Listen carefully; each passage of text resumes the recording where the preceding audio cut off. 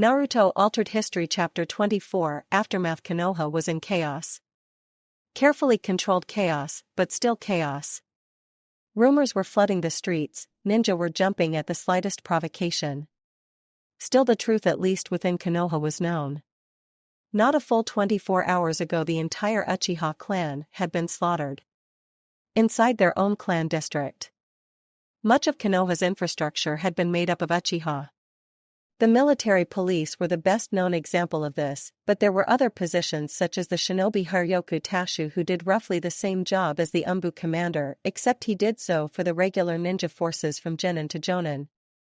Then there was the Jonin Shurei, the chief commander for all regular and special Jonin, who also acted as a second-in-command and advisor to the shinobi Haryoku Taicho.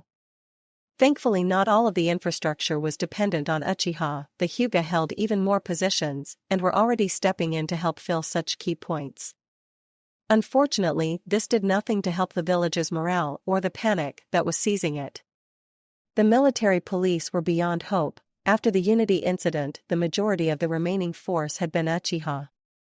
The Umbu were little better, in all honesty. They were stretched thin due to the same incident, and early reports indicated that even more were lost due to the Uchiha incident. This was the state of affairs that Kakashi had been thrust into, so needless to say, when Kakashi entered the council meeting room, he was beyond pissed.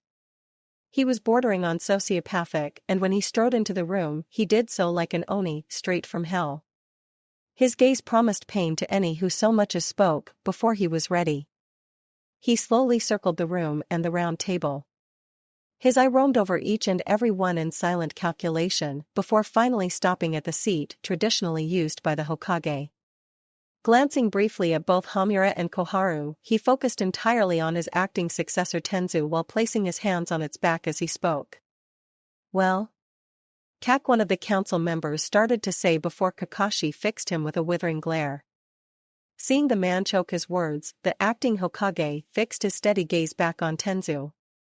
"All I want is to know a who? Be how? C our status and D survivors." Tenzu shifted slightly and then spoke, his voice carefully neutral so as to hide his own unease at Kakashi's attitude. "From all accounts, the who would be Uchiha Itachi. He's managed to escape the village, but we've given orders to the patrols ordering his neutralization. As for how, we don't know.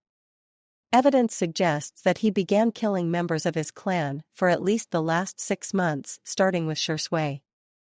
We do know that he managed this massacre partially due to the silencing and chakra concealing seals that were applied for the privacy of the Uchiha clan district. I knew their paranoia would hurt us," one of the council members muttered, then seeing Kakashi's glare, apologized.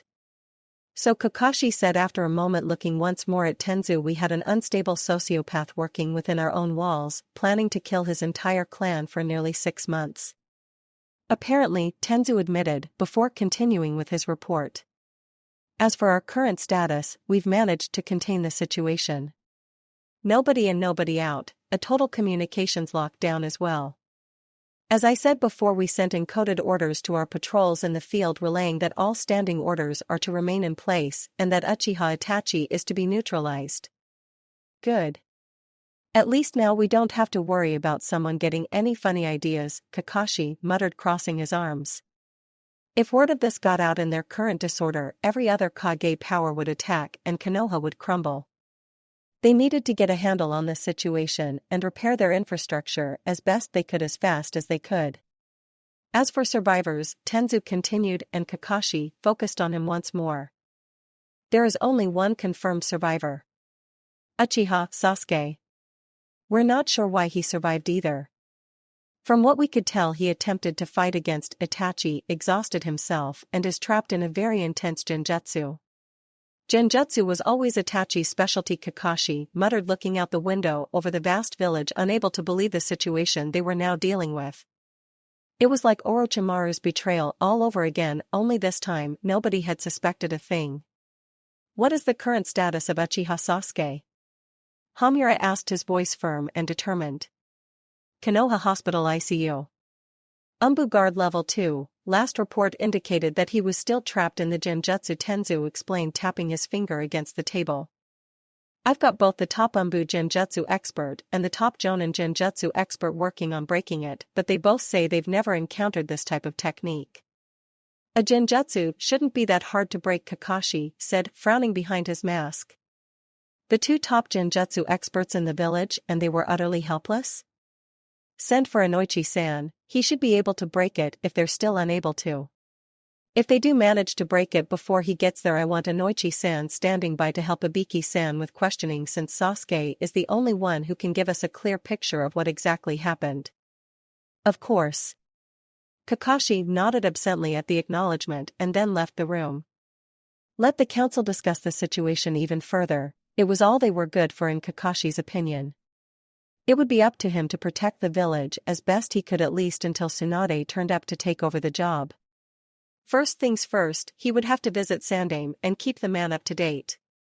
After that he would have to deal with the others and probably send word to the Inuzuka clan for their help in tracking Itachi.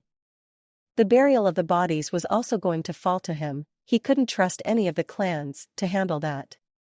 Especially the Hyuga, who now had a frightening amount of control of Konoha, which meant he would have to make sure to break it as soon as he could. Above all of that, however, was his desire to know why exactly Itachi had waited for so long. Itachi had waited longer than anyone he had ever heard of just to strike. Why now? Why kill his family? For that matter, why wipe out the entire clan and then leave Sasuke alive? Admittedly, Sasuke was strong, but he was nowhere near a real threat to Itachi. Leaving him alive was an act of compassion which Itachi never showed when he killed. More importantly, it was also an act of foolishness. Sasuke would get stronger. He would be driven by a thirst for vengeance that would never be quelled until Itachi was dead. Kakashi would have to keep a close eye on the boy, maybe offer training to try and keep the boy from going too far into the darkness that was going to consume him. Still, there was a paranoid part of him, the cynical part, that told him it could all be an act. Sasuke could have been an active participant in the slaughter and had decided to remain behind to act innocent. However, Itachi did not tolerate such acts of dubious loyalty, and if it had been true, would have killed Sasuke immediately. Instead, he decided that either Itachi had simply not considered the act of killing Sasuke worthwhile, or Sasuke had faced Itachi after he had achieved whatever goal he sought in killing his clan. Both rung true in his mind, and Kakashi silently mused that they were probably interconnected, that for whatever reason Sasuke had survived only through sheer luck. Yet this meant that the Uchiha had been hiding a very large, very dangerous secret. It appeared that the only way to discover it would be to talk to an Uchiha. Which meant he would be speaking with Sasuke sooner than he had imagined. It had been a long time since Sakura had spent the night at Ino's, a long time since they had stayed up late into the night talking. Things were still a bit rough, a bit strained, but they had made progress. Sakura and Ino could honestly say they were friends. Not as close as they once were, but they were working on it. The main theme last night and most of the morning had actually been Ino venting on Naruto's prank.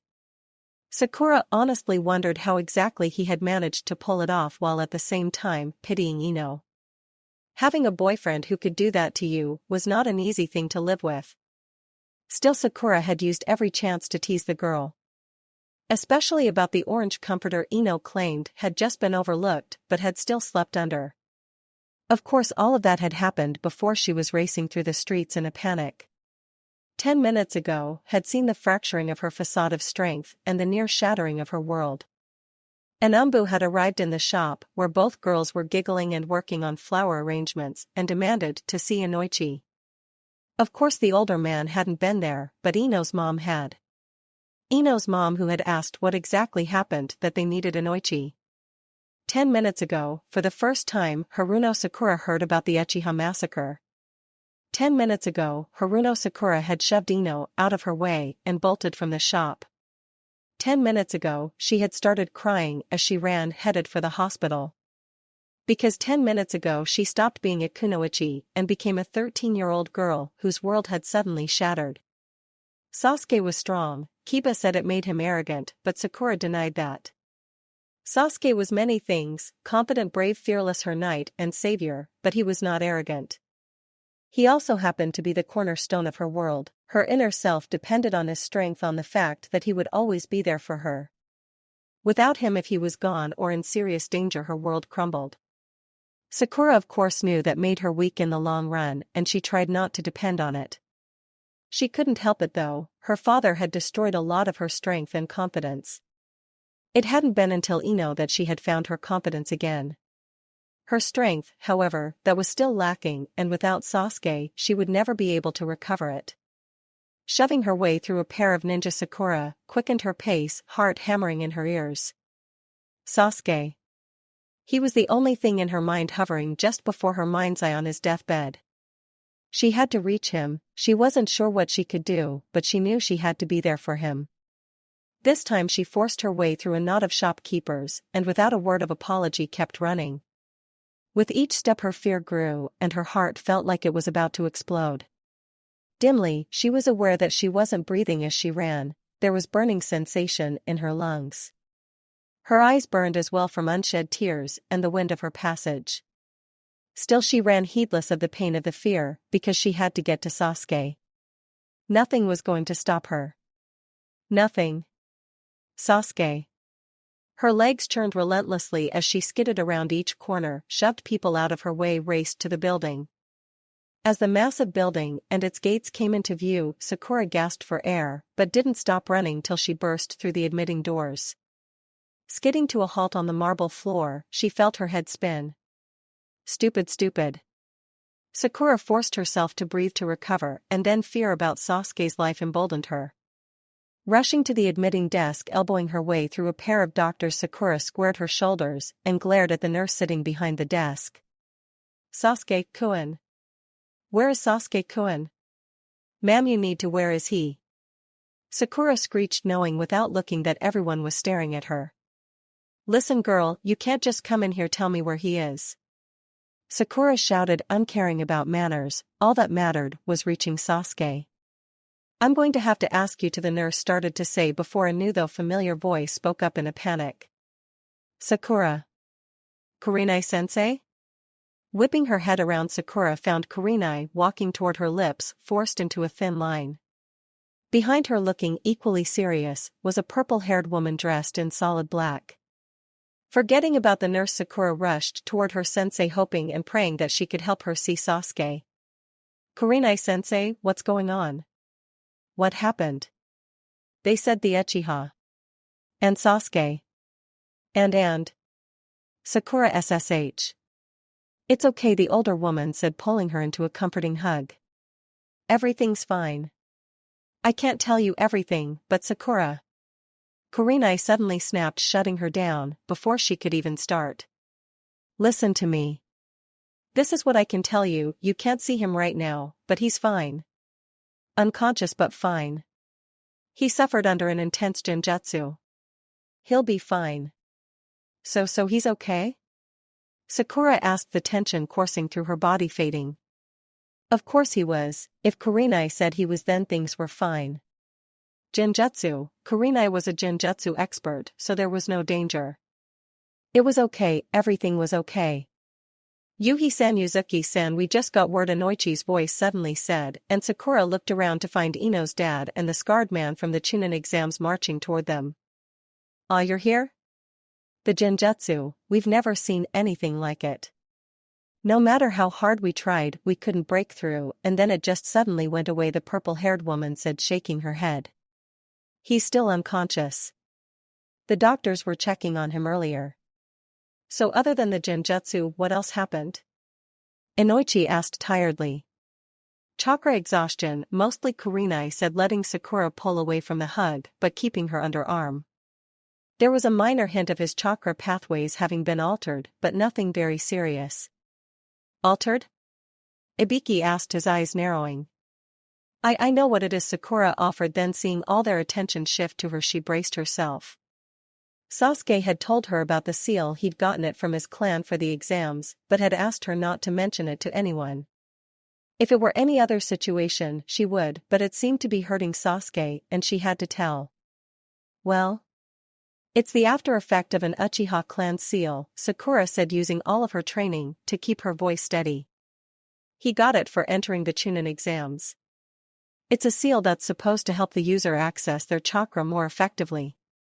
Could explain why the genjutsu was so strong, Kurenai mused softly. If he was using the same seal or knew about it, he could concentrate the chakra and maybe even make it so that Sasuke's own chakra would support the illusion. Possible. Ibiki allowed, snorting. Those Uchiha were always doing stuff like that with seals. Create a useful seal, then lock it away, keep it secret, and then when it backfires let us deal with the chaos. Just like with their clan district and all their privacy seals. Anyway, Inoichi said, shooting the man a glare, before turning to Sakura. Listen, Ino's just outside. Why don't you go with her and get some flowers for Sasuke? I'm sure by the time you get back we'll be done and you can see him. Sakura hesitated, chewing her bottom lip. Her overwhelming desire to see Sasuke was still there, it was urging her to demand to see him. Yet now that Kurenai was there exerting forced calm, Sakura knew it wouldn't happen. At least not until after they were done, and it wasn't like Sasuke was really in danger anymore. Kurenai had said he was fine, she wouldn't let anything happen to Sasuke. He was one of her students, and Kurenai viewed each of them like her own children, to an extent. Which meant Sasuke would be okay, as long as Kurenai was around. Glancing up at her sensei, she received a reassuring look, then she looked back at Inoichi. I'll be back in a bit, Sakura murmured quietly, then stepping away, walked out of the hospital. Now that she was thinking back on the last few minutes, she realized how rash she had been. She had shoved Ino, after all that time of rebuilding their friendship, and she had shoved the girl aside, like she was nothing. Sakura? Looking up, Sakura found Ino standing in front of her, a look of uncertainty on her face. Hey, was all Sakura could manage. Are you okay? Ino asked, moving up to hug her. Reflexively Sakura hugged back, then Ino pulled away to study her face. I mean, you rushed out of there so fast and you were a bit freaked, Sakura supplied, feeling and looking ashamed. I was sorry about that. I mean, I shoved you, and just, hey, no biggie, Ino said, cutting her off with an understanding smile. I mean, you heard about that massacre, Sakura supplied thickly, still unable to really process it. The entire Uchiha clan killed? They were considered the best at combat. If it hadn't been Naruto that had stopped that demon, then it would have been an Uchiha. Right, then you heard Sasuke was in the hospital. 2 and 2 equals 4, so I think it's an understandable reason to freak, Ino continued softly, putting an arm around Sakura's shoulder. Sakura nodded, feeling grateful that Ino was being so understanding. As they slowly walked down the steps and toward the gates, Ino was saying how in the right circumstance she would react the same. Sakura suddenly went stiff, eyes widening as a horrible thought rushed to the forefront of her brain, a thought that forced her to stare at Ino. What's wrong? Ino, where's Naruto? Training, the girl muttered, crossing her arms. Hiding too, if he knows what's good for him. Reaching out, Sakura grasped Ino's elbow, her voice carrying an edge to it. Ino, if he was out there and he learned or saw, wouldn't he try to stop whoever had killed the Uchiha clan? Ino's eyes went wide, her face paling and her shoulders sagging. A horrible understanding flashing through her eyes, then Ino quickly mastered herself and put on a front of bravado. Why, yeah, but he's faced a demon, right? So I mean, like, if he did face them, he'd live. Right, Sakura agreed, quickly, feeling horrible about supplying a thought that had escaped Ino in the panic. Whoever it was had to be hurt. Sasuke-kun fought him obviously, and nobody fights Sasuke-kun without getting hurt. Exactly, Ino agreed, forcing herself to sound confident. Besides, I doubt Naruto-kun fought him. The way he trains, he probably fell asleep and missed everything. Of course, happens to Sasuke-kun all the time, Sakura agreed with a nod. Plus we don't know where he was training, so we don't know if he would even know at all. Yeah, Ino agreed with a nod. Nothing to worry about. I'm actually sorta sorry he didn't fight the bastards. Then Sasuke could see their heads on a pike for what they did. Exactly. Ino nodded firmly. Tell you what, we see him, we'll ask him to join up with Sasuke so they can both track the bastards down. Sounds like plan, Sakura said, smiling a bit more. We better go get some flowers for Sasuke-kun though. He won't like the idea of teaming up with Naruto. Miso ramen, can't forget that, Ino said, walking beside her. 'Cause Naruto-kun won't be happy about it either. Sakura nodded, deciding that it was nice to have a friend to tell lies with. The garden was silent. Beautiful, really, meditative. It provided a stark contrast to the Uchiha compound estate, whose garden had been made up of hardy and tough plants. The Hyuga garden was made up of lush plants, gentle flowers, reflective ponds, a stone garden, and of course, the required bridges. It was ideal for meditation or private conversations, especially between brothers who by normal standards were separated by status and tradition. Hyuga Hizashi considered his brother, wondering at the fate that had chosen their roles in life, but said nothing. They very rarely said anything during these walks. There was no need to, since that night so many years ago when Kumo had demanded Hayashi's body. The night when the Hokage had laughed derisively at the offer of the Hyuga Council and Hizashi, and instead sent the heads of the Kumo delegation back to the village with threat of renewed war. Between them, above all else, they understood that they were brothers. Family. Yet this time, Hizashi had to speak, because things were happening that troubled him. Why did you smuggle Uchiha Mikomi into our keeping? Hayashi remained silent before a few moments later, he slowed, then came to a stop. It was not lost on Hizashi that they were in the most secluded of spots, where there was no chance of eavesdropping.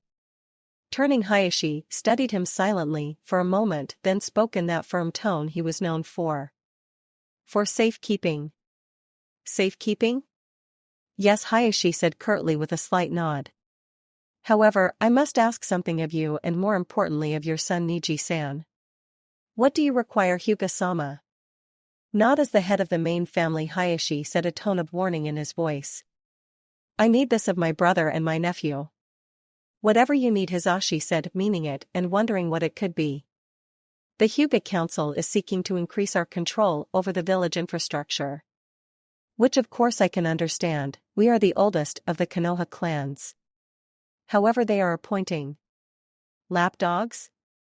Hizashi ventured, knowing all too well the politics that could get involved with the Hyuga. Hayashi's family were modernists, which left many within the Hyuga upset.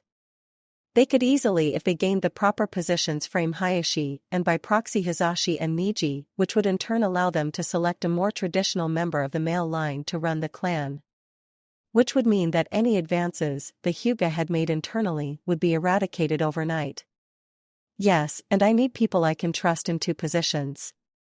They are key because they can ultimately counter any actions the fools that surround us may attempt, Hayashi explained, grimacing. I need you to accept the position of Jonin Shirei. I see. However, why not the shinobi Haryoku Tashu?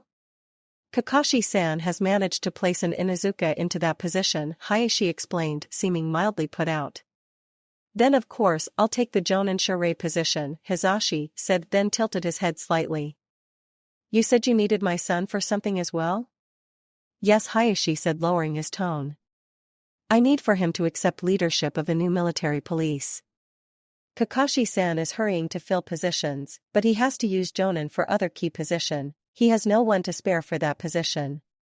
The Hyuga Council has yet to settle on a candidate, but that will not last. Equally importantly, other clans are trying to claim positions, and this is one that must be in our possession. Of course he will do as you ask, but he is only a chunin. A newly promoted one as well. Yes, but he did fight alongside Uzumaki-san against Gaara. I can use that and his own record to convince Kakashi-san of the wisdom in the appointment of Niji, Hayashi explained, his frown deepening. Will he accept the job? Of course, Hizashi said, for the first time realizing the gamble that Hayashi was playing. The leader of the main branch always had a branch member to act as bodyguard. This would be the first time that a leader was willingly allowing a trusted guard to be replaced by those he could not fully trust. In essence, he was offering his life up to assassination for the chance to keep the clan moving forward. After a few more minutes of silence had passed, Hizashi sighed and turned, walking once more with Hayashi at his side. It was one of those odd moments where Hayashi was acting out of something other than his own self-arrogance. Hisashi knew he was a good leader. Under him the branch family were almost treated civilly by the main clan, but it was rare for Hayashi to sacrifice his own safety for the benefit of that same family. Setting it aside, he instead turned back to the matter of the Uchiha. There had to be more than safety for Hayashi to make such a bold and dangerous move. Something that Hisashi feared was the Hyuga drive for dominance. You spoke of safety, Hisashi said, glancing at the other man. However, I must ask if you might be attempting something else. Would you rather the Uchiha fell into the wrong hands? Hands that could adapt them to their own needs, or in ways of destroying us? Hayashi countered, not returning his glance. I do this out of safety for our clan and the village as a whole. Though I will admit that I hope to learn where exactly they deviated from our line through the study of the Uchiha. I thought you believed in the clan history more firmly than that, Hisashi said lightly. Hyuga Hana met the god Susanoo, who, taking his revenge on a child of Amaterasu's, forced himself upon the woman and spawned the first Uchiha. Hana and her brood were disowned for the shame, naturally only to be later used in a deal between Susanoo and the Tengu leader Sojo Bo, which gave birth to their corrupted Jujutsu, the Manjikyu Sharingan. Hayashi finished dryly. Yes, I know the story. Sighing, Hisashi shook his head, resigned to what his brother was doing. So I cannot dissuade you from doing this? No, Hayashi said, turning to face his brother. For the reason I have already given you, this must happen. This is our best chance to understand why and when they diverged from us. Still to do this, Hisashi said, frowning. It seems very underhanded, and the village has prepared her family for burial. To keep her from that. It is in the best interests of the clan, Hayashi said, scowling slightly. So you are not going to study the Uchiha just to gain their bloodline? Hisashi shot back, his temper getting the better of him. Remembering his place and with whom he was speaking, brother or not, he quickly bowed. I apologize, Hayashi-sama. I know that you believe this is best for our clan. Do you question my judgment? Hayashi shot back, his tone growing angry and dangerous. The more I know of their bodies, their eyes, the better I can decide why a group of our family could become so pathetic. No, of course, I do not question your judgment, Hisashi said, bowing even more respectfully, then standing met his brother's gaze intently. Just be careful that you do not become like those that you have killed in the past. The best of intentions do not always yield the best of results. I am not so foolish that you need to tell me that, Hayashi said simply before sighing. Our meeting is almost over, and I have yet to ask, how is Niji? I understand he has started dating. He is quite well. Much more talented than myself or you at that age, Hisashi said, proudly warmed by the thought of his son and the talent he displayed. How Hisashi wished he could have been first so that Niji could have been main branch. As for the girl that has caught his attention, she is indeed a very beautiful young woman. An extremely talented weapons mistress, a perfect match if I do say so. Aha. Then I'll see about arranging things for them, Hayashi said fondly. We would be honored, Hisashi said. How is Hinata-sama? I understand she didn't participate in this exam? Hinata sadly is not quite so talented. I would try to ensnare Uzumaki-san with her. She is quite attractive, but her personality would clash against his, and forcing her to do something has never yielded the desired result, Hayashi responded, sighing. Hanabi shows promise, however, if only her mother would stop coddling her and she would learn to not let her pride control her. It was a crime that your wife could not provide a son, Hisashi said, both meaning it and not meaning it. The Hyuga family lineage was passed through the male line without a son, and provided neither daughter married another Hyuga, Niji would become the next clan head upon Hayashi's death. Unless the council framed them all and hence elected a new male line. Yes, but there may still be hope, Hayashi said before turning away. It has been nice speaking with you once more. However, I must now see to more pressing matters. Of course, Hyuga-sama, Hisashi said, bowing once more. Watching his brother move away, the younger Hyuga sighed and shook his head. Turning, he headed for home, wondering if things would ever change for the Hyuga. It was the sound of a soft voice that drew his attention, and lifting his head from his paws, Akamaru's ears twitched.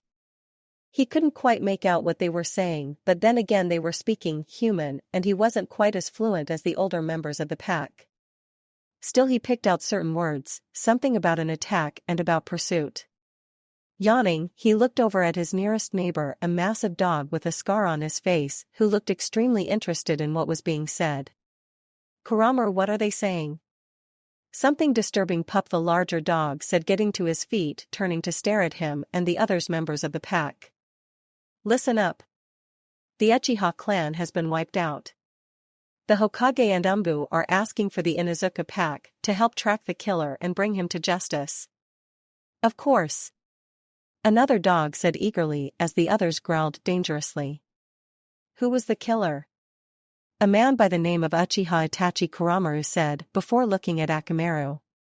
"You need to tell Kiba, he's sleeping and I doubt he knows about this." "Right." Akamaru nodded, then bounding to his feet shot out of the sleeping area, his mind racing. He was still a tad young, he didn't fully grasp why the pack had seemed so upset, but he did know that Kiba should be told. Needed to be told. After all, his teammate was an Uchiha and teammates were like members of the human packs even if they were different. Kiba had tried to explain it all once, but Akamaru didn't quite grasp the concept. Just that the team was a pack that wasn't a pack, and that Kiba found the pink bitch attractive but refused to mate with her. Then again, Kiba found most bitches attractive but refused to mate with any of them. Akamaru really didn't understand that. Maybe it had something to do with the other member of the pack, the one that smelled of metal and blood. Sasuke, yes, it was probably due to him that Kiba avoided mounting the pink bitch. Not that Akamaru could blame him, Sasuke seemed dangerous to anger. Clearing the last hurdle between the sleeping area and the pack home, he scrambled through the doggy door that Kiba had insisted on installing, and then darting around Hana hurried up the stairs. Nails clacking against the wood, he raced along excitedly before skidding to a stop just outside the door that carried the strong scent of Kiba. As always, it was left partially open and Akamaru wiggled his way inside. It was dark and the air rich with ripe scents which distracted Akamaru for a moment.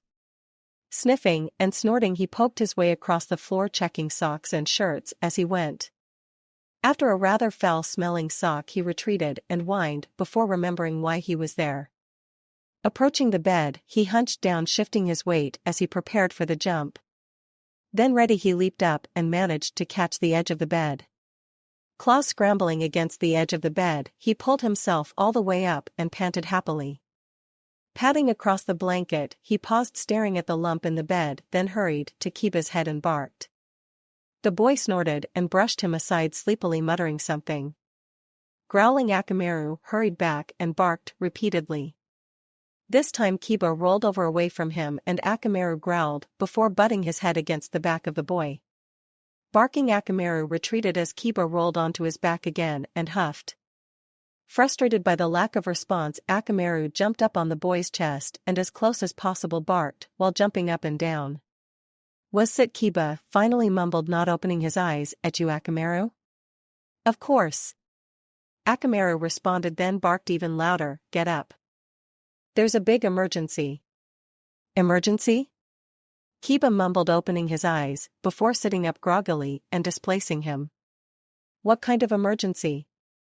"The entire Uchiha clan was murdered by someone named Itachi," Akamaru said hurriedly, then seeing Kiba's confusion picked the words he knew Kiba would understand. "Uchiha clan murder. What?" Kiba shouted, springing from bed and bolting from the room. Akamaru chased after him, excited that Kiba had got the message and didn't waste all that time on those close things like he usually did. Yamanaka Inoichi was not particularly thrilled with his job. His job, of course, was not strictly to be a florist. If it had been, he would have been sufficiently happy. Even working as a normal jonin would have been fine. It was because he was a Yamanaka, the best at the various mind techniques, that he had the job he hated. He was Marino Ibiki's sidekick. His job was to get the information when only he could. It was a job he hated. It stole people's memories, violated their privacy. He viewed it as a type of rape. He especially hated being forced to do the job against a Konoha ninja, yet it appeared he would be doing so once more. Ibiki was determined to learn the details involved in the massacre, despite the vocal objections of the doctor. Inoichi, who had no particular love for Sasuke, felt a tad uneasy about what he would soon be doing. Still, he had no choice, and it was Sasuke. "Yamanaka-san, we can't wait any longer," Ibiki said gruffly, having finally silenced the doctor with the threat of an umbu cell. "Marino-san, it's not that simple. He's just a child," Inoichi explained tiredly. "His mind has been trapped within a genjutsu for 24 hours. Going in and ripping this information out of him that runs the serious risk of damaging his mind permanently." "Do it," Ibiki ground out, striding across the room to hover near Inoichi, "or you'll find yourself in an umbu cell along with the good doctor." "I was just explaining the risks," Inoichi said tightly, and then lifted his hands, forming the needed hand seals. He would have to make several short trips, try to limit himself to the night in question. Concentrating, he mentally plunged forward and his mind probed the prone boys, then finding a crack slipped inside. "Sasuke, this is how you kiss a woman," Fugaku said drunkenly, before demonstrating with his giggling wife. "Why are you still grinning when you've just twisted your ankle?" Itachi asked, carrying Sasuke on his back and smiling slightly. "Are you just pretending to get an easy ride?" "No," Sasuke said defiantly. Itachi moved with an envious grace as he leaped and jumped, hitting every target perfectly. Inoichi forcefully extracted himself and shook his head to clear it. "Well?" Not answering, Inoichi braced himself and dove back and struggling through Sasuke's memories. Sasuke watched as Itachi formed and then used the Chidori. It was beautiful. He had to learn how to do that. Concentrating, he activated his eyes and copied the move. "I'll show you the true power of the Sharingan," Sasuke said, concentrating his chakra while glaring at Naruto. Sakura was smiling. She looked pretty when she smiled, and he fought to keep from kissing her. Inoichi pulled himself out again, and then, before Ibiki could ask, he plunged once more into the boy's mind. The street was littered with dead bodies twisted into unnatural shapes and surrounded by pools of blood. Horror and hate consuming him. Children and women. Pets. The silencing seals that surrounded the district had kept the umbu or other ninja from noticing the massacre.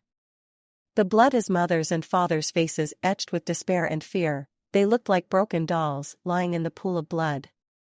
The pool of blood. Itachi standing over their bodies, gazing down at them blankly, a bloody sword in hand. Reeling, Inoichi pulled out, retching and waving Ibiki off. Then, stumbling back, fighting his way through the shared emotions, he forced himself inside the mind once more. Foolish little brother. A Sharingan with a black swirl in the shape of a three-sided throwing star. The Manjikyu Sharingan. Forbidden. Evil. As I expected, you are my child. Itachi slaughtering his father flashed before his eyes. You are stronger than Itachi. I love you, Sasuke-chan. Itachi slaughtering his mother in a spray of blood. Aunts, uncles, cousins. Damn you. Sasuke shouted, lunging up and forward, attempting to mold the chakra for a Chidori. Death over and over and over. Stumbling, Inoichi pulled his mind free and terminated the jutsu. His shoulder trembled and he felt more horrible at what he had learned.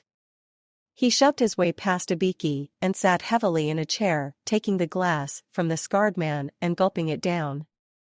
He took a huge breath and let it out slowly, then he looked up at the expectant man. Well? He used a forbidden type of Sharingan. Manjikyu. I don't know, but it let him wipe out his clan. Sasuke arrived after it started and discovered his mother and father, just as Itachi. He attacked Itachi Chidori. He learned Chidori from Itachi. Inoichi paused and got himself under control. Itachi and Sasuke fought, then Itachi used the Mangekyo to make Sasuke experience his entire clan's death. Repeatedly. Ibiki whistled and crossed his arms. I see. I've got to tell Kakashi-san.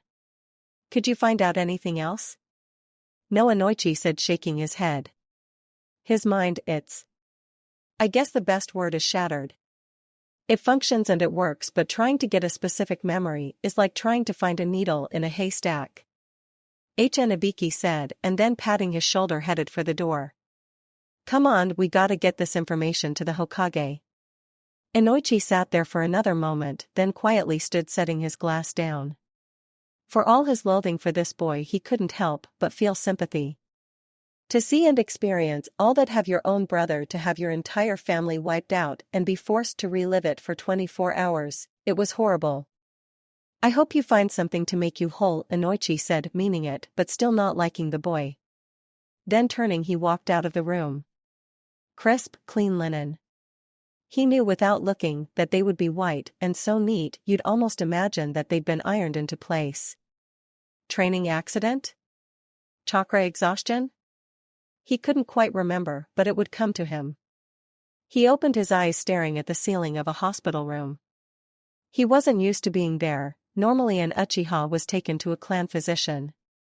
They were some of the best medics in the village. They had been the ones, along with the Hyuga doctors during the Unity Affair, who had learned of and shared Naruto's bloodline. With a groan, he sat up, his mind on autopilot. He looked around at the empty room and frowned, wondering where his mother was. Sakura.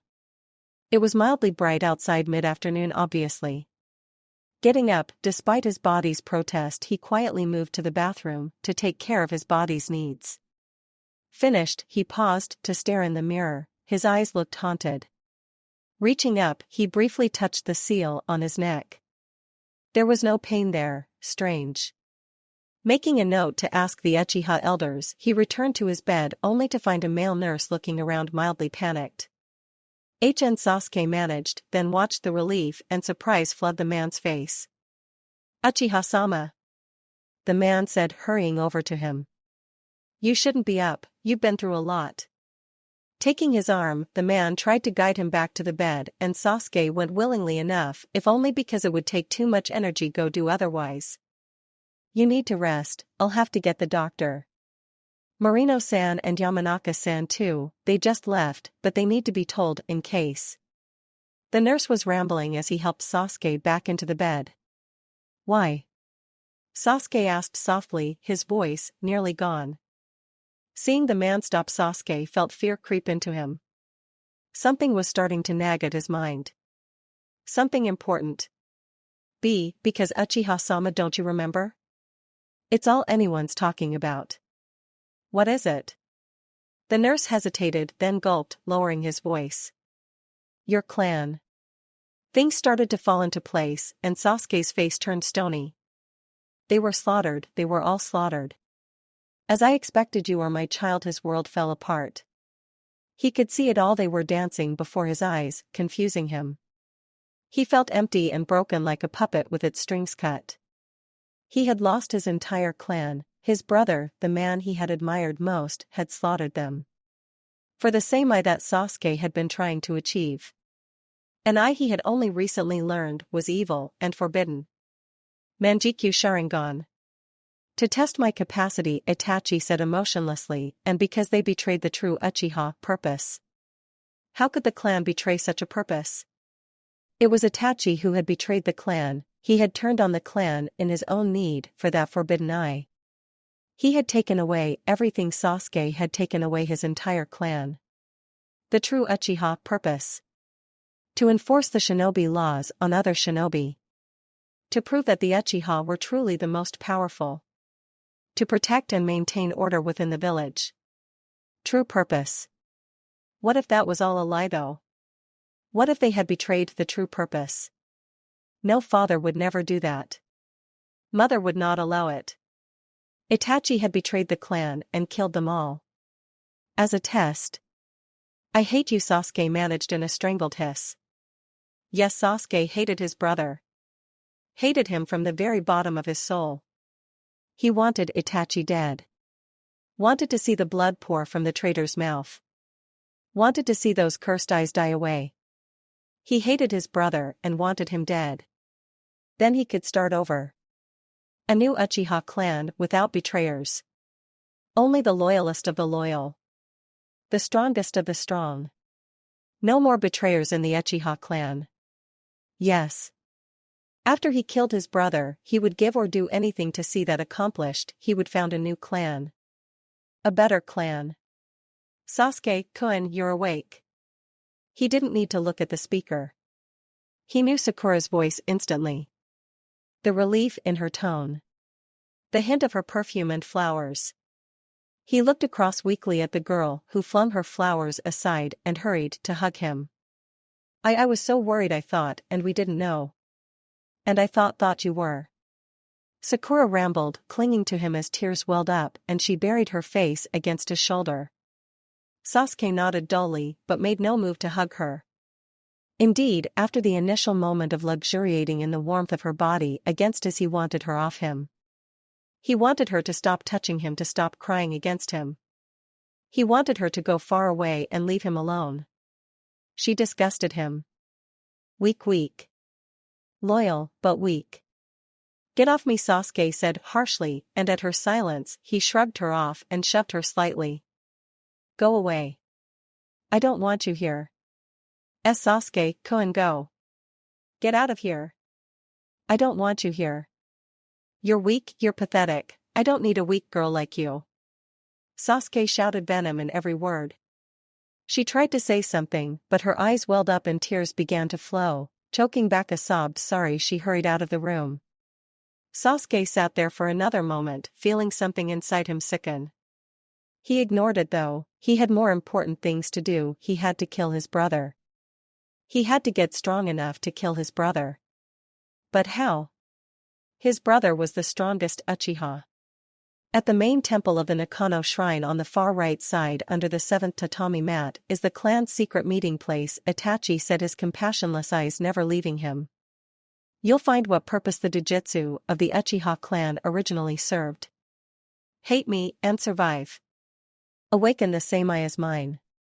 Prove your loyalty. Uchiha Sasuke quietly stood despite his body's protest, then dressed slowly. He would discover the secrets that he needed to, and then he would prove his loyalty. Nothing would stop him. Nothing. Yamanaka Ino hated working the flower shop, especially lately during what was nominally her training time. Still, in light of events, she had no real choice. Konoha was pretty much an upheaval. The Uchiha had been very important to the village, and despite her newfound loathing for Sasuke, she couldn't deny he was too. Especially to her former best friend, former rival now best friend, to Sakura, the boy meant everything. Allowances had to be made considering the pink-haired girl's home life, but Ino felt Sakura was entirely too wrapped up in Sasuke. After all, there were other guys out there, guys who weren't total jerks. Guys who would defend a girl and her family's honor, who could look at you in such a way that you felt drawn to them. Yep, there were guys like that. Ino absently nodded in agreement with herself, carefully keeping her mind from straying to the image of a certain blue-eyed teammate. Sighing, she propped her chin in her hand and stared sightlessly out at the nearly deserted street, wondering why the shop had to be open. Honestly, outside of Sakura, there hadn't been a single customer all day. Not that she could blame anyone, the situation was serious. The entire Uchiha clan, as she had heard, wiped out by a single man. Worse yet, by a man that even she had heard described as the greatest Umbu they had. Her father had even hinted that he might be tapped as the next and first ever Uchiha Hokage. Ino seriously couldn't put into words how much that frightened her. Uchiha Itachi had slaughtered his entire clan save for Sasuke. In a single night, he had wiped out the strongest clan of combat-experienced ninja, and still managed to escape the most powerful hidden village in existence. He was as strong as a Hokage. He was out there, and nobody knew why he had done it or if he would come back. Lost in her fears and thoughts, she almost missed the flash of pink hair as it bolted in front of the store. Jerking as she realized what she had seen, Ino hurried to the door and opened it. She arrived just in time to see the girl shoving her way through a bewildered pair of older ninja, trailed by the sound of crying. Instincts taking over, Ino left the shop and gave chase. Catching sight of the girl once more, Ino sped up, wondering what had upset the girl. Sakura. Hey, stop. Sakura. Sakura did indeed stop, and she turned to stare at her, and the look on her face broke Ino's heart. Something horrible had happened, and most likely it involved Sasuke. Reaching the girl, Ino slowed and then stopped by her side, made uneasy by the tears in the girl's eyes. What's wrong? Sasuke's okay, isn't he? Why yeah, Sakura admitted, seeming to wilt. He's fine. Strong as ever. It's me. What about you? Ino asked, carefully putting an arm around the other girl. There was no telling where this could lead. I went to see him and he told me to leave him alone. That I was weak, that he didn't want me. Sakura sobbed, turning to Ino and burying her face in Ino's shoulder. He's right. I try to be strong, but I can't help him. I can't do anything. I can't stop anything. I'm weak. Weak. SSH Ino said in surprise, confused as to how the normally strong and confident Sakura was reduced to this. Then she remembered this wasn't the first time Sakura had cried about something. When they had first met, the girl had been crying. My dad. He used to tell me that I was pathetic and that Ino saw where this was going and realized she had two options. One was the brutal honest truth: Sasuke was wrong, Sakura wasn't weak, and her dad was scum. The second was to make an excuse for Sasuke and condemn the dad. The healthy thing Ino knew from her own dad would be the truth. The thing a friend would do. He was wrong, Ino said softly, rubbing Sakura's back to calm her down. Your dad was wrong. You're not weak or anything. Sasuke is just. He just lost his whole clan, he's upset and lashing out. He's right though. I am weak, Sakura said, clinging tighter to Ino. I'm not supposed to be crying. It doesn't, I didn't, he just said, and hey, you're just a tad emotional, Ino said, feeling increasingly awkward by the minute. I mean, you were upset, 'cause you know your boyfriend was hurt and then he tells you he doesn't want you. Yeah, I think you're entitled to have a bit of a breakdown. I'm not, Sakura managed firmly and sounding disgusted. I should be stronger than this, strong enough for Sasuke-kun. Ino wasn't quite sure what to say now. Sakura was really acting strangely. At least she wasn't holding on to her so tightly or sobbing uncontrollably. Frowning, Ino tried to figure out her next few words when a familiar and loud voice decided to interject and startle them both. Oi, Ino-chan? Sakura? Naruto-kun? Ino said, pulling away from Sakura and turning with a surge of relief rushing through her. Blonde hair, blue eyes, dirty face, and scuffed up clothes. Impulse dictated her next course of action, and she hugged him tight. Then pulling away, she stared at him, wondering why he was looking at her funny, and her own cheeks were heating up. Are you okay? Well, yeah, bit tired from all that training, Naruto said, slowly scratching the back of his head before glancing at Sakura. What's going on? Everyone seems all upset, and why was Sakura crying? It's Naruto-kun. The Uchiha were. Ino stopped and then glanced at Sakura, then back at him, willing him to understand. Oh, Naruto said, apparently getting it without needing to be told. That explains a lot. Well, I'm going to get ramen. Are you kidding? Ino shouted, staring at him in disbelief. You just found out that nearly a whole clan was killed and you're going to eat ramen? Nearly a whole clan? Naruto asked, blinking, his tone blank. So the village is upset because a few Uchiha are dead? A few? Ino said, loudly, staring at him in disbelief. Try all of them. All of them except Sasuke are dead. Oh, Naruto said, looking stunned. Damn. That's. Wow. Well, I guess I'll get pork ramen then. Are you insensitive or what? Ino screeched, unable to believe the boy and his cold attitude. Where was the Naruto from the Forest of Death or in the tunnels with the Kumoiki? The one that was so well, brave and gallant? No, just that. Well, if that bastard Sasuke is still alive, why's Sakura so upset? See, 'cause I'm weak. Sakura half sobbed, suddenly glomping onto Naruto, much to Ino's irrational annoyance. Ino-chan. A little help? Please? Naruto managed, looking at her in confusion.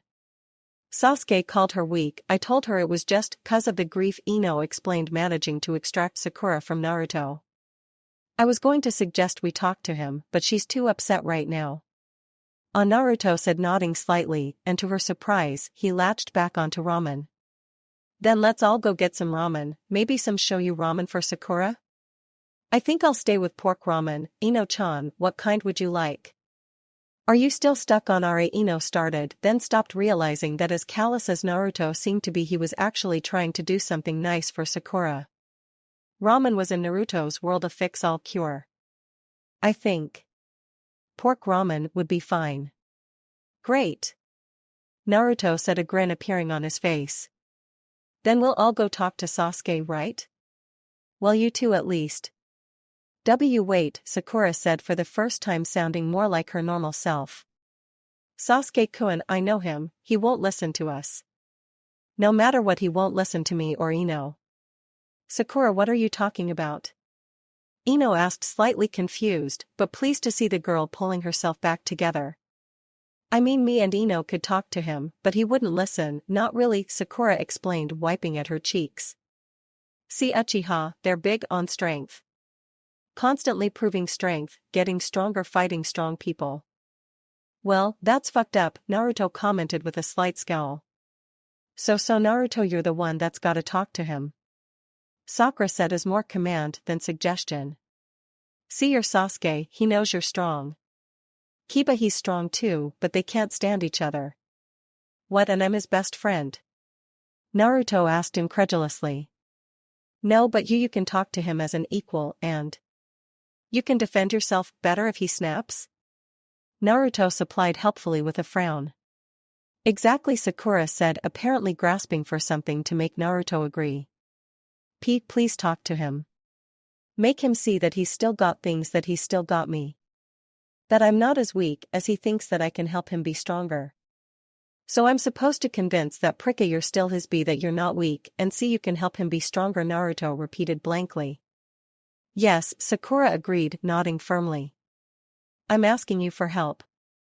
According to Kurenai-sensei, knowing when to ask for help is a sign of real strength. Ahum, Naruto said, shooting Ino a disbelieving glance. Ino returned it, knowing that look. Naruto wouldn't do this, no matter how much Sakura asked. He had no intention of talking to Sasuke. He might though if Ino asked too. But she doubted it. Ino doubted she had that much influence over him, but he did seem to listen to her, and Sakura needed the hope. Glancing at Sakura, seeing the determination there, and knowing how much this meant to her friend, she sighed. Naruto-kun, please talk to him. You want me to talk to Sasuke for you? Naruto said evenly, but Ino saw the brief flash of anger and hurt in his eyes. For Sakura, please talk to him, Ino added, unsure why she bothered, except that it was important to make sure he knew why she had asked. Naruto stood there for another minute, glancing between her and Sakura, before exhaling in annoyance. Fine, the blonde said, rolling his eyes. You guys go eat or whatever, I'll go talk to that prick. He's in the hospital, right? Yeah, Ino said, nodding. Naruto, thank you, Sakura added, but Naruto merely waved her off as he started walking away. Ino, however, stared after him, lost in thought. He was just so strange, she really didn't understand him, and that frightened her much more than it should. The most disturbing thing about the district was not the chalk outlines, nor the tape denoting it was off limits. It was not the drying blood or the fact that he kept having abrupt flashes of death. It was the silence, the way that his footsteps echoed and bounced off the empty buildings. The way, if he let himself, he could feel the ghosts of his clan watching him. Nakano Shrine seemed especially rich with them, the silence, beyond unnatural. It was a silence filled with a darkness, as if it was born directly from Jigaku. Still Sasuke trudged up the stairs, remembering his last visit when he had come with his mother to pray for good fortune for the Chunin exams. Passing under the orange and black torii, and ignoring the purification trough, he paused, black eyes staring listlessly across the perfectly cared-for stone pathways. There to the left was the Bugaku stage, and to its side the Emma sat discreetly with its wood plates of unfulfilled wishes. To the right, just on the edge of the shrine yard, was a forest, the branches filled with amakuji, and the boundary marked by countless shimenawa. Sasuke, however, had his eyes focused only on the two structures in the middle of the shrine yard. Surrounded by the cloistered roof was the Hayden, and behind it the Hoden, both of which sported the typical peaked roofs.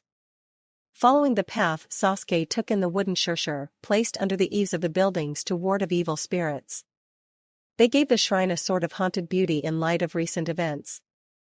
Skirting the Hayden, Sasuke let his eyes sweep the Hoden and its hip-gabled roof of ceramic tiles. It was a sort of sprawling building with two L-shaped corridors and a tail corridor set on the edge of an artificial pond. Climbing the steps quietly, Sasuke slid open the door and entered the building. He stopped once more, staring at the walls, where small relief carvings of the Celestials resided, then focused on the mats on the far right side. The seventh tatami mat, Sasuke murmured to himself, and then, heedless of the disrespect to the shrine, he walked through the room in his shoes and upended the padded mat. Descending the stairs, he shivered, breath frosting slightly in the air as the knowledge filled him that he was a year early to be entering this place. His eyes took a moment to adjust to the dimness of the secret chamber, a moment to sweep the place he had been forbidden until his 14th birthday. It was eerie to see the flickering of the candles, causing the shadows to dance over 4 empty cushions. Then he spotted the small alcove and the modest altar where a scroll sat. Turning, he quietly approached, stopping long enough to take in the 2 paintings on either wall. One he knew as Sojobo, the Tengu leader, and the other was Susanoo. Why they were here he had no clue, but his unease increased as he spotted the fading script on the wall above the scroll and altar. It was a warning, a promise, that the truth would forever change those strong enough to decide. Reaching out, he carefully grasped the scroll, and undoing the worn straps, he unrolled it. A scroll that revealed the Uchiha clan's darkest secrets, the bitterest of betrayals, told of how to awaken the true Sharingan. It proved Itachi correct, and Sasuke hated him all the more. Sasuke promised to avenge his family, because despite their disloyalty, he had a loyal duty as a son to see vengeance brought to their killer. He wasn't sure how he left or why. He wasn't aware that he was even moving. His mind was lost for a moment in a sea of revenge and disbelief over what he had learned. Then suddenly he registered the fact that he was entering the home of his mother and father. That he was just outside their doorway, and his mind was assaulted with a wave of despair as his memories played out their last moments. With a shaking hand, unsure why he was doing so, he slid the door open and approached the chalk outline disturbed by the stain of blood. His vision blurred from unshed tears to which tears he refused to give in. He had to be strong enough to gain the power to kill Itachi. To bring vengeance upon his family's killer, because no matter how right Itachi was about the betrayal of the true purpose, he had betrayed his mother and father. Closing his eyes, he took a deep breath, willing his tears away. Opening them now, dry, he let his breath out slowly before speaking. "Leave." Can't. "We gotta talk," Naruto's voice said from the open doorway. "I said," Sasuke drawled, turning to face the orange and blue-clad boy face set to leave. "This is my home, my clan's district. Here my word is law." "Ahu," Naruto said with a slight nod. "Sure, right after we talk." Sasuke mastered a flash of annoyance and urge to assault the boy. Anywhere else, anywhere but his parents' home he would have. Instead, he fixed the boy with a gaze that said, quite clearly, "Go on," and waited. "You know, not sure what to say now," Naruto admitted, scratching the back of his head. "So why exactly are you here?" Sasuke sighed, annoyance lacing his words. "Made a promise to a girl," Naruto shrugged. "She seemed upset." Sakura, Sasuke conjectured, frowning. "Yeah, her. I'm supposed to tell you that she's still yours, that she's not weak, and that she can help you be stronger," Naruto said, scowling slightly. "So she asked you for help? That's her sign of strength? Is that how she's going to help me?" Sasuke asked derisively. "Staying with her, playing with Kiba, none of that will help me get stronger. Look, I know that you lost your family. I know that you're hurting and upset," Naruto said, frowning slightly. "It hurts beyond words when you're the only one. When you're alone at night and you know that there's nobody there for you." "Shut up," Sasuke said sharply, unable to believe the gall of this fool. "You don't know what I lost. You can't even begin to understand what I feel. How empty or alone. You have nothing. You never had a family, never understood what they meant, what a mother or a father mean. A moment later, he felt a kunai graze his cheek and then heard it thunk into the wall behind him. I would shut up, Sasuke, Naruto grated out in a cold tone. You're on a pity parade. Oh boo-hoo, you lost everything. Newsflash, you have memories. You can remember your family. You can close your eyes and see them, you can dream about them and all those good times. The hugs and the love.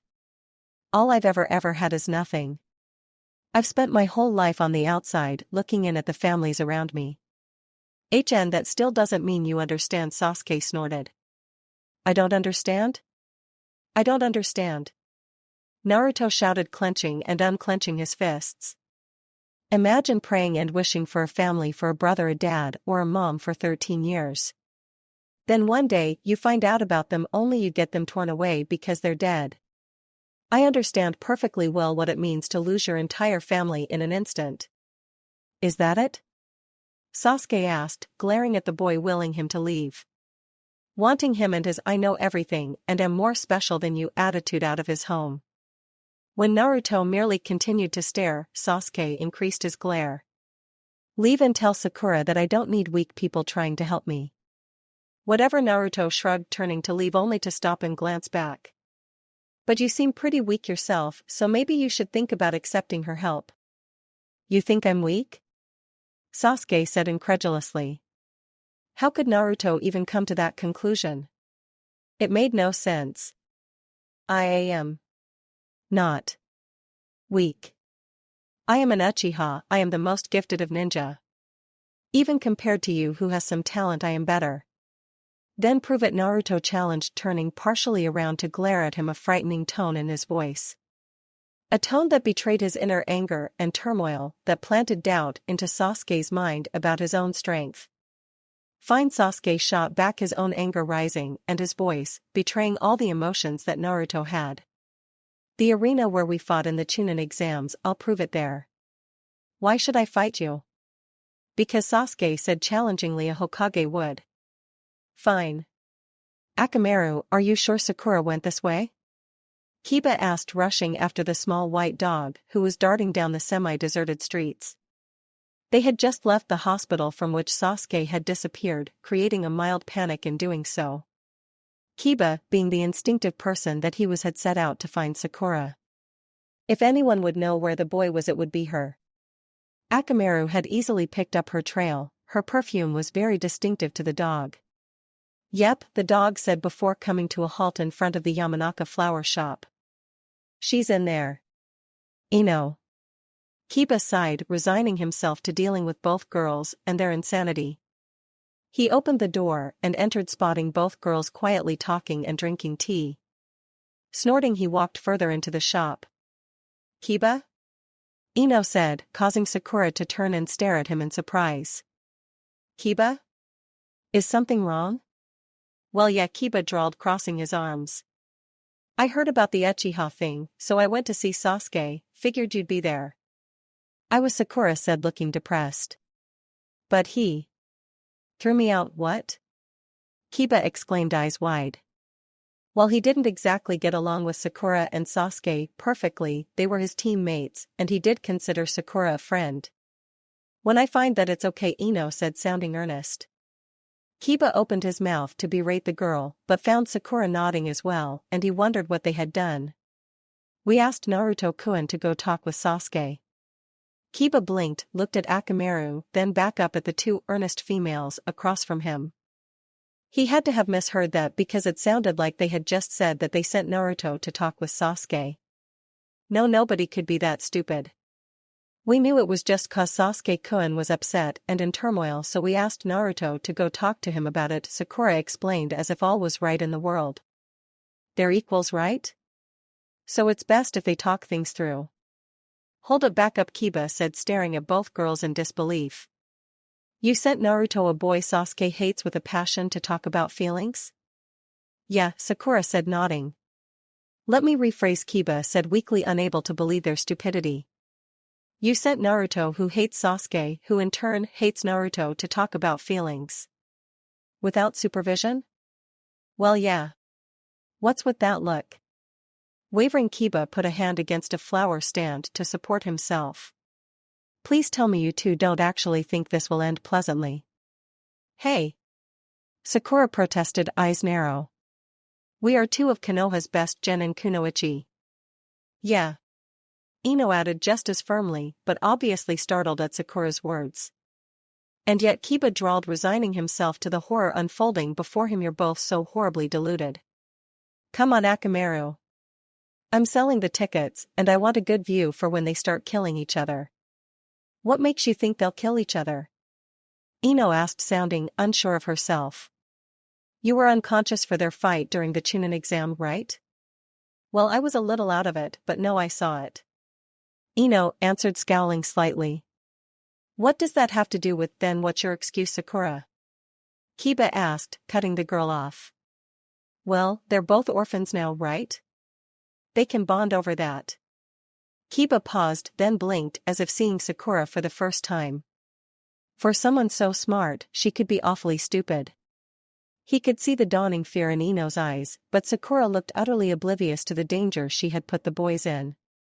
Which led to Kiba making probably the wisest decision of his life. Never perform medic jutsu on me. Ever. Naruto felt his heart racing, his mouth was dry. Everything seemed too crisp and loud and above all surreal. He was back in the Chunin exam arena where he had defeated Lee and Unity had broken out. Across from him was Uchiha Sasuke, the boy he was supposed to be talking to and was now about to fight. Uchiha Sasuke, the boy who was the top academy student who was from the clan everyone hailed as combat geniuses. Who could see through his Kage Bunshin, his Meisai Gakur, and follow his unaided Shunshin. Who could copy and then use any technique Naruto himself used. Naruto couldn't help but grin and fix his gaze on the Uchiha's torso as Anko had taught him. The shoulders would tell him when a punch or block was coming, the hips would tell him when a kick or a step was happening, and the way his body twisted would tell him which way he was dodging. From there, while applying Hibi, Naruto would systematically take the enemy apart. It was a momentary stillness, the moment between heartbeats, an inhalation and an exhalation, then suddenly Sasuke moved. He shot forward with a speed that was startling. It was almost like Lee, but just a bit slower. Definitely faster than the last time though. It caught Naruto flat-footed, but he saw the shifting weight and then the round kick. Defending with an outer forearm block, he slipped the left foot forward as his body moved unnoticed, and he slammed a punch into Sasuke's stomach. The dark-haired boy stumbled back, recovered, and threw a hook punch. Reading the shift of weight and seeing the angle of the arm, Naruto ducked and with another unreadable movement caught Sasuke with an overhand punch to the cheek. Sasuke stumbled again, then hissed as Naruto drove a reverse side kick into his ribs, followed by a step jump side kick. The Uchiha hit the ground, rolled back to his feet, and recovered. Grinning, Naruto darted forward, then skidded to a stop, leaning back to avoid the punch, while his foot came up for a front kick. Sasuke grunted, then reeled away from the follow-up blow of an uppercut. Cocky Naruto moved in once more, sure that he had the boy on the ropes. Ducking another punch, Naruto shifted his weight in classic Hibi style, his arm sweeping back for a hammer fist. And then jarred to a stop as Sasuke caught it. Eyes widening, Naruto whipped his head around in time to see the smirk and have a fist slam into his mouth. Shaking his head while retreating, Naruto scowled before ducking another kick and trying to counter. This time he received a back fist, then a side kick, then a spinning hook kick, which sent him sprawling to the ground with a spin. Rolling to his feet immediately, Naruto stared at the Uchiha, who was now staring at him like a wolf on the scent of a wounded rabbit.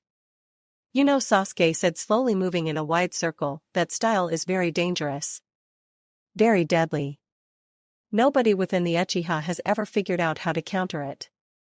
Until now, Naruto supplied, wondering if he was messing it up.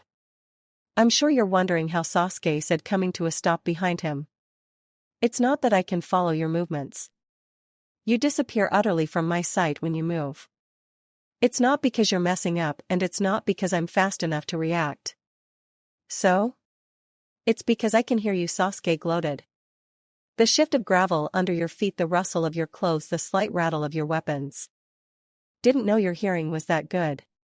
It's not, I couldn't fight you, just by hearing, Sasuke admitted, still not moving. Haven't you ever heard that if both you and your opponent are first-class ninja, you can read each other's minds when you fists meet? I'm a genius, and I know how you fight. I'm the only person ever to experience this style more than once. Aha, Naruto nodded, scowling in thought, thinking of a new tactic. We fought 3 times, Sasuke said smugly, and Naruto rounded, suddenly charging head-on. A wild right, which was easily dodged, then a sudden left round kick, which was blocked. Sasuke countered with a straight jab into Naruto's face, which sent him stumbling. There's no need for words between us. Then the Naruto he had just decked disappeared in a puff of smoke. Sasuke stared for a moment, eyes wide struck, momentarily dumb. Kage Bunshin? Hey Sasuke, the real Naruto said from the right, his fist slamming into the boy's cheek, sending Sasuke twisting through the air before landing in a heap. Anyone ever tell you that you talk too damn much? Seeing the pure malice in the boy's face, Naruto couldn't help but grin. Still, he was aware of the gamble he had played. Sasuke was right, they could reach others' minds, to an extent. He had known that once Sasuke got talking, he would let his Sharingan fade, that his attention would lapse slightly. Had counted on it, so that his rapid Kawarimi, combined with a Shunshin, combined with a Kage Bunshin, would work. Fine, no more talking, Sasuke spat on his feet, once more eyes spinning into the red and black of the Sharingan. Naruto grunted and charged, only to catch a front kick to the chin. Flipping from the blow, Naruto managed to land on his feet and rebound with enough speed to blur past Sasuke. Ducking a right punch, Naruto pivoted and came in from behind, slamming a side kick into the boy's back. Sasuke went sprawling, but managed to regain his feet and twist around. Naruto was already moving, but Sasuke moved faster, closing the gap, while his left hand reared back for a punch. Naruto was nearly blind-sided. Sasuke was moving faster than him, but he managed to partially block the punch and drive his own vertical punch into Sasuke's stomach. The Uchiha gasped, stumbling back, and Naruto moved to follow up, only to have Sasuke recover and dart back in, dodging his punch and moving around him. Turning, Naruto pulled a kunai to throw, only to have Sasuke catch him in the ribs with a side kick. Hitting the ground, Naruto skidded before managing to flip himself back to his feet. Dodging back from a vicious diving kick, Naruto formed the Taurus seal and exhaled sharply. The futon de Tapa roared into being, only to be countered by a massive ball of flames. For a moment there was a deafening roar and hiss, then, with a flash, the 2 jutsu exploded, hurling both users back. Naruto landed expertly, panting and burnt, confused about what exactly had happened. As his eyes darted around him, though he could guess, there were flames all over the place, burning merrily. Heh. Wind might be the ultimate attack move against other elements, but against fire it's nothing, Sasuke panted, but he looked as bad as Naruto felt. Using the moment, Naruto regained his feet and went back on the offensive. He formed and launched a Kaze no Yaiba, watching in satisfaction as Sasuke was forced to dodge. Then as the boy landed, Naruto shoeshined forward, slipping under a punch and coming up with a palm heel aimed for the chin. A split second before impact, however, Naruto was skidding along the ground. Coming a stop, the blonde dazedly scrambled back to his feet, which was all Sasuke needed to bind Naruto to a tree with several thin but strong wires. Struggling, Naruto swore, then, sensing something, snapped his head up. Racing along the wires heading right for him was an unchecked mass of flames. It took half of a heartbeat to recognize the danger and another to realize the only thing he had free were his hands, which prompted him to think about the Kaze no Yaiba. Those flames were almost on him, he could feel the heat. He knew a normal Kaze no Yaiba would be pointless, he needed something bigger. The beginning of the new heartbeat saw him begin to figure out how to create this miracle, the completion saw him frantically begin trying to do the impossible.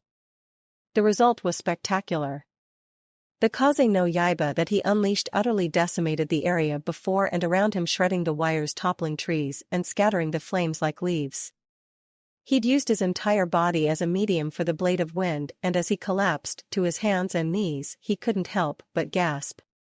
He felt as if he'd just trained for a full month non-stop. Looking up, he saw the devastation clearly in the orange and yellow light of the surrounding fires. He'd left a series of deep gouges in the earth, severed the few trees present in half, and the far wall looked as if a giant meat cleaver had slammed into it. Then he spotted Sasuke, who was looking both stunned and more than a little afraid. What the hell was that? Sasuke managed, his shirt shredded and his arms sporting several shallow cuts from where he had just barely managed to dodge in time. Naruto panted, pushing himself back to his feet. Kamikaze no Yaiba. Sasuke's eyes narrowed and he flashed through two seals, unleashing a series of fireballs. Naruto, still a bit winded from his newest move, used his body once more. This time he managed a brief gust of wind which surprisingly enough worked as a shield.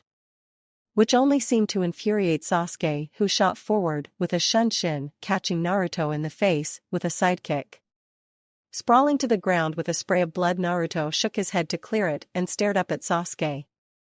Seeing the beginning of the Tora seal, Naruto quickly performed a kawarimi with a rock.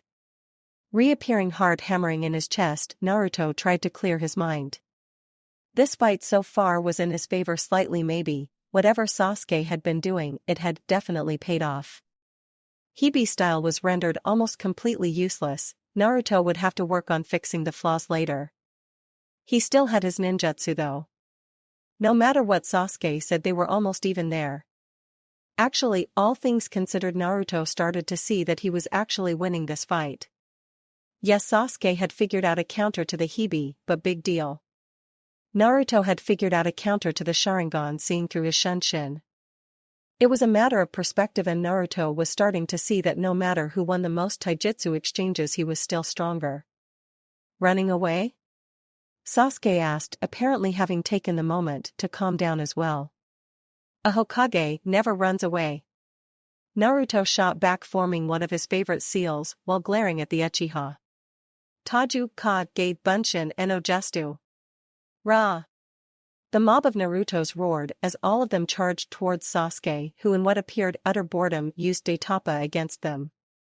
Naruto swore and performed a hurried kawarimi with a nearby log, even as the hundreds of clones were blown away along with the log.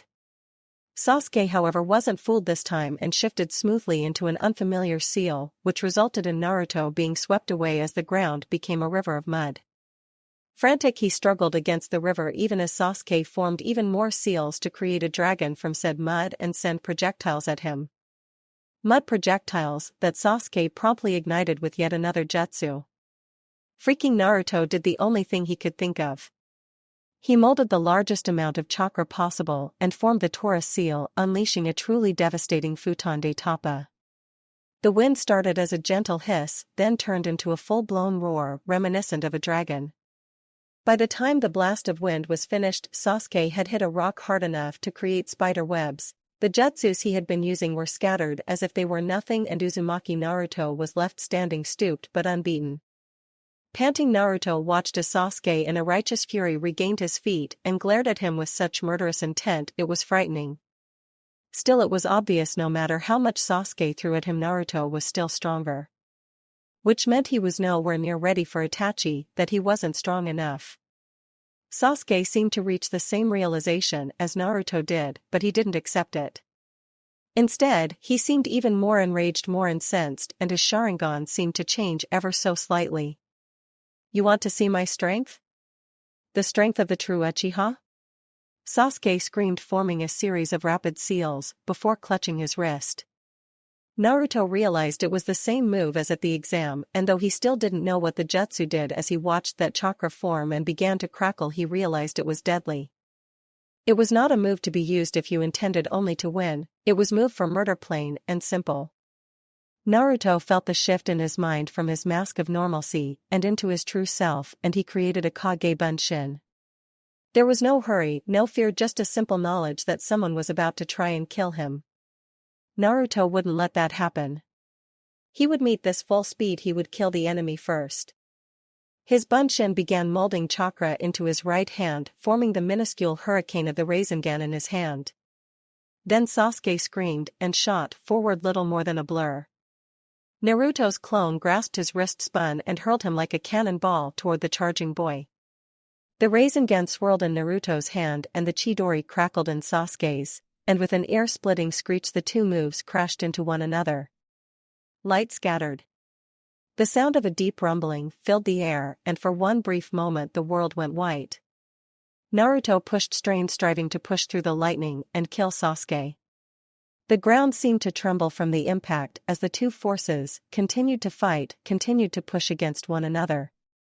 An immovable maelstrom and an unstoppable lightning. Debris took to the air. Dust and the single pool of water began swirling violently. Then with an earth-shaking roar, something gave and both boys were thrown away from each other with bone-breaking violence. Naruto hit the ground hard, rolled, skidded, and came to a rest in a heap near a boulder. Sasuke landed much the same way, coming to a stop near a wall. For a moment all was still. Then slowly, tiredly, Naruto stirred. Sasuke struggled to sit up, Naruto heaved. Both shinobi regained their feet, turned to stare each other down, and prepared to do it again. Naruto was not going to stop, not until he had killed his enemy, though he did hesitate as he saw what appeared to be small black flames begin to creep across his face.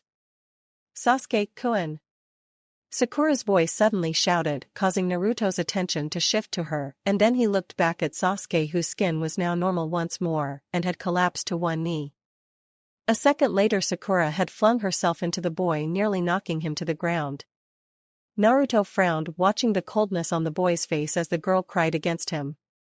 Meeting the Uchiha's gaze, Naruto spoke, his tone challenging, letting him know that he would kill him if they fought any more. So what's it going to be? We keep fighting, or you accept that you still have something worth taking care of? Sasuke stared at him, eyes meeting his challenge, then those damned red and black eyes faded and the dark-haired boy sagged against Sakura slightly. He said something too soft to be heard. Sakura sobbed harder and clutched him tightly, muttering something back. That was fucking awesome. Kiba's voice shouted from the stands, joined by a bark from Akamaru. Naruto spared them a brief glance, then turned to leave the three friends alone. He was brought up short, however, by Ino, who was standing behind him. She was going to say something, but instead remained silent, her eyes widening as she met his gaze. It took him a moment to understand why, and then quickly he slipped back into his carefree mask, scratching the back of his head. He. So I talked to him like you wanted. Ino stood there for another moment, then hugged him tightly, and Naruto couldn't help but just stand there in surprise. When she pulled back, he wondered why she was crying too. Awkwardly, Naruto put a reassuring hand on her shoulder while squinting. You okay, Ino-chan? I'm fine, Ino said, hastily wiping her eyes and backing away slightly. Naruto blinked. How about some miso ramen? My treat, Ino asked, then squeaked as Naruto glomped her. The office was cold and personal. Without the Hokage, its owner, the room was only an office, and Hatake Kakashi hated it. Not that the masked Anbu commander, who was seated behind the desk, could do anything to change that. 3 hours ago, shortly after Sasuke had managed to escape the hospital, the Hokage had slipped into a coma. Kiyoshi gave the man a day at most. This was why Kakashi had not spent more effort trying to locate Sasuke, because there had been other more important matters to contend with at the time. The hunt for Itachi had went south, with countless teams reported missing, and then there was the village council who had protested his continued status as acting Hokage. They wanted to select a full-fledged Hokage, but Kakashi had a duty to the Sandaime to ensure that the old man's last wishes were followed. Those orders had been for Kakashi to remain the acting Hokage until Tsunade arrived. If she declined, then Kakashi became the Godaime Hokage. If she accepted, he was Anbu commander. The council had been vocal in wanting proof of this final order, and Kakashi provided proof in the form of paperwork that the Sandaime had signed, thinking ahead as he always did. So for the moment Hatake Kakashi was the Hokage, and he was using an office he hated. Waiting finally for the Anbu to locate and bring him Uchiha Sasuke. He was silently considering the reports on the desk concerning the Uchiha incident when he heard the door open and looked up. There was Ajashiki Phoenix, mask polished brightly, hand heavy on the smaller boy's shoulder. Uchiha Sasuke looked distracted, but now there was an intensity to him that had been missing. Kakashi wasn't sure if that was good or bad. So where'd you find him? Kakashi asked, brightly glancing at Ijishiki happily. We located Uchiha-san, Haruno-san and Inuzuka-san within the exam stadium, Ijishiki said, crossing her arms. Haruno Sakura and his teammate are currently being questioned. Uzumaki Naruto and Yamanaka Ino were present, but they were gone when we arrived. That's okay, Anko will find them soon enough since she wants to get Naruto. Kakashi said, I closing happily, besides I don't need to speak with them that badly. So how exactly did you find them? Kid-san was alerted by a massive surge of chakra in the arena. They arrived in time to see Uchiha-san and Uzumaki-san clash with what appeared to be the Chidori and the Rasengan. Rasengan? Kakashi asked, I widening in surprise. So that was what Jiraiya had taught Naruto.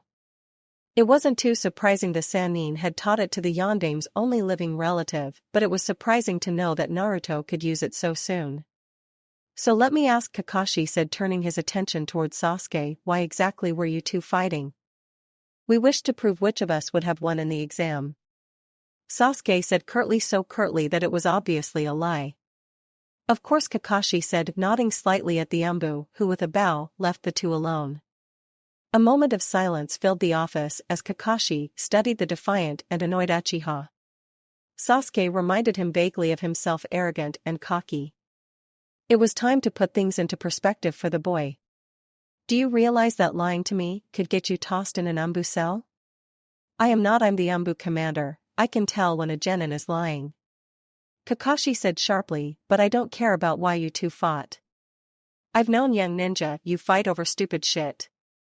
Sasuke's jaw muscles tightened. Now then, Kakashi said, slowly staring him down, we're going to talk about something more important than you and Naruto's pissing contest. I want answers for something we learned after the Uchiha need for secrecy and privacy finally blew up in our faces. Which is what, Kakashi? Sasuke asked with an utter lack of manners. Manjikyu Sharingan. It is a private clan, see that's the thing, Kakashi interrupted, his tone carrying a dangerous undercurrent. There is no Uchiha clan now. There's just a rude boy named Uchiha Sasuke. Now when you can produce an heir, we'll say there's a clan. Until then you answer me or spend your time rotting in an Umbu cell. The anger, the resentment, it burned bright in Sasuke's eyes, and Kakashi smiled behind his mask. Genin so transparent, their emotions were so raw if prodded just the right way. What do you wish to know about it? Sasuke grated out, eyes narrowing. I know it's a secret advanced Uchiha Jujutsu. I also know that it's somehow forbidden or evil. Kakashi said, leaning forward, elbows resting on the desk, tell me what you know. The Manjikyu Sharingan, Sasuke said slowly, precisely is a jujutsu that is rumored to exist but has never been seen since the founding of the Uchiha. It is said to be capable of great things, but that the users always bend the power toward evil ends. That's it? You know nothing else how to activate or how to counter it? That is all I know. There are no records that deal with this fable. Sasuke said, crossing his arms. I of course checked all known Uchiha records when I left the hospital. Many that might have contained information were destroyed by the traitor. If you were keeping information from me, you'd be putting this village at great risk. Kakashi said, then seeing the way the boy's face remained unchanged, he sighed. Sasuke really didn't seem to know anything else. You can go now, I'll be in touch. Sasuke nodded and then turning sharply stormed out of the office. Kakashi remained silent for a moment until the door opened and an Umbu entered silently. Keep him under watch, just in case he knows something and is lying. Also tell Anko that after she's done beating Naruto, I'd like to talk with them both. Right away. Alone once more, Kakashi sighed and closed his eye. He had never wanted to be in this position, it had never been his dream or goal to be Hokage. Kakashi sincerely prayed that Tsunade accepted the job. If not, Kakashi would be extremely tempted to offer it to Naruto just for the hell of it. Naruto Altered History, Chapter 25, Hokage. The fire of the shadow illuminates the village. It took all of her willpower to pass between the familiar green gates of the village, a village she had sworn never to come back to if she could help it. It was a village filled with painful memories she had tried desperately to forget. It had proved futile however, since she always had the niece of her dead lover at her side. Shizune was a constant reminder for Tsunade that she had failed her precious people. That her lover had died in the field, his blood on her hands and face. It was a wound that she could never close because of Shizune, and though part of Tsunade hated her for that, the other part was thankful. Having it constantly reopened meant she could never forget him and by proxy never forget her brother. Glancing at her former teammate, the biggest pervert she had ever met, she noted the pained look on his face. It took her a moment to realize that they were traveling down empty streets, places that held no bitter memories for her. Another moment was needed to figure out that to spare her the pain of remembering, he was torturing himself with this route. Had that schoolboy crush he had for her was still in effect apparently. Ever the gallant Jiraiya, eh? I made you a promise, once Jiraiya said, giving her a look that made Tsunade's inside squirm uncomfortably. Tsunade looked away, remembering the last time she had felt like this. Part of her resented Jiraiya for revealing that she still had people who could make her feel bad. Jiraiya-sama, Shizune said hesitantly from behind them. Shouldn't we be heading for the hospital? I got a message before we entered the village, Jiraiya said somberly. It's best to head directly for the Hokage Tower. Tsunade arched an eyebrow, then realized what that meant, and part of her still surviving heart died just a little more. He's dead, isn't he? Come on, Jiraiya said, by way of reply. Minutes later, they entered the somber tower. Tsunade noticed the looks they garnered, but brushed it off. Her mind and heart were in turmoil at the moment, and all that mattered was whatever final business the old man had for her to deal with. A minute later, as they reached the hallway to the Hokage's office, she blinked at the feminine voice echoing from inside. And after I cut them off, I'm going to shove them down your fucking throat. What the hell? You're the one that freaking never told me I was a Chunin. A male voice shouted back, just as angrily. As Tsunade entered the room, she found a dark-haired woman wearing a long trench coat, shaking an orange and blue figure, with wild blonde hair. I should have killed you in Kusa. The woman screeched, shaking him even more violently. Well, you didn't, and if you try it now, I'll kill you, you psychotic bitch. The boy screeched back, obviously unintimidated. Anko, he does have a point, the familiar genius student of the Yondaime said from behind the Hokage's desk. You stay the hell out of this. Anko snapped, making the masked ninja cringe. I missed something, didn't I?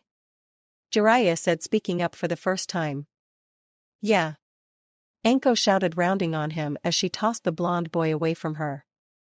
That little prick decided. Wait, is that Tsunade-sama?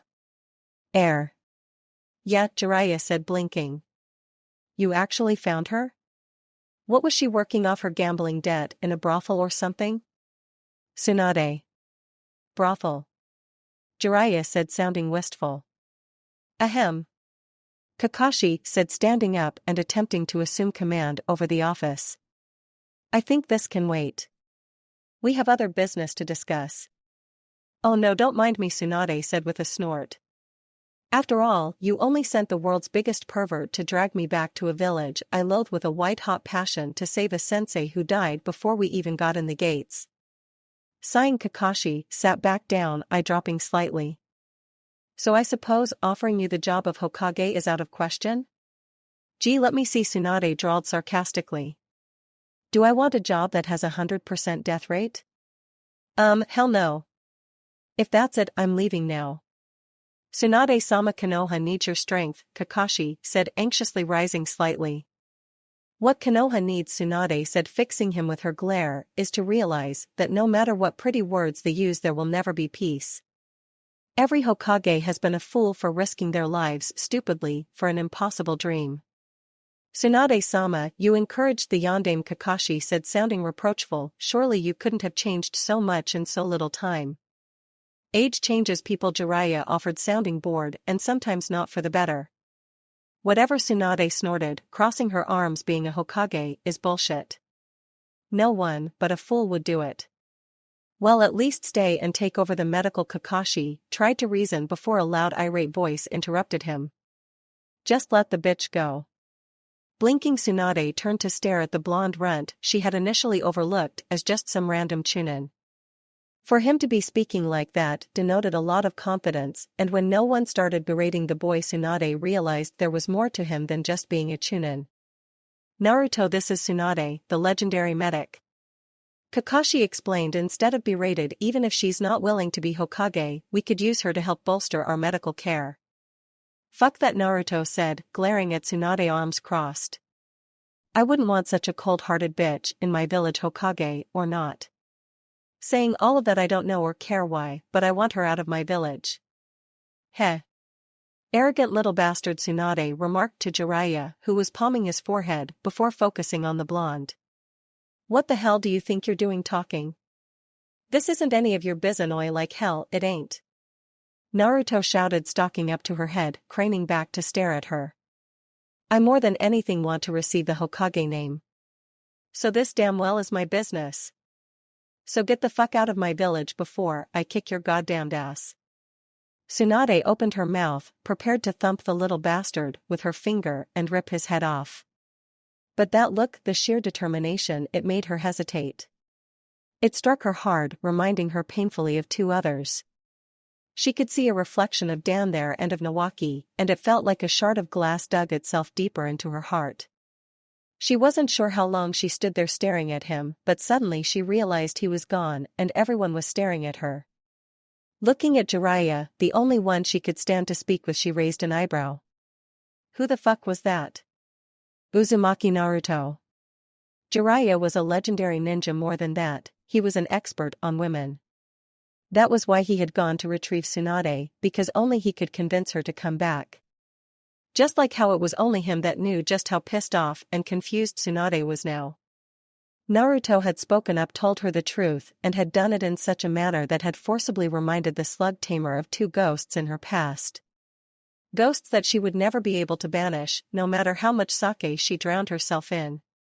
Hence why he had settled himself into a chair while Shizune chased off after an irate Tsunade, and he had smiled at an irritated Anko as she realized Naruto had escaped her clutches.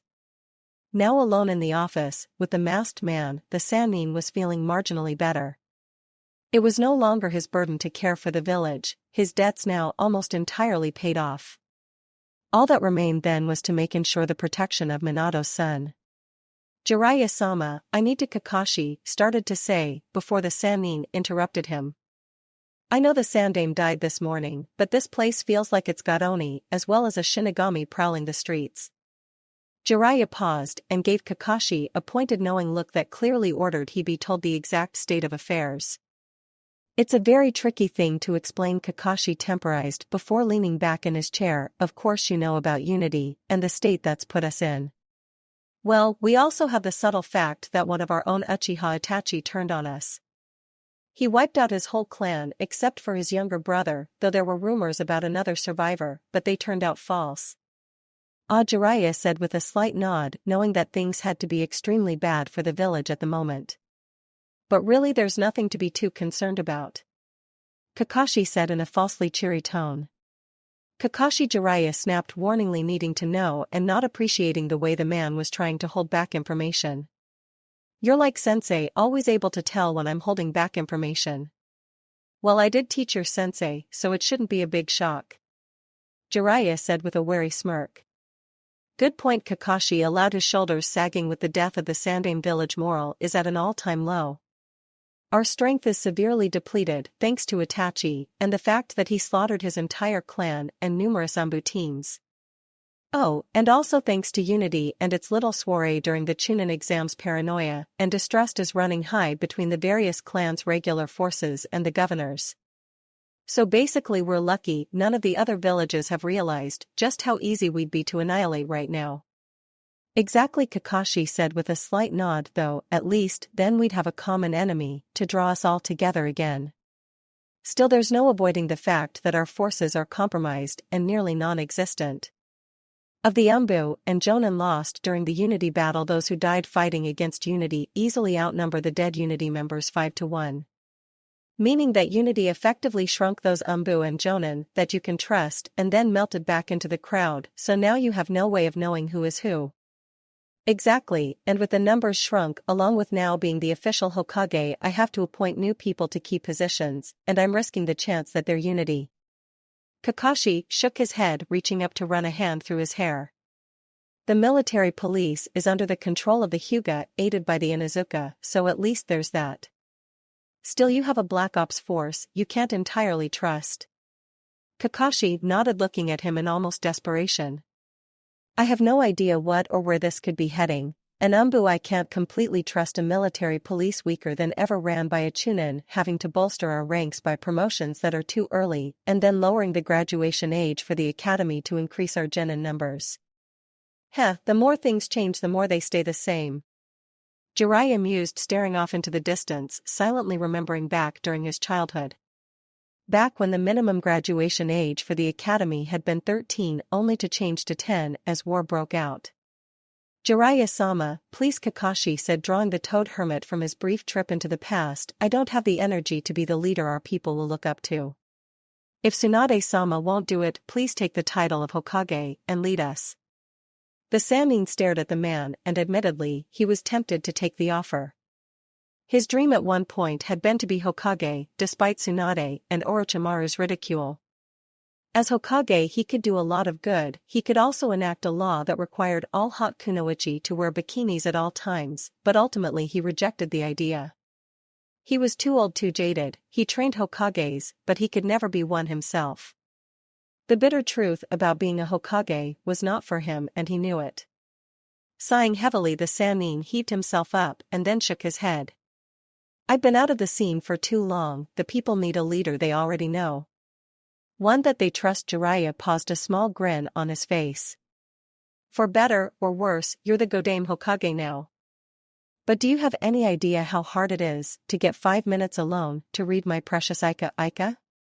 If you think that's bad, Jiraiya shot back breezily, imagine me trying to get 5 minutes alone to write your precious. Maybe this is for the best after all. Uzumaki Naruto was not a perfectionist, nor was he obsessive. However, he was determined to be better, determined to be Hokage. Hence, he was now in a slightly remote training area practicing the moves Anko had taught him, as well as other things that he was creating on his own. Mostly, though, he was trying to figure out how to silence his movements. Without even looking at the post or moving his body, Naruto struck, driving his kunai as far into the post as humanly possible. Producing another one, he twirled it and then struck again, moving beyond the basic move into a more advanced strike. He struck repeatedly, advancing each level as he went, unable to rationalize how the style was flawed. He knew he was moving without telegraphing, without looking at where he wanted to strike. The only real had to be the noise he made as he moved, but he couldn't even hear it, so he had no clue how to fix it. Sweating, he paused, frowning, as he stared at the training post riddled with bladed weapons. Then, feeling someone approaching from behind, he turned to find the buxom woman from the Hokage's office behind him, and he couldn't help but glance at the cleavage on display. Shaking that off, he looked up at her, scowling. What do you want? Oh, nothing much, Tsunade said lightly. She offered Naruto a smile that he recognized as insincere from the start. You just impressed me earlier with all your talk. I just had a couple questions, really. Like I care, Naruto muttered, turning back to his post and eyeing the worn wood. Do you know, she started, her voice soft, capturing his attention, what it means to be Hokage? At this, Naruto stiffened and slowly turned back to face the older woman. With a voice as serious as sharpened steel, he replied, Yeah. I know. Then maybe you also know, it's pretty much suicide, Tsunade said, with a nasty sneer. You look pretty dim, but I didn't think you'd be stupid, kid. Then again, Yondaime was a genius shinobi, and look how foolish he turned out to be. The Yondaime was the greatest Hokage. Naruto retorted angrily, flexing his hands. Whatever personal resentment he held for his dad, the Yondaime had been a great Hokage. Oh, you're right. He was the greatest Hokage, Tsunade retorted waspishly. Out of all of them, he's the only one that didn't leave a family member behind. He didn't leave a wife or a sister or a grandchild or a niece to cry and deal with his self-righteous, selfish desire to be a hero. You have, Naruto grated out, walking toward her slowly, no idea what Erasure left behind. Erasure? Tsunade repeated blankly, before a knowing look flashed in her eyes. Oh, is that it? You think just because you two look alike that you're related? Knowing Jiraiya, he's let you believe that too, hasn't he? My dad died killing the fucking Kyuubi, Naruto shouted angrily. He gave everything to save this village. Every Hokage has. I will too, because this village gave me a chance. I was hated, loathed, ostracized for the first 12 years of my fucking life, but they gave me a chance. This village let me grow up, despite the vast majority thinking I was a spy. I have a friend and family because of the chance they gave me. If I have to repay that chance with my blood, sweat, tears, or even my damn life, I will. Can you even hear yourself? Tsunade mocked. They gave me a chance, I'll repay that with my life. If you're expecting gratitude, you're an even bigger fool than the yondaime. Nobody cared, nobody. You got that chance because that stupid old man let his sentimentality get in the way. Do you really want to throw your life away for that? I will pay that price, Naruto growled, eyes narrowing dangerously, so that this village can give the same chance to someone else when they need it. I'm not a coward and I won't disgrace my important people by running. I will make my life count for something, just like the Billy Goat, just like Erasure. You just don't get it. Tsunade snarled viciously.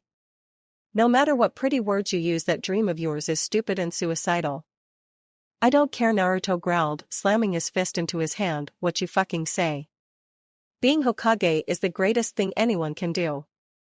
Insulting the Hokage is the same as insulting this village, the dreams, the precious people inside it. What will it take to make you realize that stupid little kids shouldn't joke about foolish dreams? What about you? Naruto said, cutting her off, his anger burning brighter by the second. What have you ever done in your miserable life that mattered? Did you even try to make your life count?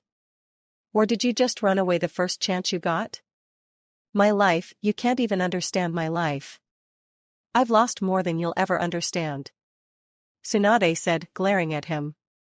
I've lost everyone precious to me, all because they believed in the same foolish dream. Oh, Naruto said, looking down before looking up at her. So you betrayed them? You ran away from them? Shut up. Tsunade growled menacingly. You don't have any right. Oi, I'm right, aren't I? You ran away from them. You made their lives count for nothing, you turned your back on them and the village that they loved. You're a coward. I said shut up. Tsunade shouted, tears beginning to form. I bet they're proud, huh? What were their names? Or have you forgotten that too? Naruto mocked, stomping closer. You coward. They must be rolling over in their graves, shut up. Tsunade roared, cutting him off as the back of her hand slammed into the side of his head. Naruto's world exploded at the impact, his body hurtling through the air, before he landed with a sickening crunch against the base of a tree. His mind reeled, trying to function, despite the pain. He could taste blood, his blood, and suddenly his hurt cleared and he regained his feet. With a roar, he charged the lost-looking woman, concentrating the chakra in one hand while striking with his other to form the ball of chakra. A moment later, his arm swept back with the Rasengan swirling in the palm of his hand. Take this, you bitch. Tsunade seemed to snap out of her stupor, surprise on her face, and then drove a single finger into the ground. The resulting splitting of the earth made Naruto stumbled and drove the Rasengan into the ground. A moment later, he went spinning backward from the force of the Rasengan to crash heavily into the ground. Wincing, he sat up and then swore at the deep ravine that was now racing along the ground just to his right. As he turned to shout at her, Tsunade's hand grasped his neck firmly and yanked him up. Struggling, he grasped at her hand and then tried to punch her, only to have her slap him. Blinding pain exploded through his head once more, and Naruto couldn't help but scream. That had been worse than any hit from Anko. Lashing out with a kick, he managed to connect with her chin before suddenly being driven into the earth with a thump. His back arched at the impact, his body exploding with yet more pain. Coughing, he struggled to sit up but realized he was pinned by the vice-like hand around his throat. Hokage is not something you or anyone needs to be dreaming about. Kids have died, adults have died over the fucking dream of being Hokage. So? Naruto wheezed, wincing as her hand spasmed, and she lifted him once more to dangle in the air. It's a death sentence, Tsunade said evenly, dropping him contemptuously. Give it up and be happy. Struggling his way to a crouch, Naruto coughed, surprised at how much his body was hurting, if almost felt as if he had broken his bones. Looking up at her, he narrowed his eyes. Fuck you, Naruto panted, disturbed by the coppery taste of blood filling his mouth. Don't be a fool. Just give it up. Forget about being Hokage. Tsunade shouted, tears beating in the corners of her eyes. No matter how much you think you're different, you'll die. Why won't you realize that? Being Hokage, dreaming of being Hokage, is a death sentence. So what? I'm going to die someday anyway. I'd rather my life meant something. I'm not a coward, I won't run away, no matter what. You. Why won't you? Do you even understand what being Hokage will cost you? Tsunade asked, the sheer pain in her voice disturbing. Wait, I understand. Naruto managed, glaring at her. But shouldn't you be asking yourself what running away and being so cold is costing you? Tsunade stared at him, crying, and then stumbled back a few steps before turning quickly and leaving him there in the clearing. Naruto stared after her, utterly confused, then stood rubbing at his jaw, wondering for a moment about what had happened. Then turning, he started practicing once more. Maybe he would talk to Enko later about this well after the woman had cooled off a bit more. And so a new leaf sprouts. Konohamaru wasn't sure what to feel at the moment, which was understandable, really. They had just finished the long drawn-out ceremony to honor his grandfather, and he was left standing, pretty much alone. Asuma had, after a few hollow words, moved off to speak with Kurenai, while Moegi and Udon were off together, ignoring him. Soaked to the bone, Konohamaru stared at the rain-slicked picture of his grandfather, in silence. He should say something, he supposed, but what was there to say? Hell, he hadn't even been able to see the old man before he died. How fair was that? Thankfully it was still raining, well, drizzling, which made the tears he couldn't stop invisible. The last thing he wanted or needed was people feeling sorry for him. Looking away from the picture and to the mountain high overhead where he could see his grandfather's face, he felt a small spark of anger. Why had his grandpa died? He was the only real family Konohamaru had left, damn it. It wasn't fair, it just wasn't fair. Fighting back a slight sob, he turned to leave, but found his path blocked by someone. Craning his head back, he felt momentary surprise at seeing the blonde boy known as Naruto. He looked so serious, his black clothes adding an air of importance. The blonde looked down at him after a moment and tilted his head slightly. Konohamaru. And Naruto. Konohamaru managed, wondering why he felt more intimidated by this boy than normal. So Naruto said after a moment, raising an eyebrow. I heard you got some ass kicking in a while back. Konohamaru blinked, put off by that. Everyone else had shouted at the idiocy of his actions. Udon and Moegi were treating him as if he had intentionally set out to get them hurt. Yeah, sorta, I guess. I mean, I tried. Naruto's lips twitched and he reached out to ruffle his hair. Oi, from what Enko said, you held up against an Umbu for a minute. That's not bad for an academy brat, you know?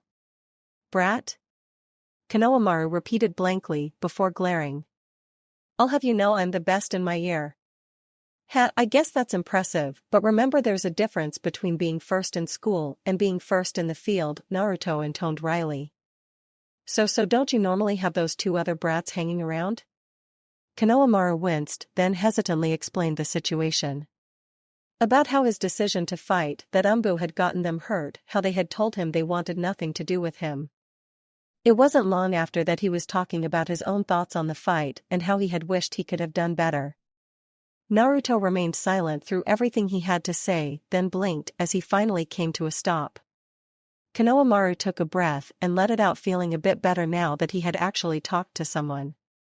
Glancing at the picture on the table once more, he looked back at the older ninja, intent on asking for some training, only to have Naruto start talking. Your grandpa told me something once. I figure you should hear it too, Naruto said, then, pausing, stared up at the Hokage mountain in silence for a moment. Looking back at him with a slightly pained expression on his face, Naruto reached out, putting his hand on his shoulder. See, we're all going to die sometime, and all we can do is protect everyone that's precious to us until then. Konohamaru blinked, then shifted uneasily. That had sounded rather bleak actually, but wise in a weird sort of way. Sorta like he was saying to make your life count for something. Yeah, it sounded better when he said it, Naruto admitted with a shrug. Nizan, that sounded just fine, Konohamaru admitted to a startled Naruto. Then he noted the drizzle was finally relenting.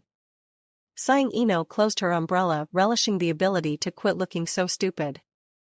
Her mom had insisted on it, however, so she, like many other girls, had stood under the umbrella. To Ino, it had made her self-conscious, as if calling attention to the fact that she was a self-absorbed brat. Naruto hadn't seemed to notice though. He had been standing next to the new Hokage and the two Sannin. Still, Ino was at least thankful not to be Hinata at that moment. The Hyuga girl had stood against her will under an awning next to her father and younger sister. Talk about conspicuous. Sakura somehow had managed to forego the umbrella and stand proudly in the rain next to the Uchiha she was so in love with. Then, thinking about how depressed the girl had been, Ino unintentionally sought her out. Sakura was walking away hand in hand with Sasuke. Many took him to be depressed, but Ino had seen him up close. She had seen the look in his eyes, the set of his jaw.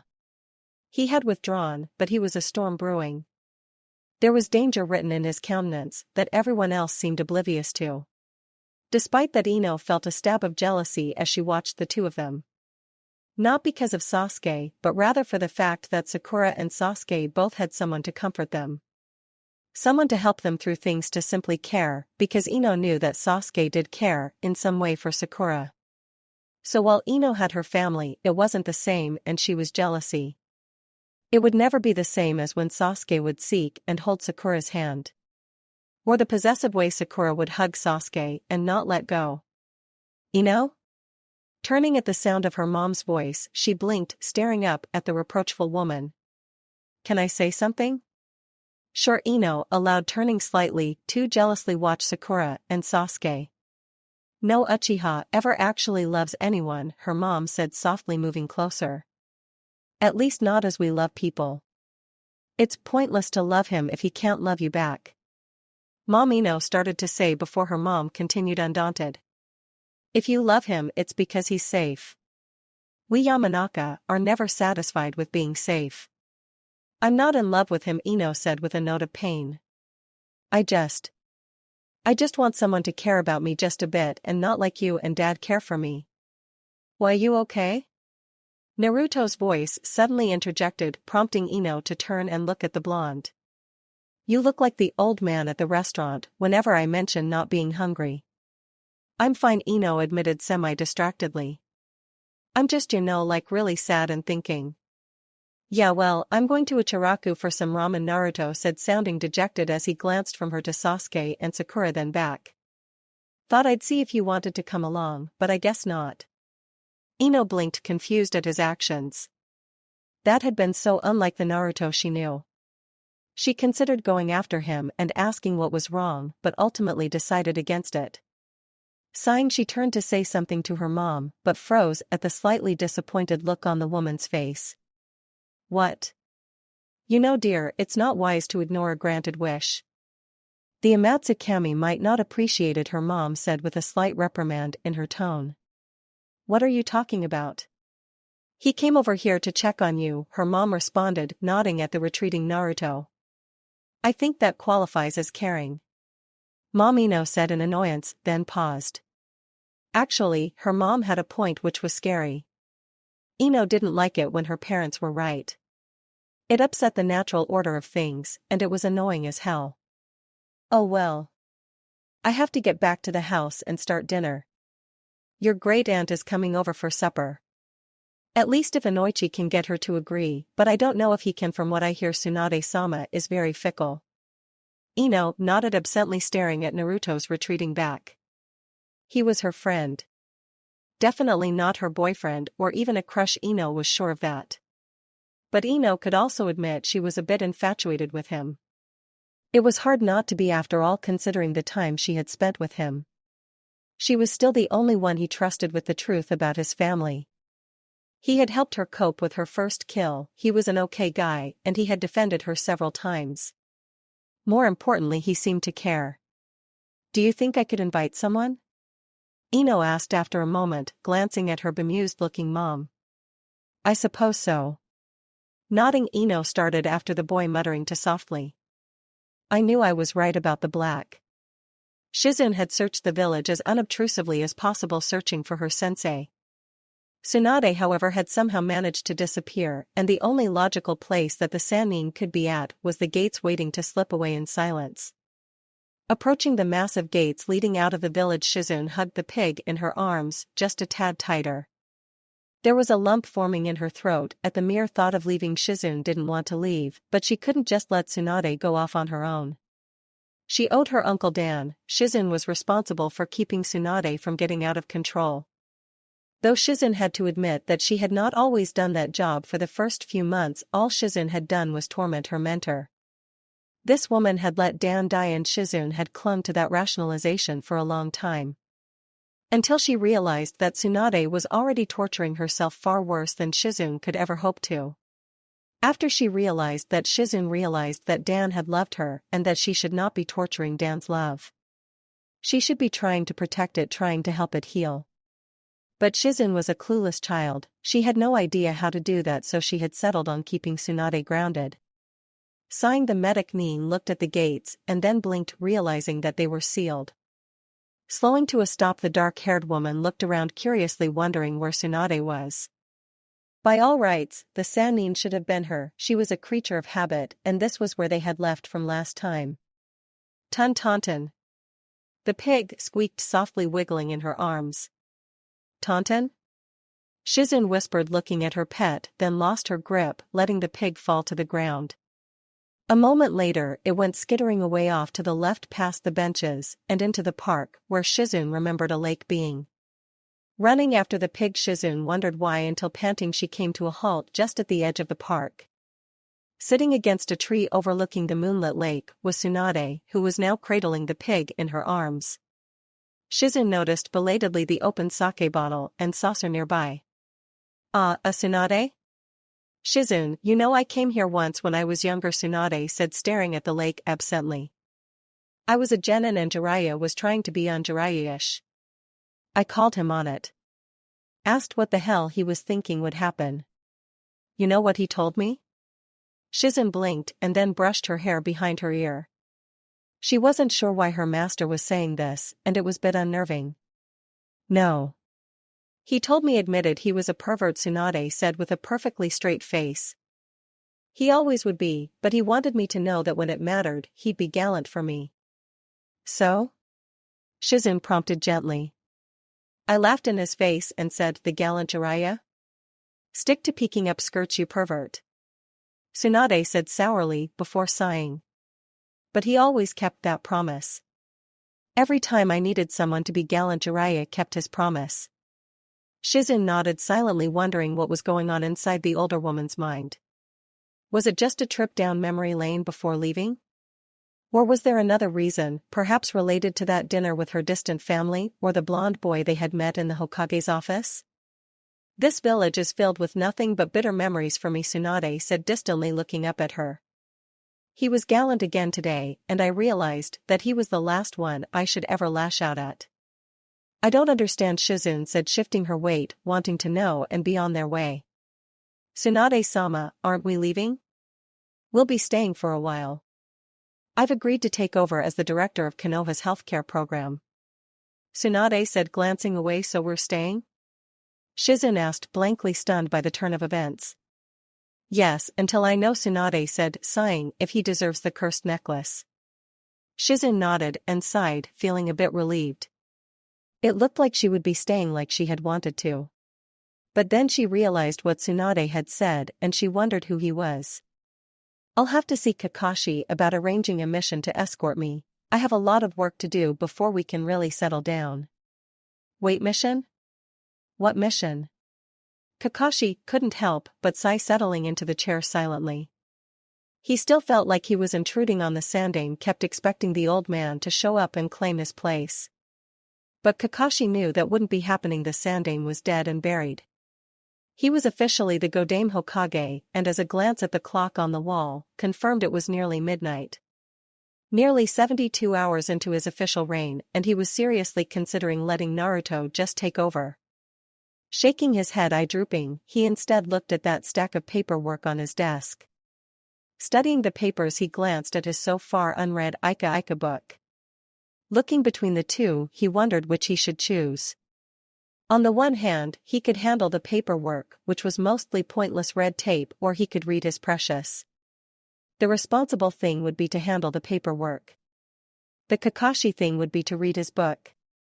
Weighing this heavy decision, he stumbled across the most obvious answer. He created a single Kage Bunshin and sent it off with the paperwork.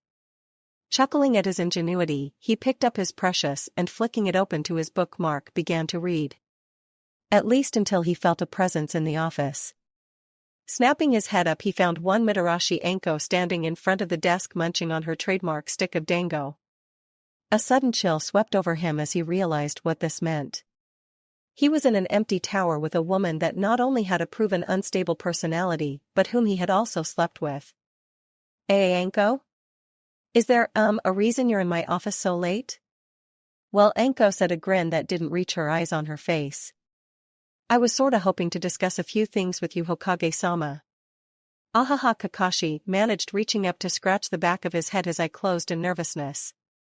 What exactly did we need to talk about? Well, first, to remind you that the Sandaime agreed to only give me and my team B rank or higher missions. That was only for you, and Naruto. Kakashi mused, then seeing her look continued, however, I wasn't planning on changing that. After all, your team has 2 Chunin and a talented genin, so they're perfectly qualified for such missions. Good. Anko nodded, taking a vicious bite out of her stick of dango, causing Kakashi to wince. Now I have a mission I want you to reserve for me. A mission? Kakashi echoed blankly. What mission and why? The basics are simple enough, Anko said, holding her fingers up as she ticked of the requirements. First, I need it to be an assassination mission, hence rank A. Second, it needs to be performed solo. 3, it needs to be relatively quick and to the point with no gray areas. Kakashi stared at the woman curiously. True, some ninja made such requests, but Anko had never been so particular. Sensing something else at play, he sat back in his chair, studying her features. Before I agree to this, who exactly did you have in mind for assigning it to? Naruto. Anko said simply with a shrug. Who else would need or be ready for such a simple mission? Kakashi blinked, then sat forward, eye wide, as he stared at her. I haven't even had a full week as an official Hokage, and you want me to give Naruto a solo A-rank assassination mission? Yeah, Anko said, munching on her dango happily. Do you hate him? Kakashi asked weakly, then at her skull, sighed. Then it's me. You hate me, right?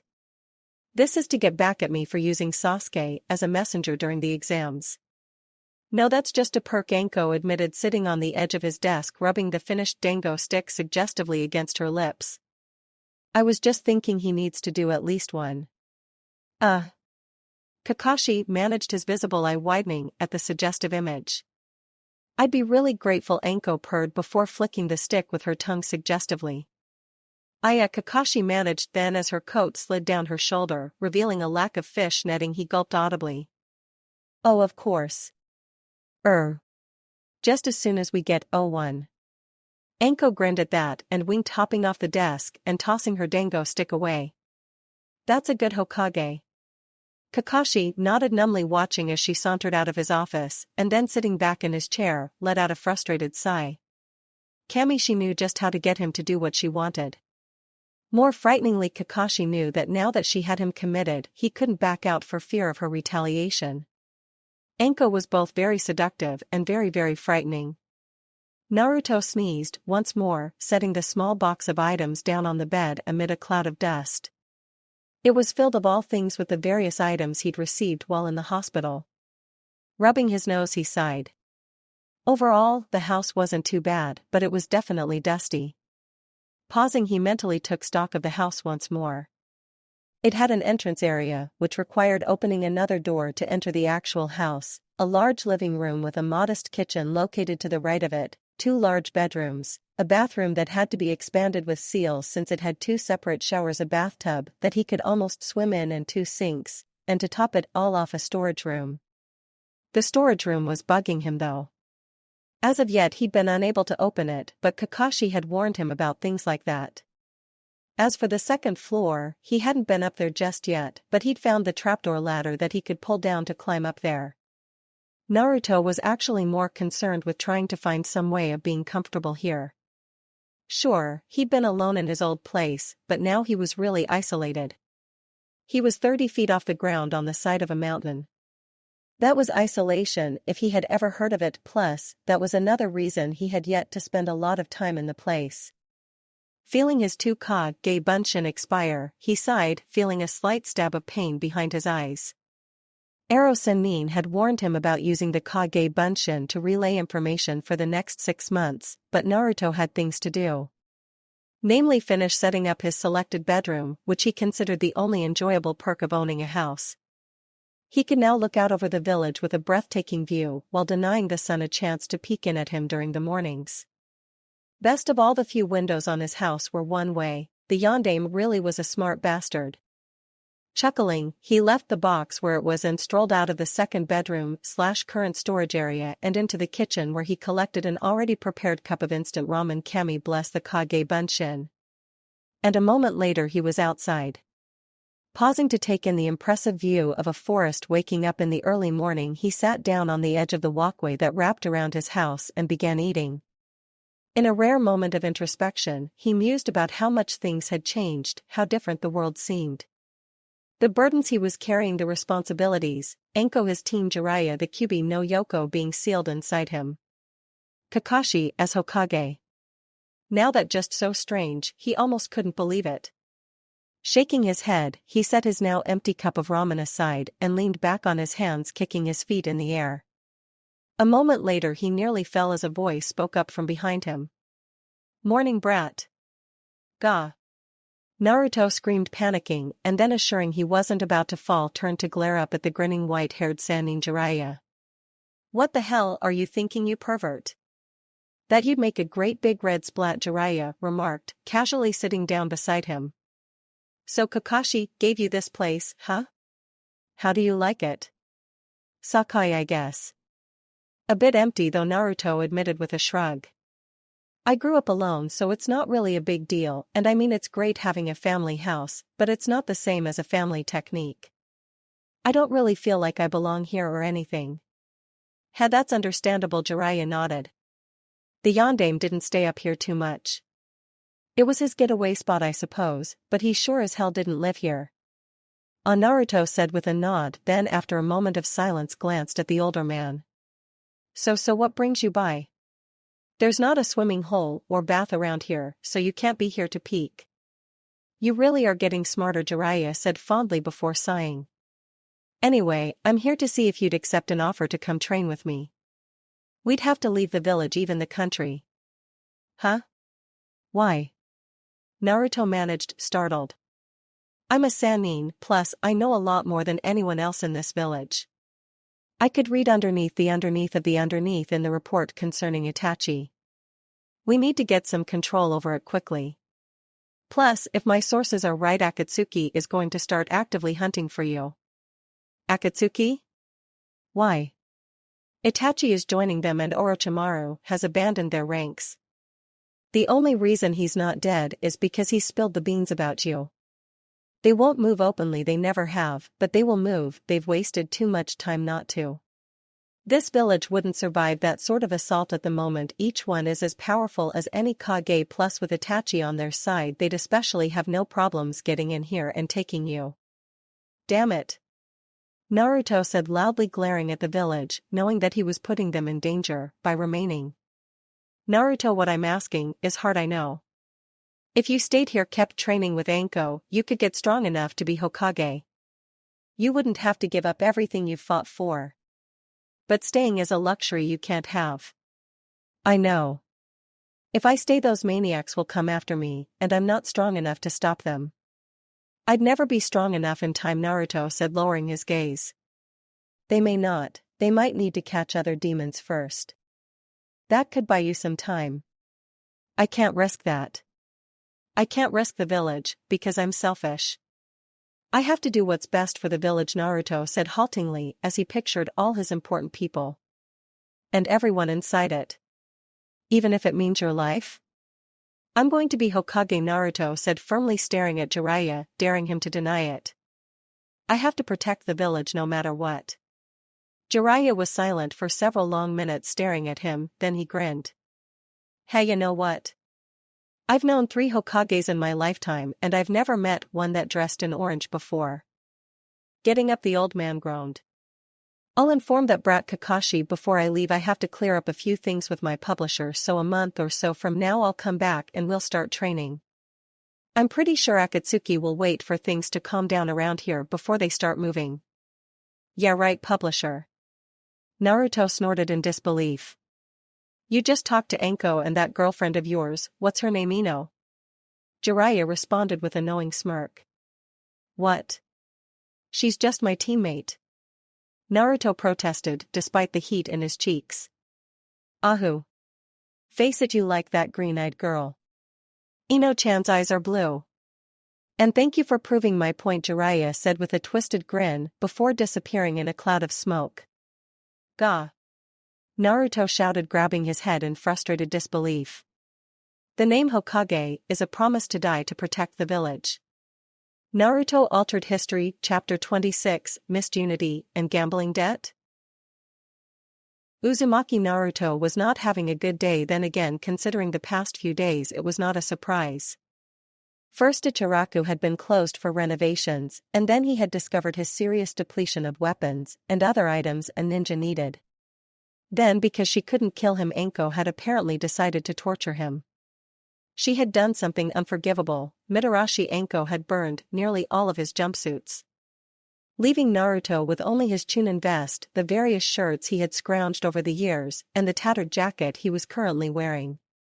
Correction, the tattered jacket he was patching while his teammates trained. Naruto sat under a tree, sewing patches of orange into the tattered fabric, squinting as he worked. The orange he was using wasn't even the right color, but it didn't matter. As long as he could keep the jacket just a bit longer, then Naruto was happy. Ino still didn't understand his attachment to orange. Nobody seemed to really, other than Rock Lee. The two had only hung out together once, and even then it had been to beat the crap out of each other. Lee had managed to come out on top in that exchange, but that was okay, since it had just been taijutsu. Still, Lee at least understood the importance of orange to Naruto, much as Naruto now understood the importance of green spandex to Lee. For Lee, the spandex was a sign of his dedication of becoming a great ninja solely by using taijutsu. For Naruto, the orange was important because it made him stand out. It forced people to acknowledge his presence, because when Naruto had been growing up in the orphanage, the children had been expected to just blend into the background. People didn't want to notice children that nobody wanted or cared about. They had to dress the same, have the same haircut, and most importantly, stay silent. Naruto had been unable to stay silent, and they had gone to great lengths to try to force it, though all attempts failed. When he had been offered entrance to the Ninja Academy by a smiling Mizuki no less, he had been forced to leave the orphanage. Naruto had set up shop in a nearly condemned apartment building, and for the first time he was allowed to pick his own clothes. It was by pure luck that he discovered the disgruntled shop owner ready to destroy his entire stockpile of orange jumpsuits. Naruto had begged and pleaded, then happily took the free clothes. After that, nobody ignored him. He refused to change, even in the face of Shinobi Rule 20. A shinobi must walk and hide within the shadows of deceit. He must not seek attention, nor should he desire anything other than remaining hidden. To Uzumaki Naruto, orange was a divine color, the perfect color no matter what anybody else thought. "Ma, Naruto-kun, why don't you just buy a new jacket?" Ino asked suddenly, and Naruto looked up to find the two other ninja breaking for lunch. Anko, of course, was busy trying to run damage control since Naruto had retaliated for burning his clothes, so it was just the three of them for the day. "Why? Naruto asked, clueless, knowing of course that while Ino was nicer to him she hadn't grown up like he had. Well, that jacket is ruined, so just buy a new one, Ino explained, sitting down across from him. I mean, you're doing really good at sewing, I can't even do that good a job, but still. But Ino-chan, it's perfectly fine. Naruto protested, holding it up proudly. Besides, it's orange, there aren't any other orange jackets in this whole village. Yes, and Naruto, don't you remember Shinobi Rule 20? Ino countered determinedly. A shinobi must walk and hide within the shadows of deceit. He must not seek attention, nor should he desire anything other than remaining hidden. Orange is hardly subtle. Bah, it's a stupid rule, Naruto said, smiling at her before turning back to his work on patching his jacket. Besides, buying a new jacket when I have a perfectly good one is a waste of money. Oh, Ino said with a note of sudden understanding, and when he looked up he found her looking slightly embarrassed. Why, what is it? Well, it's just. Ino paused, then her voice dropped. You grew up without money. Naruto-kun, it's okay to buy stuff you want. You've run a few high-rank missions, you should have a lot of money. You can afford new clothes.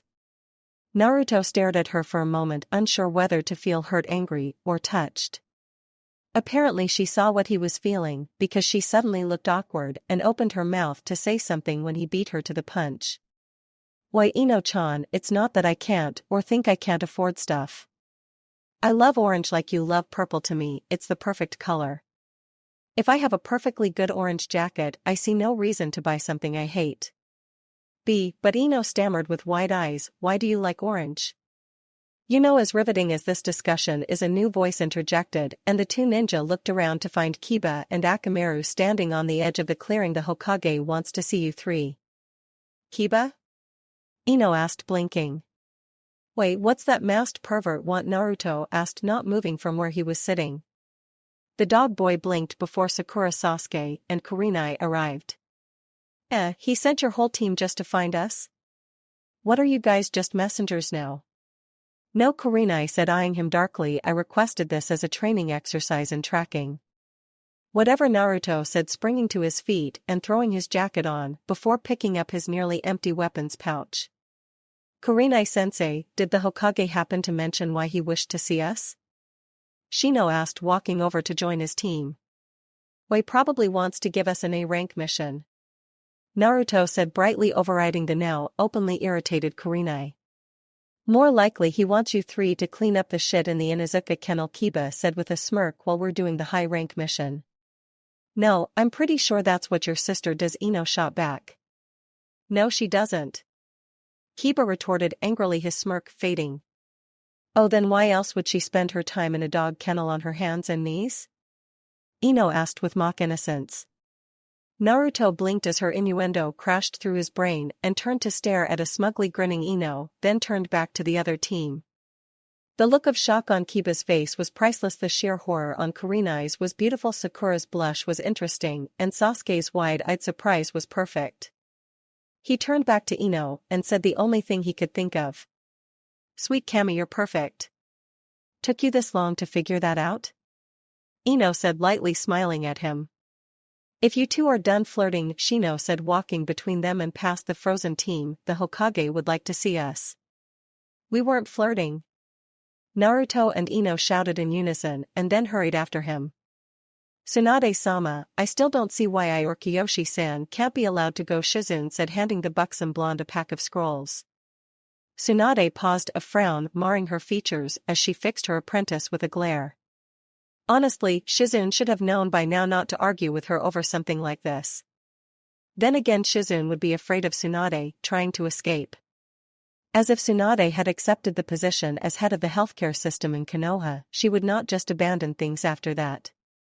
Kiyoshi has to stay here to make sure the hospital runs properly, Tsunade finally said, turning back to her packing. You need to stay here to start making the changes I want. You're better at that sort of thing than me. Also, for some of the people I'll be dealing with, you're less than fully equipped. Tsunade-sama.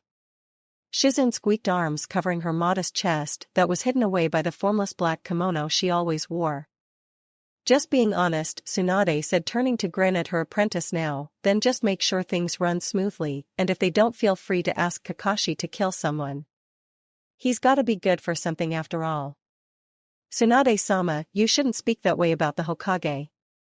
Shizune chided, wagging a finger slightly. Hokage? I'm sorry, but I look at him and I still see Sakumo's snot-nosed whiny runt running around naked. Tsunade said, laughing at the memory of trying to drink tea while this little kid ran around naked in the house.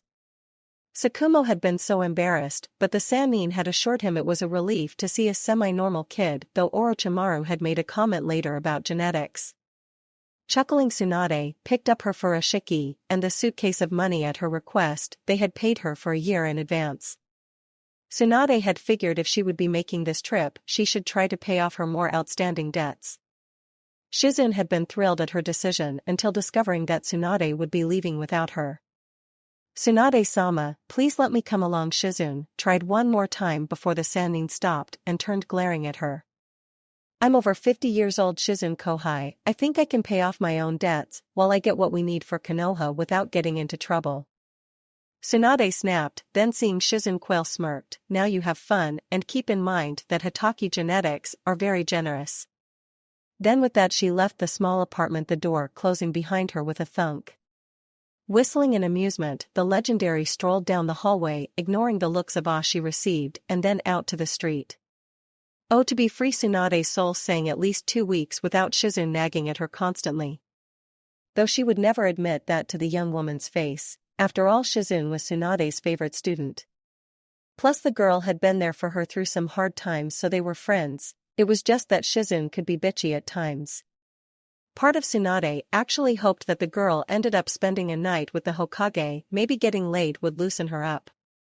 Passing the village park, Tsunade paused long enough to spot the various children at play, then hurried along, her heart aching as she remembered playing with Nawaki there. A few moments later she passed the academy, quickening her pace, wishing to not remember any of the memories she associated with that place, and 3 blocks later entered the Hokage Tower. The office workers of course froze upon seeing her. She was a legendary figure, after all, but still parted before her. It seemed to take no time to climb the stairs and enter the Hokage's office. The office itself was unchanged, and she almost expected to find Sarutobi sitting at the desk puffing on his pipe. The air should have been thick with the comforting scent of cherry or whatever flavored tobacco he had been using at the time. Instead, it was filled with the scent of air freshener, and the Hokage, who sat behind the desk, was only in his mid-20s. Hey Kakashi, you got my team yet? Tsunade asked, approaching the desk, staring at the masked man, who didn't even bother to look up from his book. They should be downstairs. I've sent Kotetsu to bring them up, Kakashi said, casually turning the page of his book. I hope you don't mind, but I found a team that can anticipate your every move. I don't need babysitters, Tsunade grated out darkly.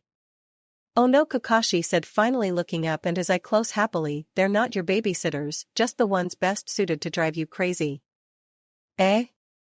Tsunade managed, blinking before the door to the office opened and a loud voice boomed into the silence.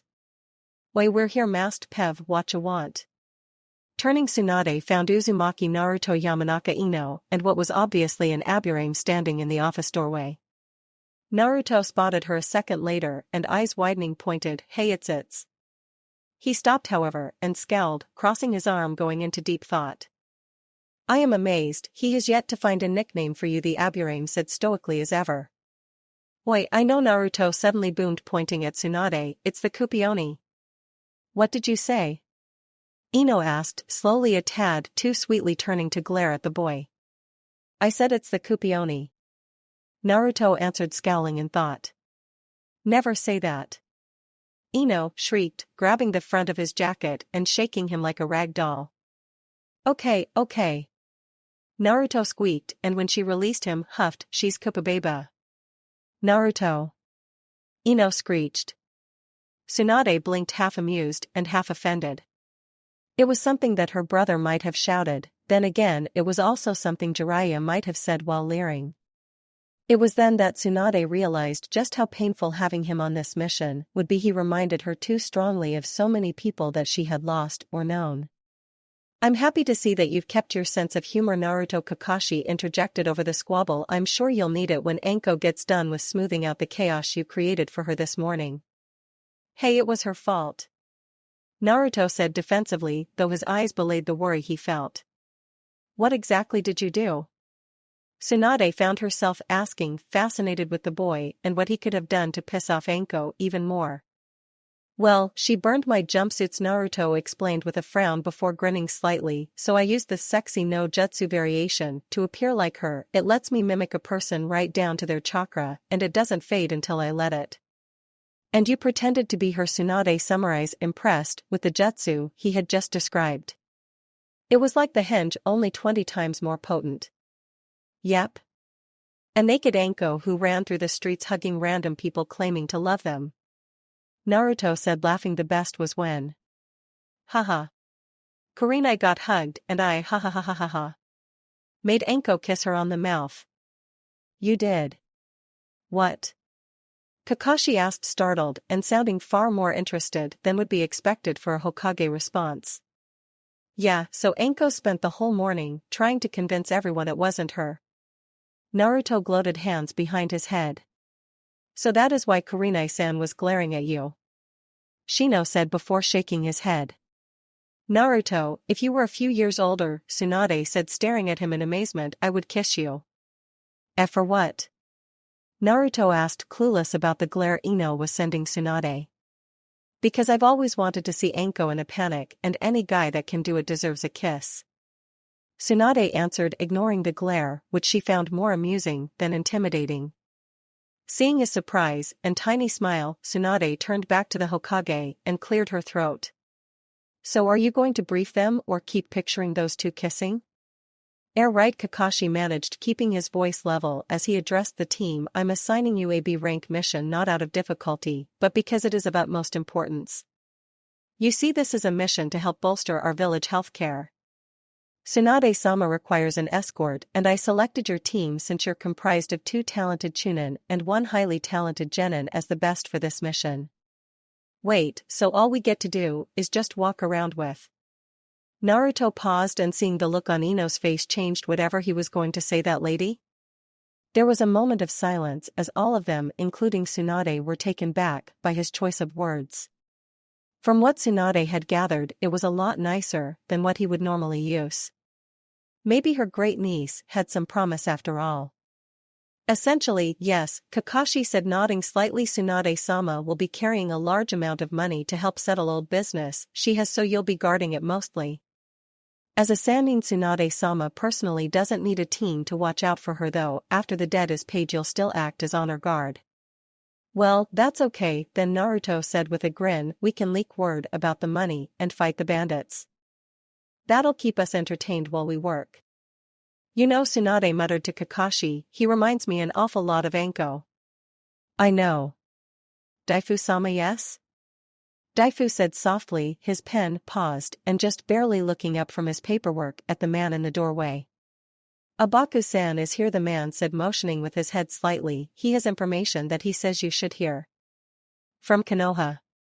Ah, send him in. Daifu offered, sitting back in his seat as the door closed. A moment later it reopened and Abaku entered, dressed neatly. As always, the man bowed respectfully as the door closed once more. Abaku-san, it is so nice to see you again. Daifu-sama, it is an honor to see you once more. So you have information from Konoha? What kind of news could be so important as to drag a man away from his family on such an important day? Our source within the hidden village whispered to me 3 things, Abaku said, glancing at the only other man present, Aichi, who had been quietly examining his own set of papers. One is that the Hyuga have taken something of great value to the Uchiha and hidden it. Another that the Yondaime Hokage has a son, and last? Daifu said, eyes almost glowing in interest. The information so far had been very interesting and potentially very valuable. Last and most importantly, that the legendary sucker Tsunade is traveling through the area. Tsunade, eh? Is she looking to increase her debt? Daifu asked with a soft chuckle.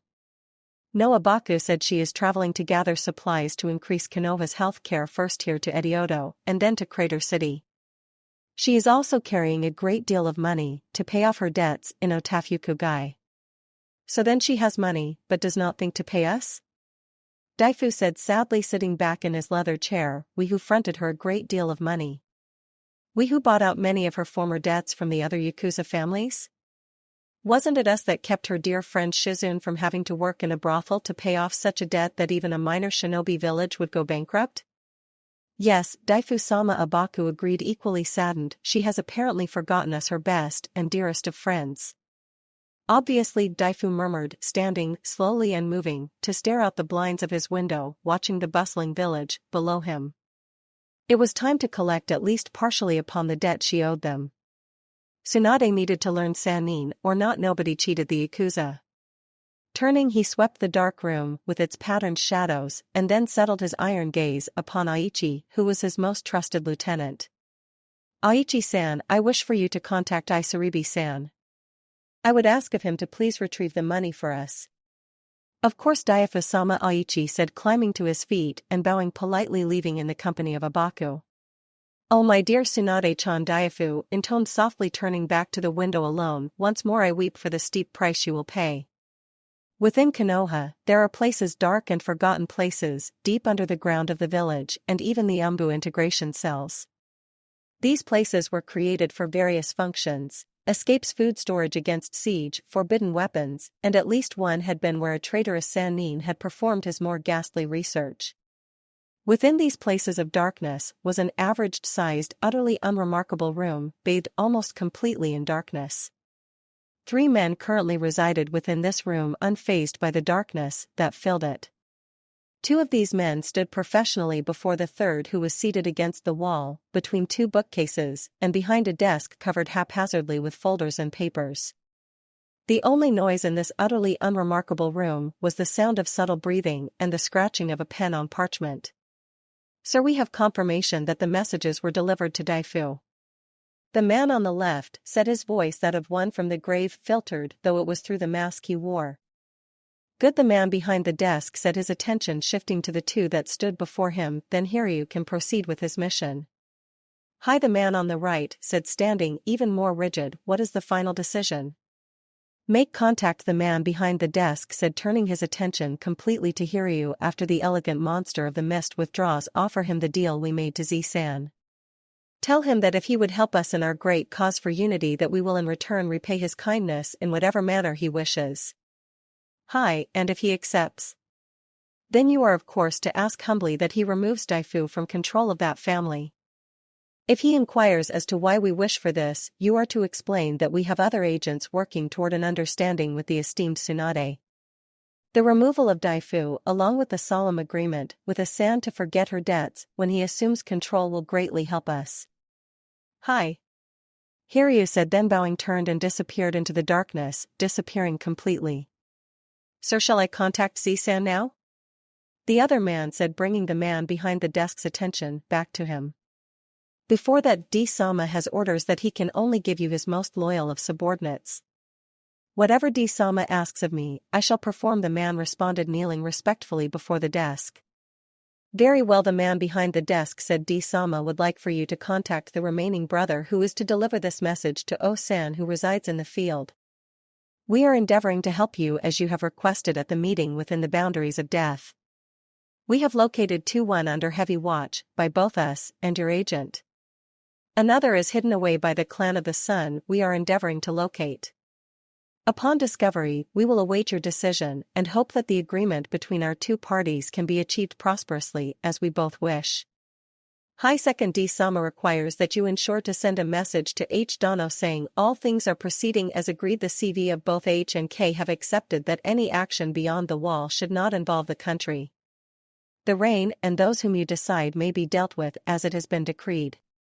Hi. Finally, D-sama requests that you apply the first L seal to T-san to ensure that Nkuen is on the correct path. Hi.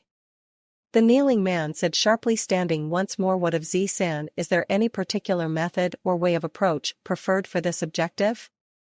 Yes, the man behind the desk said, first tell Z-san that this shall be the last task we require as payment for the agreement struck. When D-sama brings us unity, Z-san shall have the support needed to achieve his goal. Second, inform him that we request that he should send H. Kun to deliver this message to Tsunade exactly as it is said. Within Konoha we lack unity. We seek your aid in helping us to achieve this goal. As a sign of faith, we have removed those who would dishonor you by demanding money and wounding your comrades. If you decide to help us in our cause, then we shall help you as it is needed. If you decline, then we lose a vaunted ally. Hi, and if she does decline? Then Z-san and H-kun are to silence them. The man behind the desk said firmly, their deaths can be linked to Daifu easily, and we will soon have his body at our disposal. We cannot risk their survival, as it could potentially create connections that we do not wish. Hi. I understand it will all be done as both Geor-sama and unity requires. The man said before he too disappeared into the darkness. It had been a while since Tsunade had moved toward a target with such determination. For the last dozen or so years, the Sannin had meandered across the continent Shizun in tow. No set destination in mind, going only where her whims or fate carried her, doing her best to forget about her past and that at one time her hands had been covered with blood.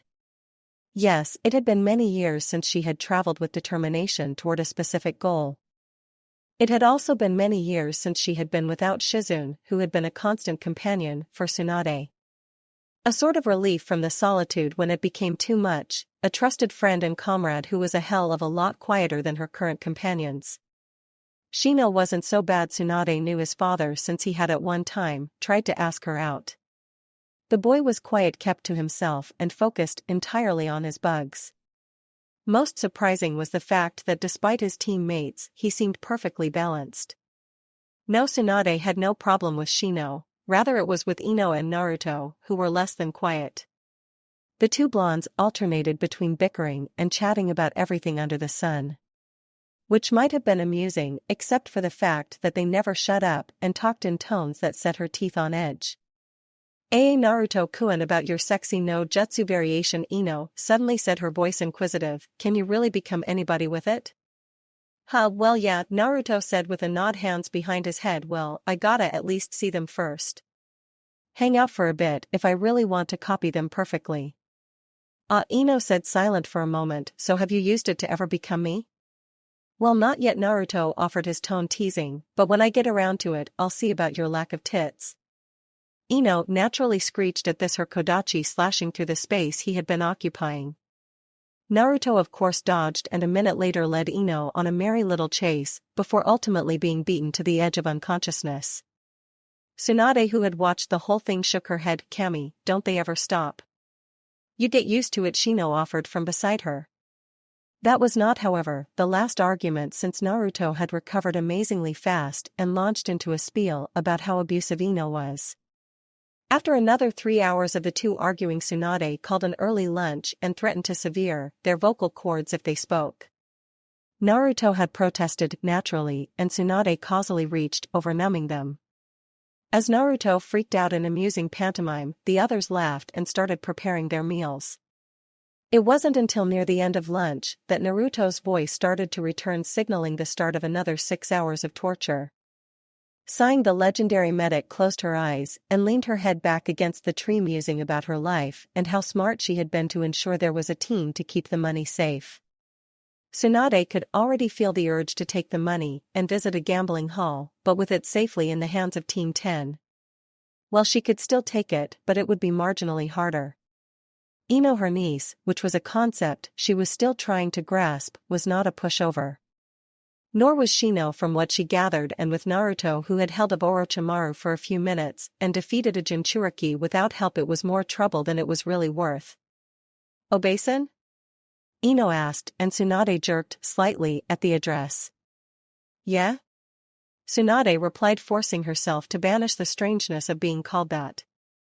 It was weird to be around family, even a branch of the family she had never really known about.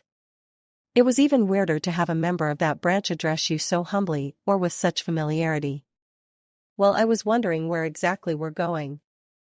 Ino said, looking interested. Yeah, Kakashi-kun forgot to tell you that, Tsunade said, smirking at the mild shock on the girl's face at the casual way she had referred to the Hokage. We're heading to Edioto, that's in the second region. Second region? Naruto interjected, suddenly looking up from his ramen. Did you sleep your way through the academy? Tsunade asked archly, then seeing his nod and grin sighed. Hai no Kuni is divided into 14 regions, by size, each controlled by a governor. There's the central region controlled by the daimyo and the Hokage. Then there's first region and then the second region, which is where Edoto is, and so on. I see. Naruto said brightly. Tsunade kept the wince or the flash of pain hidden, but right then she had seen a flash of her brother. Nawaki had reacted the exact same way when she had explained the regions to him so many years ago. So we're going to Edoto to see Governor Uo. He owes me a few favors from the Second Shinobi War, and I intend to collect since he has some of the best medical connections in other villages along with a great wealth of medicinal herbs. Wait, so why don't we already have access to them? Ino asked, looking confused. Because until now Konoha never had someone in control of the healthcare system that would bother with increasing the options. Tsunade explained with a snort. Konoha, like all ninja villages, places a lot more effort into combat and reactive medicine. I'm going to start putting effort into proactive medicine, that way we'll be prepared for nearly anything. So after we go to Edoto, where do we go? Naruto asked, stretching as he stood.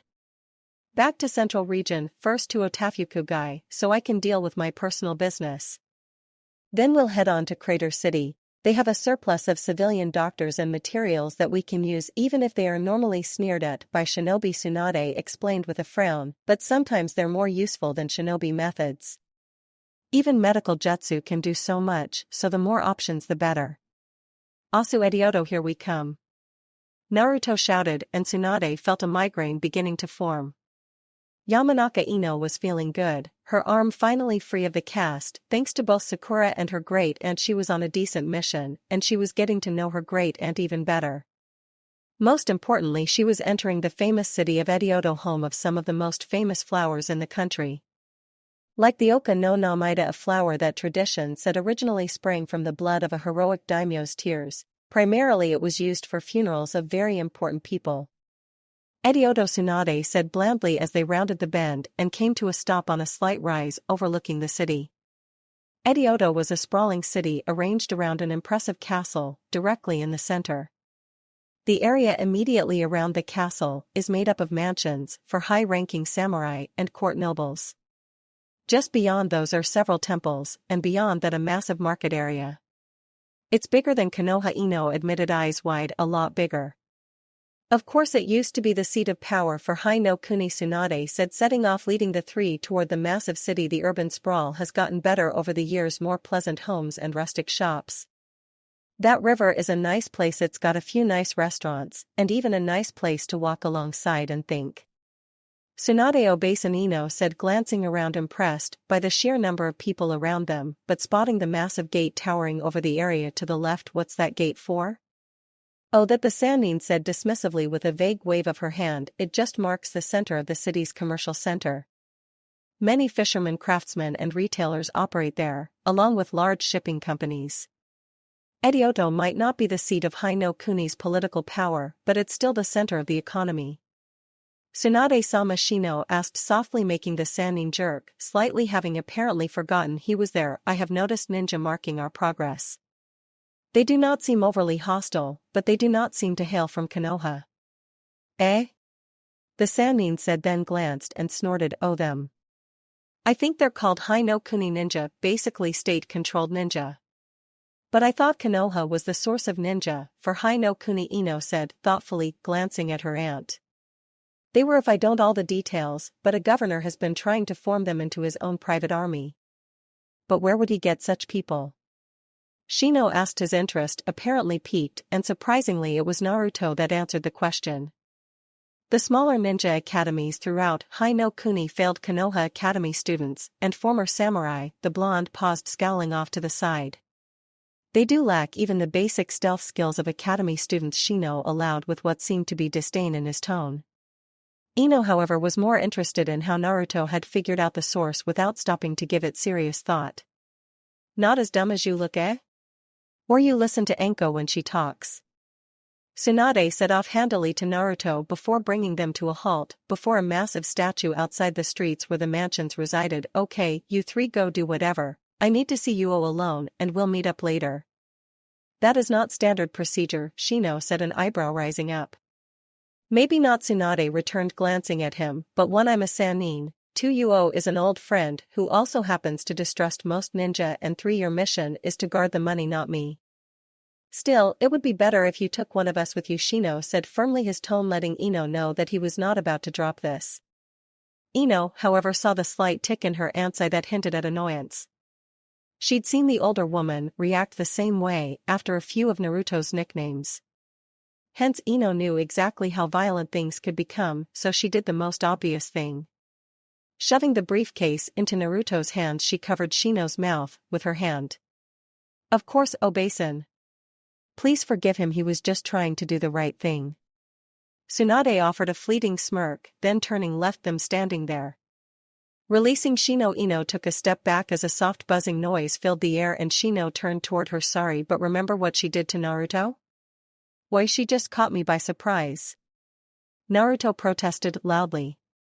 Ino rolled her eyes, and when she saw Shino nod, she breathed a bit easier. The boy was a tad touchy lately, a marked contrast to how he had been when they were first put on the team. Then again, Shino could have been affected by Naruto's personality. Then seeing the way Naruto and Shino got along, she mused, it could have been they had all influenced each other. Shaking it off, she smiled brightly. So should we go get some lunch? Lunch? Naruto asked happily, bright eyes darting around the city, obviously looking for a ramen stand. It sounds like a good idea, Shino said with a slight nod. However, I would prefer it not be ramen. Don't worry, it won't be, Ino assured him, ignoring Naruto's vocal protests as she turned to lead the way through the streets. So what kind of restaurants you think they have around here? Undoubtable good ones, Shino said, ignoring Naruto's grumbles as well. Oh, there's a wasabi restaurant. Ino said, eyes darting along the shops. Yakitori would be more preferable, Shino responded. Wasabi can have undesirable effects on my Kakai. Oh well, Ino said before being interrupted by the loud blonde from behind them. Wait, don't I get a say in where we eat? Turning, Ino eyed the irate blonde, then glanced at Shino, then glanced at Naruto. A moment passed and then she turned back to Shino, continuing as if she hadn't been interrupted. Yakitori sounds okay, but it's always been a tad strong for my taste. Things continued in this vein for a long while, much to Naruto's continued annoyance, though by the time they finally reached the restaurants along the river he was grinding his teeth. Ino of course knew he had been keeping his temper, why she wasn't sure, but he would snap soon. Shino came to the rescue by suggesting that they should eat in a modest restaurant that seemed to specialize in teriyaki and nabe. Naruto grumbling agreed and the three were seated at a table, the waitress bowing and smiling brightly before leaving them alone. It still amazed Ino, however, that somehow despite their efforts, Naruto still managed to order ramen. Ino was beginning to recognize that it was impossible to keep Naruto and ramen apart. Propping her chin in her hand, the Kenjutsu user huffed in annoyance, much to Naruto's obvious amusement. If I may ask, Shino said after a moment, managing to sit stiffly at the table, have either of you thought about why we were assigned the mission? 'Cause we're the best? Naruto responded, blinking as he stared at the boy. Excuse me, I misspoke, Shino said, inclining his head. I meant, why was this mission assigned? So someone could guard the money. While that, Naruto paused, glancing cautiously at Ino. Woman, does her talkin' crap. That is true on the surface, Shino offered, however, consider our team. Each of us is among the most talented of our generation. This mission is a waste of our talent. Any genin teen could handle such a mission as to guard money from bandits. Yeah. Naruto said in agreement, sudden understanding flooding his face. Plus Tsunade Obasan is a sannin, so who could actually rob her? Ino asked, frowning as she to realize the oddness of this mission. Maybe, Shino offered as the food was delivered and the waitress left once more. We are not here to merely guard the money from bandits. Well then, who are we guarding the money from? Naruto asked with a touch of annoyance. It's not like she'd try and steal it. I was kidding, Naruto said quickly, staring back and forth between them. I mean, okay, she's a lot of things, but why would she steal her own money? Well, I know that some of my family have serious gambling problems, Ino offered seriously. She could be a chronic gambler. But it's her money. Naruto countered.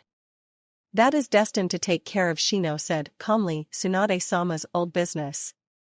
It could be that the money is to be put toward gambling debts, however, as a chronic gambler, she could be tempted into using it to gamble with. Holy hell, Naruto said, throwing his hands up, the briefcase dangling in one hand. All those Sanins are fucked up. There's Ero Sanin, who's just a big perv, then there's that snake bastard, who tortures people for fun, and then there's Baba, who gambles all her money away. Baba? Ino asked, mildly startled, wondering at Naruto's new choice of nickname. Well, she's over 50, Naruto offered with a snort, crossing his arms. I can live with that, Ino responded grudgingly before she turned her full attention to her food. As Tsunade passed through the stone gate set into the massive walls of interlocking battlements, she felt a flash of melancholy settle over her. The last time she had been to this Shiro, the Sandaime had been alive, she had just turned Chunin, and Governor Uo had just achieved power. Shaking the memories off, Tsunade noted the samurai wearing red and black uniform kimonos, bearing the circular flame insignias of Hai no Kuni. They moved with smart military professionalism, their alertness doubling at her presence. Still nobody moved to question or bar her yet. That would come later, and only because her arrival had been announced by those Hai no Kuni ninja. Uo always had been a bit more lax with his own personal safety than the safety of his people. Following the road she was on as it curved to the left, she smiled briefly as she traveled a vast avenue lined with heavily fortified houses behind easily defendable greater walls and lesser walls, then doubled on itself into a labyrinth of steps and roads.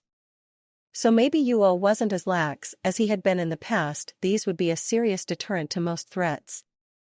The Sannin paused just beyond them to stare out at the carefully tended multicolored garden on the left, before remembering Jiraiya telling her the story of when this castle had belonged to the first Hai no Kuni daimyo. How he had been a very paranoid man and built the castle to be a deliberate maze, but that he had built it too well and gotten lost in it only to die in the garden, and now roamed the grounds as a ghost. Shivering from that memory, she turned away and continued to the final gate, which stood open though heavily guarded, allowing her to enter the inner courtyard, which was guarded by several more samurai. Pausing, she grinned, seeing the far door open, and set off at a brisk pace, where she was bowed through the door, to enter the fort. The corridor inside was richly carpeted with rush mats, clean and kind to the feet. Without stopping, Tsunade climbed the winding defendable stairs, while passing through several additional corridors and stairs. Finally, she came to the last corridor, and after a sharp corner the Sannin found a group of masked samurai, with a young officer in front. Behind them was another door outlined with iron for reinforcement, and Tsunade stopped short as she heard the whisper of a blade sliding partially out of a scabbard. Okay, which of you bastards wants his arm broke? Tsunade asked, casually eyeing the masked group. When nobody moved, she sighed and glared at the samurai in charge. You better move, or I'm going to start spanking you like the babies you are. We have orders, Kanto-san. I would let Tsunade-sama through if I were you, an amused voice said, cutting the samurai off. A moment later, a gray-haired and grizzled samurai appeared from an unseen alcove. I have seen her when the mood is on her, and she is not one to play nicely with teething children. Akechi-sama, Kanto said, bowing while looking rather upset. Our orders, I know your orders, I gave them to you, Akechi said, blandly, turning to smile at Tsunade. Governor Uo has been expecting you. Please go in. Thanks, Aike-chan. Tsunade beamed, knowing that she was probably one of the few people that could get away with such informality. The young officer seemed to realize the situation and curtly motioned his men aside, allowing him to open the thick door himself. Giving the young man a narrow look, she walked past them, shoulders squared and chin high, every bit the legendary ninja that she was. The audience room was immense, 40 paces square and 10 feet high, the tatami mats of the best quality. There were 2 doors in the far wall. Near the dais, in a niche, was a small vase with a single spray of cherry blossom that gave the room a sweet fragrance. Tsunade made no indication that she had noticed the door closing behind her, or the 20 samurai kneeling in front of the dais. Instead, she focused on the impressive-looking governor, feeling slightly relieved to see his genial smile and the long hair he had always been so fond of. Tsunade Dano, it is so good to see you. The man said quickly, leaving the security of his samurai moving as if to embrace her, then thought better of it, motioning for her to join him outside out on his private balcony. Tsunade graced him with a beautiful smile, walking beside the shorter man. Uo, Dano, you're looking quite well. Ah, how kind of you to say even if I doubt it's the truth. The man grinned at her, so the trip was well? Of course, Tsunade chuckled, it's not like we have roaming enemy ninja in the countryside anymore. True, Yuo said, stepping up to lean against the balcony railing, so what brings so important medics such as yourself to see a lowly governor like me? Maybe I wanted to act on a crush, Tsunade said, prompting his laughter, and she easily joined in before walking over to stand next to him. Seriously, though, I've returned to Konoha, and I have the chance to improve the village healthcare system. Ah, so that's it. Yuo said, glancing at her, what exactly do you need from me? Certain medical herbs that we don't grow in Konoha, Tsunade explained. Adraval ambrosia, Bacta isoprivalin, and medazine mostly. Also, any medical texts or experts would be appreciated. Those are some very rare, very expensive herbs, Yuo said, thoughtfully with a slight scowl. I'm not even sure the growers would agree to let Konoha have access to them. With the Yamanaka and Nara families, you could easily start growing your own and outproduce them. We can agree not to grow them, Tsunade said with a snort of annoyance, but I want those herbs. I'd prefer to not have to ask my team to get them. Team? You came with a team? Yuo asked, startled. They're guarding the money I need for my personal business, Tsunade explained, then seeing his smirk she continued in annoyance, but they're still very talented. I'm sure even with those Hai no Kuni ninja you have running around. Wait, there are Hai no Kuni ninja in my city? Yuo asked, his tone growing dangerous. I told Fuwa-san I didn't want them in my city. Fuwa? He recently took over Region 7. He's been pushing for Hai no Kuni ninja to be actively used by the other governors. The most notable convert is Governor Genji of Region 1. Yuo explained sourly, his argument is that since Konoha is in turmoil, that it would be best to use ninja whose loyalty is no longer doubted. Ah, Tsunade said sourly what little attachment she had to Konoha, feeling hurt at the distrust. I think he's just trying to use this to put Hai no Kuni ninja into position for leverage, Yuo explained, shaking his head. Fuwa is an ambitious man, and I'm sure he'd love to take over as daimyo of Hai no Kuni. Have you told the daimyo of your thoughts? No, Yuo said, shaking his head. Governor Ito died under mysterious circumstances, after all making room for Fuwa to take over. I see, Tsunade said in understanding, I'll tell the Hokage then. He can reach the daimyo without worrying about his life. Thank you, the governor said, smiling. As for your medicinal herbs and contacts, I think I know how to arrange things. Good, Tsunade said, nodding slightly. I would hate letting you ogle my chest go to waste. My dear Tsunade-chan, ogling your chest can never be a waste. Watching Ino and Naruto talking well bicker more than anything, Shino trailed behind them, thinking about the uneasiness he felt. Why would the Hai no Kuni ninja that had been watching suddenly stop? It set Shino on edge, though Ino and Naruto seemed unconcerned. Shino, however, did not like what such a change could hold for them. Watching Naruto reading his body language, Shino frowned behind the high collar of his jacket. Then there was the question of why Naruto was acting so cautious. It wasn't like him. Yes, Naruto was aware of surroundings and aware of danger, they all were. Still, there was something about the way he was acting that told Shino that Naruto knew more than he had bothered to tell them. Setting those questions aside for the moment, Shino briefly reached out to make contact with his Kakai that was currently on Tsunade. Things with the Sannin seemed fine. She was within the castle and there was no hint of danger there. Then he felt a small surge of chakra and Shino turned his mind back to his immediate surroundings, thinking a genjutsu had been cast. However, after carefully reaching out with his Kakai, it proved false. Though he couldn't explain the surge of chakra, it didn't seem to belong to an attack. Cautiously turning his mind back to the two earlier considerations, Shino studied the river they were walking along. It almost seemed to glow under the setting sun, and Kikyo added that it was beautiful. He agreed silently with her and turned back to why Naruto seemed so cautious and the Hai no Kuni ninja. Why, Shino, how much Ryu do you have? Naruto asked from up ahead, glancing over his shoulder. 20, Shino answered silently, spreading his Kakai out further to encompass the area. That question was a signal either Ino or Naruto could use to alert Shino that they felt something. Shino's answer confirmed that he had felt it too, and that he would spread his family out further to check on the danger.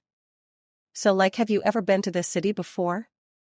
Ino asked, focusing on Naruto, alerting them both with the word that she had noticed something. The girl had stopped using it lately, but it still made a handy tell for them when they were being watched. Nope, Naruto answered, putting his free hand behind his head, 3 fingers held out signaling that he felt at least 3 people.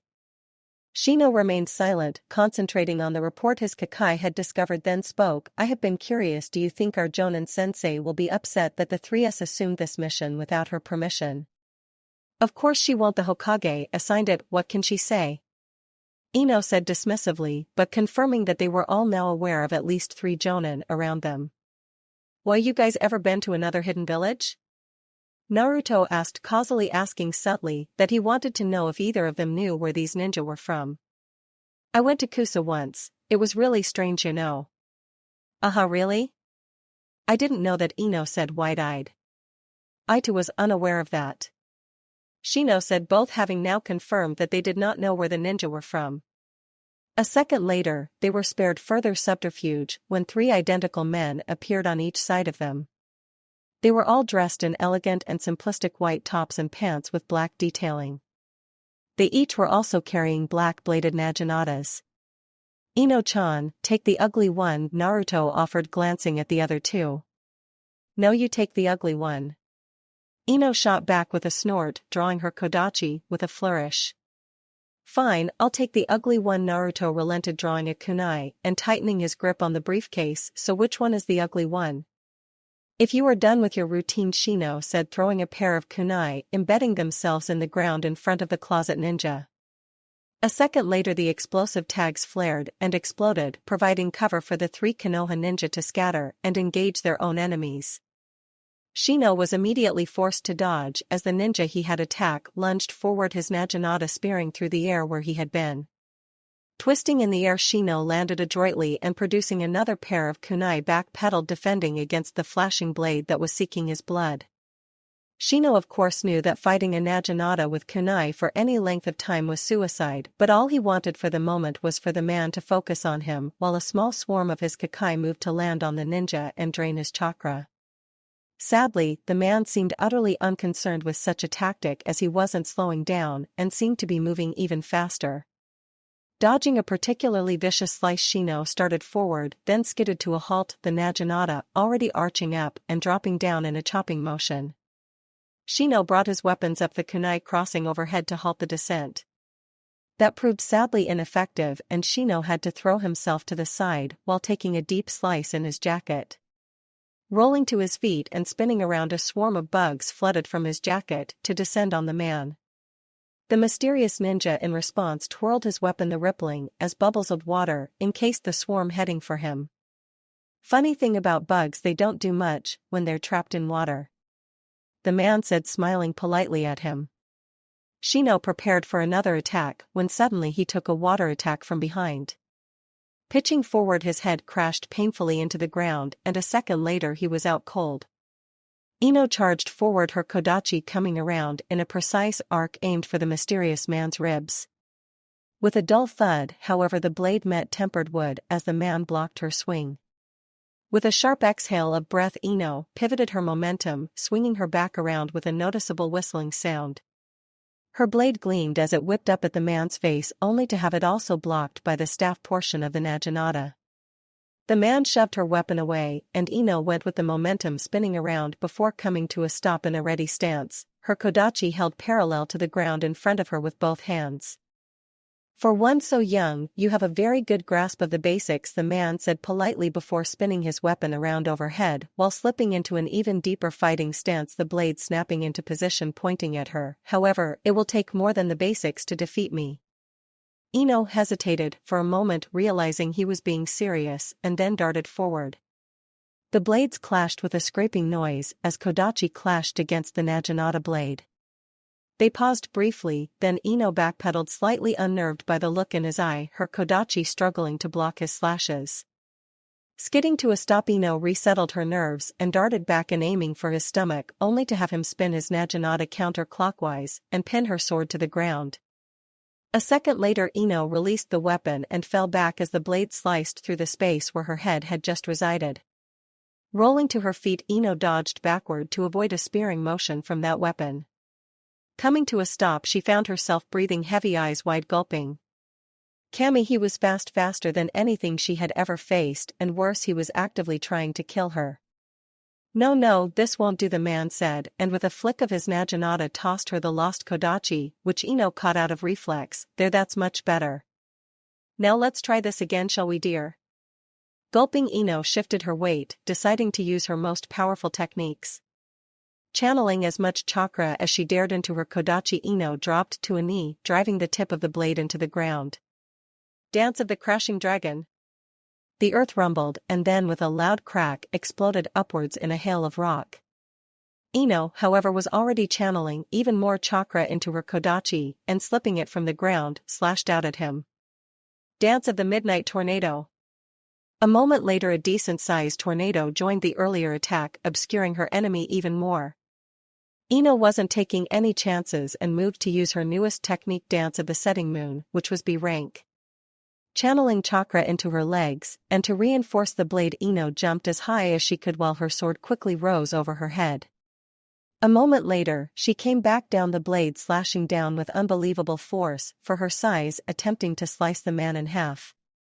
Only instead of slicing the man or his weapon in half, her blade crashed against the staff of the naginata as it was held overhead. Ino's feet hit the ground, and then a second later, the man shoved her way with his weapon. Skidding to a stop, Ino looked up to find the man holding his naginata at an angle with the blade pointed causally behind him at the ground. I am impressed to use the Tsukiodori so well at such a young age, speaks very well of your abilities. Thanks, Ino managed, breathing heavily, staring at his weapon before looking at him. Is that naginata unbreakable? Oh my, no, the man said, looking apologetic. Much like your Tsukiodori technique, my weapon gains much of its impressive abilities from my chakra flowing through it. Gulping, Ino adjusted her grip on the kodachi, sweat trickling down the sides of her face, and then darted forward only to have the man block as before. Ino noticed too late that he was holding it at the far end, and with a quick twisting motion, he brought the blade from the closer edge of the blade to the farther edge. Then with a deft jerk of his naginata, the man wrenched the kodachi from her hand. Ino gulped nervously and stared up at the man, doubting that he would offer her another chance at defeating him. So this was how she would die, not that there was anything wrong with it. At least she had given her best, and obviously this man was insanely more powerful and skilled than she was. I applaud your skill. Very few apprentices are skilled enough to hold up so well, the man said, politely offering her a pleasant smile, bringing his naginata up to rest across his shoulders. It also speaks highly of your sensei Gecko-san and Konoha in general. Thanks, Ino offered uncertainly, staring at him in confusion. However, as a ninja, I am sure you appreciate that I must complete my mission, and as such I cannot have you interfering with my fight with the boy in orange. Ino started to shout, turning to give him a warning, only to be blindsided with the blunt end of his staff. I take my leave of you, my dear, though I look forward to seeing how you blossom, the man said, walking past her as she collapsed and blacked out. Fighting two enemies was not something Naruto had expected, especially one strong enough to force him to drop the briefcase and place a foot on it while molding chakra to hold it in place so that he could use both hands. Not that it was doing much good, he couldn't even get the time to form a Kage Bunshin. Hell, he was too busy trying to defend against two naginata with nothing more than kunai. Growing frustrated, Naruto deflected an incoming naginata blade while he hurled another kunai wrapped in an exploding note at the man on the left. What he needed then was a quick win, but the only quick win he could manage would need two hands. The kamikaze no jutsu was out for the sheer fact that he wasn't sure how strong it actually was, and with Shino obviously out of the fight, he didn't want to risk killing his own teammate. Deflecting another lunge of a naginata aside, he aimed it this time toward the other man. The two clashed for a moment, and Naruto took the chance to drive both back with the last of his kunai and exploding notes.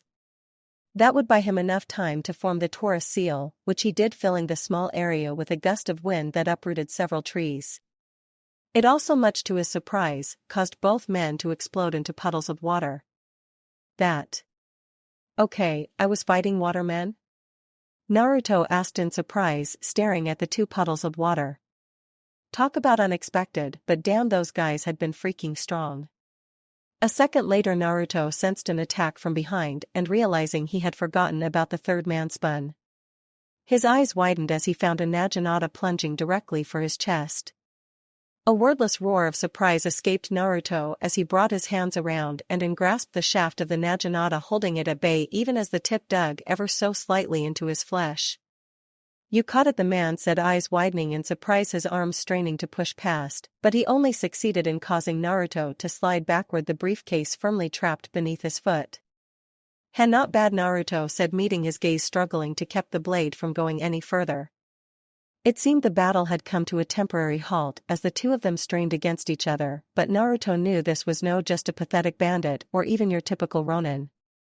This was someone much more dangerous, much more murderous, someone that he most likely had very little chance against. "You are quite talented," the man growled, his gray eyes narrowing. "Do you have a name?" "Uzumaki Naruto," he grated out, wincing as the Naginata tip slid just a fraction of an inch deeper into him. "You?" "Yasashige Isaribi, formerly of the Kiri no Shinobigatana Nananin Shu," Isaribi said before suddenly yanking his Naginata back, pulling Naruto off balance. The blonde pitched forward, then reeled upright as the other end of the weapon smashed into his mouth, followed by a whistling sound as the blade slashed diagonally across his chest, despite his desperate attempt to avoid it. Naruto's mind went dumb from the pain, then his legs were swept out from under him, sending him crashing to the ground to watch in fascination as the Naginata plunged for his chest once more. Naruto reacted almost too late. The blade sank deeper than before, but Naruto had managed to catch the shaft of the weapon and held it tight, avoiding a certain death. "You are very attached to your life," Isaribi said conversationally, increasing the pressure on his weapon, succeeding in sliding the blade just a bit further. Naruto managed, eyes nearly closed from the effort it was taking to keep the weapon from plunging into him completely. "It will be my pleasure to kill you. I'm not dead yet," Naruto managed, and then, like he had figured out against Sasuke, used his body as a medium for the Kaze no Yaiba. The wind actually seemed to howl in rage, the slashing blades of wind enveloping both him and his target. For a moment he locked eyes with Isaribi, and then the man pulled his weapon away and disappeared, leaving Naruto lying alone on the ground bleeding. He could taste blood in his mouth, but he could also feel the unbearable heat that he had learned to associate with his body healing. Rolling over and getting up slowly, Naruto paused, watching as blood oozed in slow motion from his chest to pool on the ground beneath him. "Get up. Gotta get up." Naruto raged, and with a surge of strength, Naruto did just that, stumbling but remaining upright. Naruto took the moment to survey the area, finding it utterly devastated from his jutsu. There were deep cuts all through the ground where he had been pinned. "Damn, just how strong was that move? You impress me to not only survive my assault, but to drive me back. Speaks highly of you," Isaribi said from the left, and when Naruto turned he found the man, his white clothes shredded, blood splattered, standing on the surface of the river, holding only what remained of his Naginata under arm, tip pointed down. "I have never seen such a jutsu. Tell me, Uzumaki Naruto, does it have a name?" "Kamikaze no Yaiba," Naruto answered, drawing his breath in a thick, wet gulp. "A very worthy name," Isaribi intoned, and then spun his broken weapon around before holding it before him. "Allow me to present my own technique, Suetun Baseki Darairu. It has proven undefeatable, save for once, against a technique known as the Rasengan." Naruto froze, eyes wide, watching as the man began his move. The tip of the Naginata spun around him, gracefully trailing through the surface of the river, bringing up ever-growing trails of water. The weapon began to spin around faster, the trails of water growing in size, following the gleaming blade in the spinning dance. Instinct told Naruto that this technique, whatever it was called, was not something he needed to let the man complete. If the only move to defeat it was the Rasengan, then that was what he would use. Creating a Kage Bunshin, Naruto had it begin molding the chakra in the palm of his right hand, then once the sphere was completed, had it grasp his wrist and spin, hurling him at his enemy. Isaribi's eyes widened slightly and then began twirling his weapon faster, before suddenly slashing the blade through the air. The swirling trails of water followed the slash, merging into a massive spiraling ball as it hurtled toward him. Naruto roared in rage and brought his hand forward, clashing the Rasengan against the mass of water. His airborne advance halted. Naruto's feet hit the water and slid backward amid a rooster trail from the impact. A moment later he braced against the water's surface and surged forward, digging the Rasengan deep into the blast of water, shattering it. The explosion sent him skidding backward along the water's surface, once more with another rooster's trail, followed by a spray of water as it descended back to the river. Coming to a stop, Naruto struggled to remain standing, then collapsed to a knee. It wasn't until he saw the water darkening with his blood that he realized that his attack had worsened the wound his body was trying to heal. Still he lifted his head, meeting the silent and odd man he had been fighting, daring him silently to continue the assault. "This fight is over," Isaribi intoned, staring at Naruto. "In dark consideration, you may keep the money. But know this, Uzumaki Naruto, we will fight again someday." Tsunade led the way through the maze of streets, before making their way parallel to a medium river where a small building sat along with a dog and a waiting ferry. Adjusting the weight of the still unconscious boy she had slung over her shoulder, the Sannin was very aware of the Hai no Kuni samurai that were escorting them. "Obasan, why are we going by ferry?" Ino asked softly from beside her eyes, glancing around intently.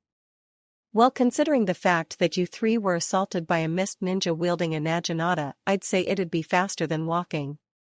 Tsunade retorted sourly, more than a little disappointed in her niece's inability to do more in a fight.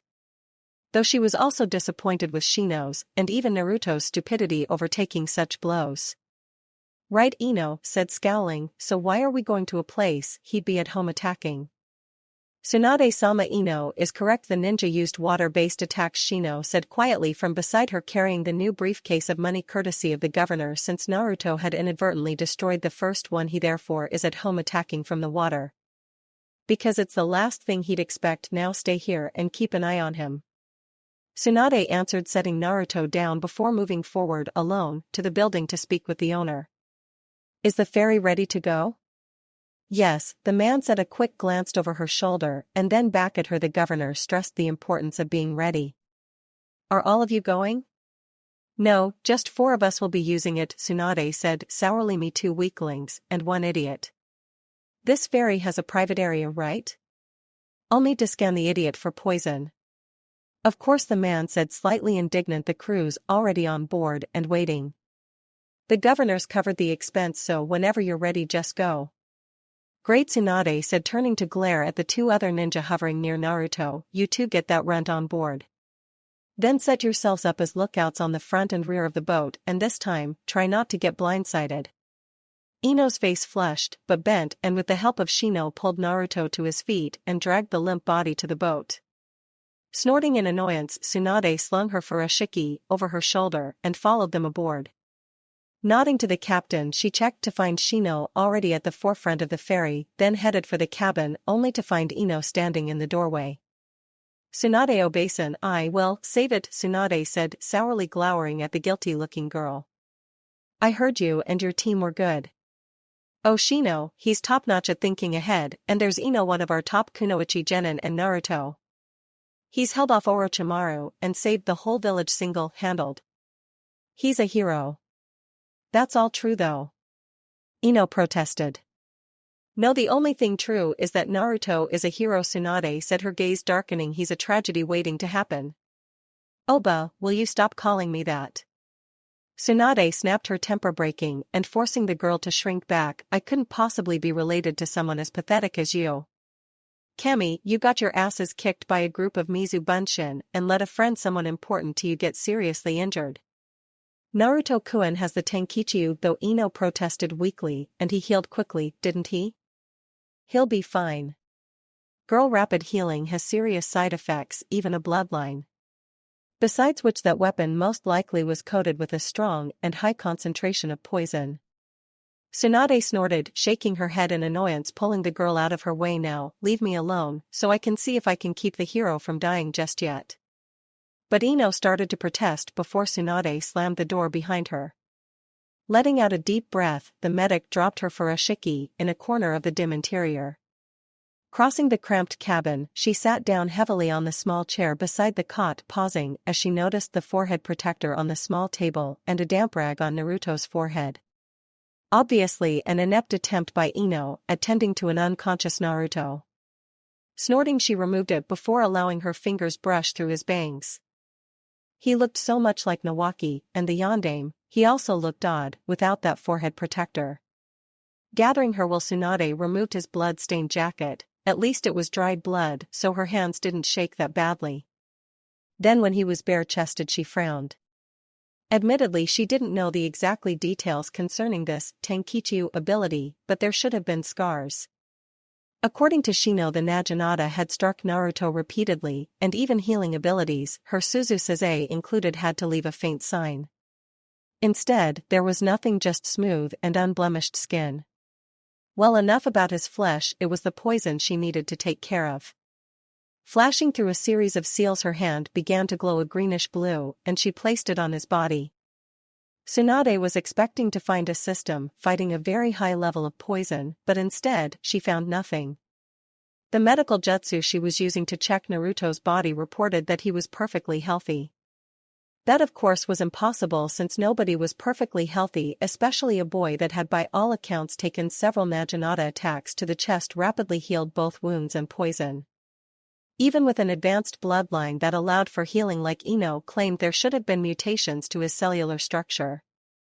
If her scan was accepted, this Tenkichu healed him and left no mutation beyond. No, Tsunade decided, sitting back from the unconscious ninja on the cot, it didn't heal him. Regenerated would be a more accurate term. But it did more than merely regenerate perfectly, it made him stronger, harder to injure in that location. No advanced bloodline could do that. The human body simply didn't work that way. There was no explanation for it, the ability was just too unnatural to be an advanced bloodline. It was then a horrible thought flooded through her, made her eyes widen in horror, and knowledge made her heart bleed and her breath stop at what the thought meant. Her wide brown eyes settled on the boy's peaceful face, mind shrieking the only explanation possible. Uzumaki Naruto, son of the Yondaime Hokage, did not have an advanced bloodline. An onijutsu. It was an onijutsu. Uzumaki Naruto, the boy who dreamed of being the next Hokage, was a Jinchuriki. The forest was quiet still in the gathering dark of the night. The only sound was that of heavy breathing as an elegant man dressed in white clothes stained red sat applying healing herbs to his wounds. He wasn't in too bad of shape overall. Who would have believed a child dressed in orange could stand before him? Uzumaki Naruto was an odd one. He could use wind-based jutsu without hand seals, could apparently heal without thought, and he could use the Rasengan. Oh yes, Naruto was not a normal kid, and Yasashiji Suribi very much looked forward to killing the boy in a true fight. No silly ambushes, no squabbling over money. Just him, Isaribi of the Kiri no Shinobigatana Nananin Shu against Uzumaki Naruto of Konohagakure no Sato. Finishing his application of healing herbs, he took a deep breath and then let it out before looking at the shattered shaft of his Naginata. Picking it up, he thumbed the worn wood, knowing that it had been about time he replaced the staff, but he felt bad. Still, with deft movements, he removed the blade and tossed the shattered wood aside.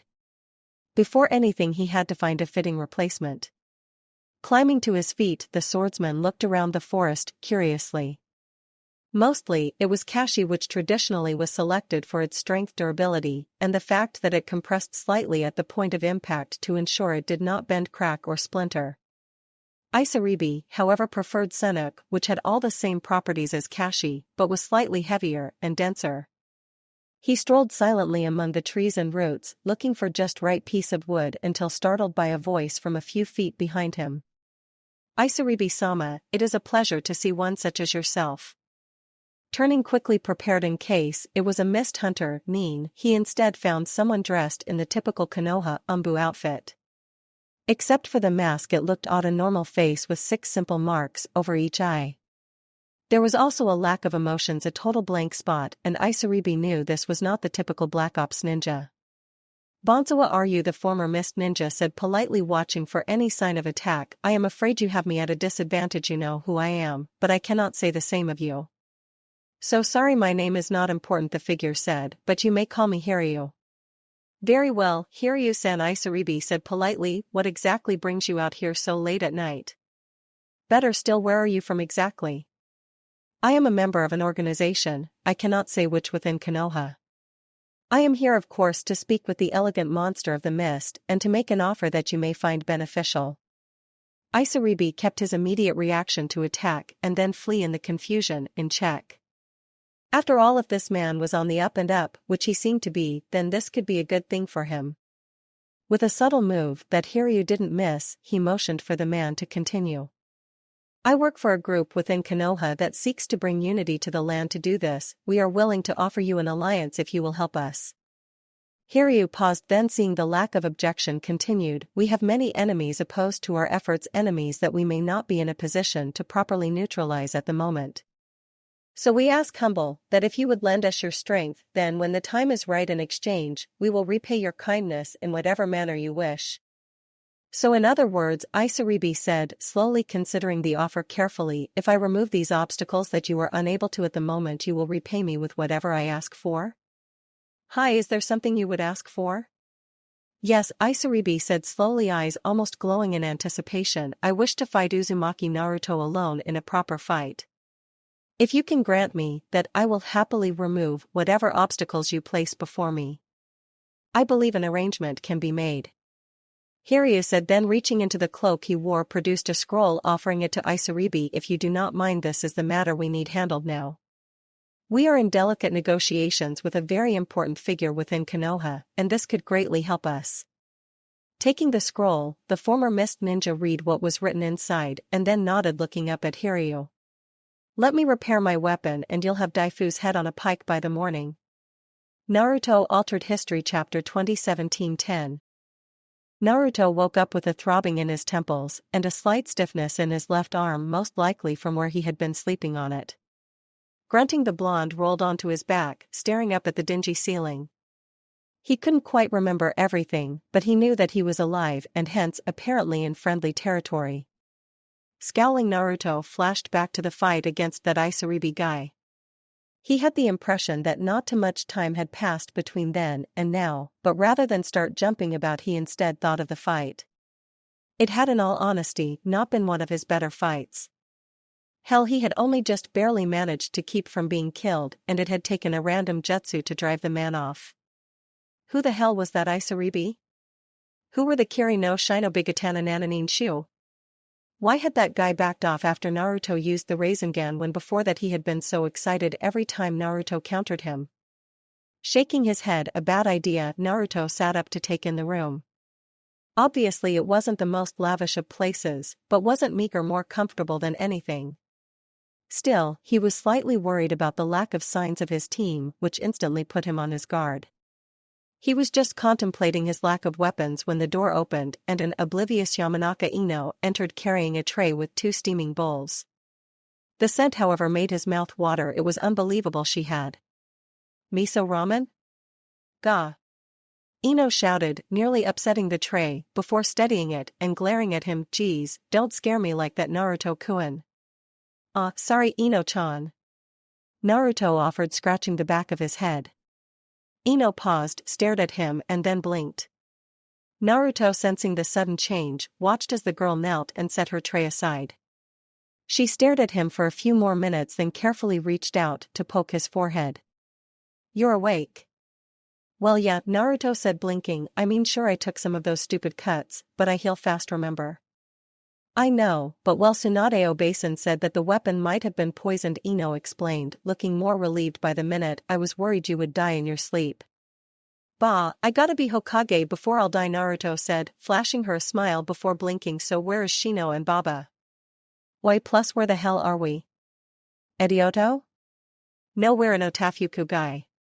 Shino and Tsunade Obasan are delivering the money for her gambling debts, Ino said, shaking her head and picking up a bowl, handed it to him along with chopsticks. I'm supposed to stay behind and keep an eye on you. Tsunade Obasan isn't very happy with any of us, especially me. Wha? Naruto asked, eyes wide, ramen falling back into the bowl. Why not? We kept the bastard from taking the money, you got hurt and we couldn't do anything. Especially me, Ino said with a shrug. We let our teammate nearly get killed when if we were just a little bit stronger, he wouldn't have had to fight alone.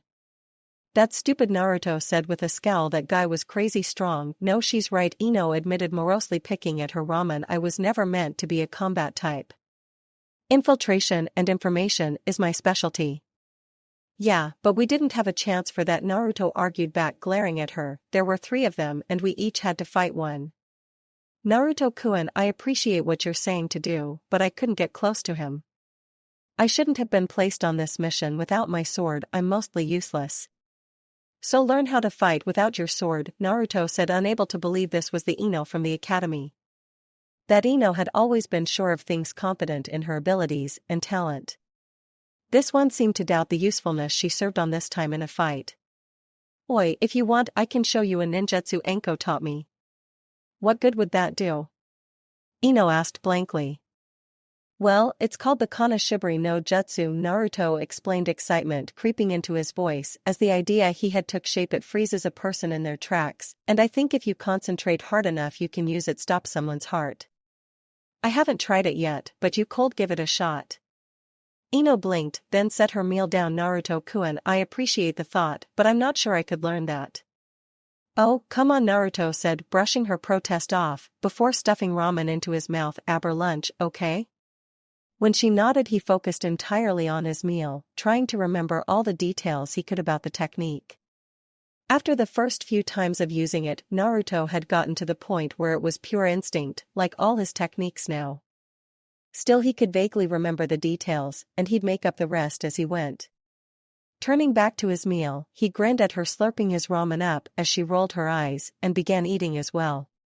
So what's Otafuku guy like? Naruto asked after a moment, stirring his broth absently. Well, it's nowhere near the size of Edo, and the biggest industry seems to be gambling and the pleasure district. Ino explained, darkly arching an eyebrow at him. Speaking of Edo, why were you so tense there? Eh? Naruto managed, then silently considered how best to answer that question. Well, she was his teammate, so maybe he needed to tell her. Considering it, he shook his head and met her gaze. Later, when Shino's here. Okay, Ino relented, though she studied him intently for several long moments before sighing. So how are you going to teach me this ninjutsu? Oh, Naruto said, perking up happily, we'll go up to the roof and I'll create some Kage Bunshin for you to practice on. Well, after I restock my weapons. Shino thought about that, Ino said, pointing at a nearby pouch full of fresh kunai, exploding notes, caltrops and shuriken. We all restocked, though Obasan said it was a waste of resources. Aw, thanks. Naruto said, grabbing the pouch, then eyed his jacket, resigned that he would have to patch it. Springing up, he grinned down at her, stretching. Well, let's get this show on the road. 10 minutes later, both ninja were standing on the rooftop, the sun setting on the far edge of the city. Naruto stretched yet again and then created 2 Kage Bunshin, who smiled brightly at Ino. The real Naruto walked away, then turned back facing Ino and the 2 Kage Bunshin. Right, so for now, just watch K? Then at Ino's nod, one of the Kage Bunshin charged him a kunai, coming up, plunging toward his face. Without moving or flinch, Naruto struck with the Kanashibari, freezing the attacking Kage Bunshin in place, the kunai an inch from his face. Stepping away, he grinned at a startled Ino. See, he'll be frozen in this position for 5 minutes. Anyway, the secret. You sorta project your chakra at the target. I do what? Well, Naruto mused, rubbing his chin, thoughtfully. You mold your chakra, and then you throw it at the target. Kinda like a spear or kunai, anyway you throw it at the arms and legs, or that sorta thing. Right, Ino drawled dubiously, then faced her own Kage Bunshin, who started jumping up and down and waving his arms. Naruto felt the surge of chakra, then felt it scatter and shook his head. Ino, scowling, tried again, only to have the same result. 20 minutes later, she still had no luck, and an hour later, was the same story. I can't do this.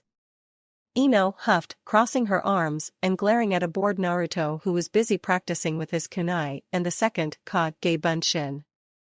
Maybe we're doing this wrong, the Naruto Kage Bunshin offered, dodging a throw from the real Naruto. Probably the real Naruto admitted, turning to match her stare for stare. He really wasn't sure why she wasn't getting it, just that her chakra would build and then scatter when she tried to hurl it. Scowling, he thought about it for several long minutes, before realizing that her problem resembled his with the Rasengan, and then a devious thought came to mind. Naruto-kun, why are you smiling like that? Ino asked, her tone worried, and then yelped as the two Naruto clones suddenly attacked her with kunai. Ino backpedaled, instinctively going for her sword only to remember she had left it and her weapons behind at Naruto's prompting. Dodging the first lunge and shoving that Naruto away, she glared at the now laughing real Naruto. I'm going to kill you. Not if they get you first. Naruto laughed, nodding at the Kage Bunshin, who were now attacking in unison. They moved in sync, weaving back and forth in front of each other, before one lunged blade gleaming in the moonlight. Ino stepped to the side, the kunai coming within inches of her side, and dropped an elbow on its head. She was caught flat-footed, however, as the second one used the first one as a springboard and caught her in the mouth with a kick. Tumbling backward from the blow, Ino regained her feet, eyes wide, as the two Narutos charged her yet again. This time Ino went on the offensive, landing a kick to the first one's face, followed by a punch at the other. Only this time, the second clone grabbed her arm and swung her around, throwing her to the ground. Ino sprang up easily, panting, and then she felt the killer intent. It was frightening, and it was directed at her. She was nearly impaled by a kunai that was flying at her head, but she managed to grab the weapon and nail its user with another throw. The Kage Bunshin disappeared in a puff of smoke, and the killer intent doubled, making Ino collapse on her ass in fright. A second later, the other Kage Bunshin came charging through the smoke and jumped, hurling weapons down at her. Ino nimble rolled and dodged each blade, though they came closer and closer until she regained her feet.